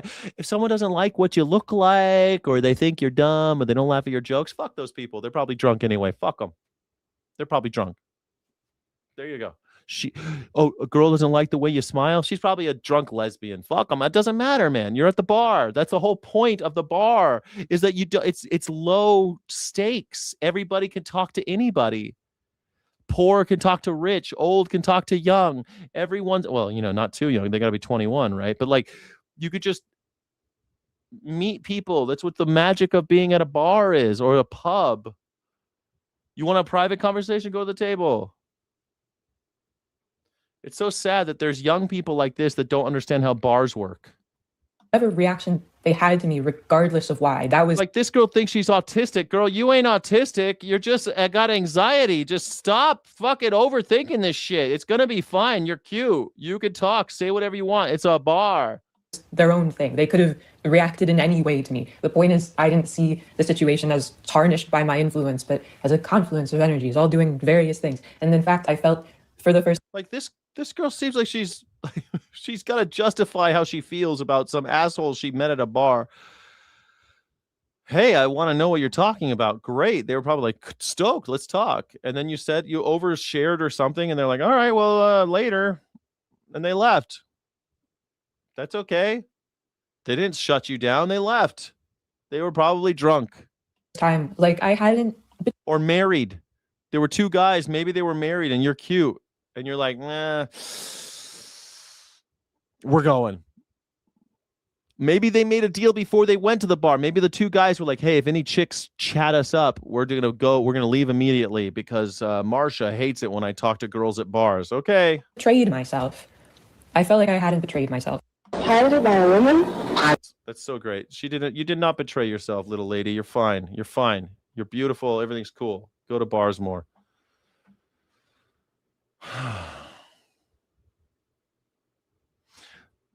Yes, predictive text with the new update sucks. You're absolutely right. Yes. They came over the condo. We did nothing, just drank water. I met two ladies in the 60s at the bar. Totally okay. That's fun. I used to love that, going to bars in Europe, and you're all of a sudden meeting all these old people and young people, and it's just nice. It's the great equalizer. You can have conversations that mean nothing and then go away and be better. Just socialize. And if you don't want to socialize with strangers, get a table. That simple. Anyway, some people have met a lot of assholes. We have more effect on each other than we realize. That's true. I've met a lot of assholes. Sometimes I am an asshole. Sometimes I'm the asshole. Sometimes I'm like, no, I won't fucking talk to you. Get the fuck out of my face. I mean, I remember this one time I was at this wedding and we were all hanging out at this resort, and this drunk guy came over and like started to crash our party, but we weren't at a party. We were at this lounge after the party in Mexico. And I think he was English, or I don't know. He might have been American. I can't remember. He's a white guy. And he came over and he starts chatting up and he starts talking. I'm like, all right, well, dude, thanks for stopping by, but it's time for you to go. We're having our own private thing. We're at a table. We're in this little lounge area where you're not one of us. Please continue going. And he started like getting angry. I was like, bro, you're not invited. Please leave. And of course, like, his friend comes over. He's a good guy. Then some other girl comes over. He's a good guy. I'm like, he could be the best guy in the world. He's not part of our thing. I want him to leave. He sat down with us. I don't want him here. Please tell him to fuck off. And they're like, how dare you? And I'm like, there's no reason to get upset. Just fuck off. Just fuck off. We don't want you here. Fuck off. And finally, I had to say that. Fuck off. Get the fuck out of here. And then I had to be angry now. And then he left. When it wasn't funny anymore. Kind of made me the asshole. But hey, that type of thing happens when people are drinking out late at night. Sometimes you're the asshole, sometimes they're the asshole. That's just how it goes. That's how life is sometimes. I'm sure that guy, if he remembers, he probably tells the story that he met some asshole in Mexico who told him to fuck off. Yeah, get the fuck out of here. That's what I said. I'm a big firm believer in direct eye contact, telling people to fuck off. That nips it right in the bud. I used to tell cocktail servers that, and like someone comes up to you, if you're a woman walking late at night, and some guy's like, "Hey, honey, how you doing? What's going on?" Fuck off. They know you're not going to be an easy victim.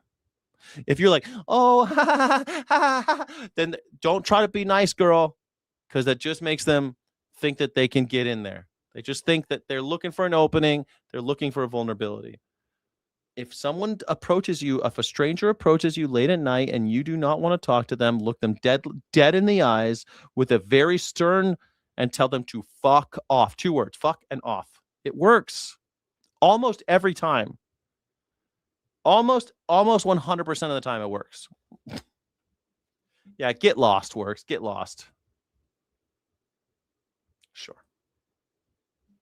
I think fuck off is a little bit. I use fuck off. Get lost works too, I guess. Anyway, this is the last one I want to look at. This is how people reacted to a woman pilot in 1963. Look at this. Hidden camera. Has anybody seen this? Piloted by a woman? Piloted by a woman. She's a flying? Yeah, she's a pilot. Where's such a thing? I'll see you in public. Sure, bye-bye also. I can't believe it. Why not? I'm shaking. Why? It's the first woman pilot. Do the passengers know this? Do the passengers know? I love that. She's like, I'm cool with it, but do the passengers know? There's going to be a lot of bad people. I don't know. What do you think? I don't think you should tell them. I like this. This guy I like a lot. They did a bunch of these. This guy I liked a lot. Okay, everything's in order. And congratulations, by the way. That was your pilot. He couldn't believe it, right? What? A woman pilot? But listen to what he says. 1963. That girl was. That girl? Yes, sir. Just our pilot, first woman pilot.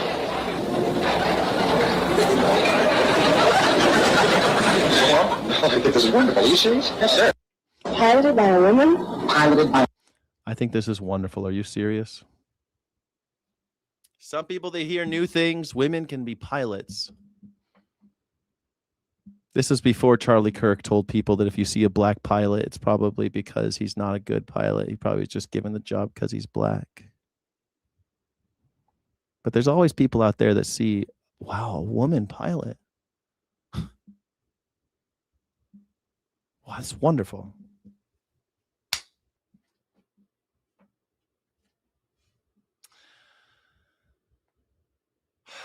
Anyway, that's the end of the show. My name is Sky Jack Morgan. I'm an independent news and culture commentator, free speech and critical thinking advocate. I want to say thank you to Sid Life, who became a new member today. Thank you so much. Thank you. No donos today. This was no donos today, but thank you to my Sky City Rebels. We'll do a members only stream ASAP. Yesterday I thought was really fun, so we'll do another one very soon, just like it. Yeah. Check. Very impressive. Signed. All right. I appreciate you guys very much. I'll see you on the other side. If you're not a member, then I guess I'll see you tomorrow for the Morning Sky Show. And I appreciate you very much. I've got to do big things for moving. I'm maybe buying a house right now. I don't even know, or a condo. It's between a house and a condo. I have an offer on a house and an offer on a condo. It's getting very complicated and weird, and I've never done it before, so it's a bit stressful. So it's been really fun to do. I've never done it before. I'm adulting, everybody. I'm finally an adult. I'm buying a house. I hear that's how you know. I've always wondered. All right. Thanks, everybody. I appreciate it so much. It'll be okay. It'll be okay. Things will work out, right? Somehow it'll all work out. It'll all work out. Like that Lil Wayne song. Like the Lil Wayne song. It'll all work out. I'm going to listen to that song right now. It'll All Work Out by Lil Wayne. I think it's the last song on the Carter 5. All right. Appreciate you very much. I hope you guys get an Odin's knife for self-defense. All All right. Why not rent and go house seeing? I don't want to move twice.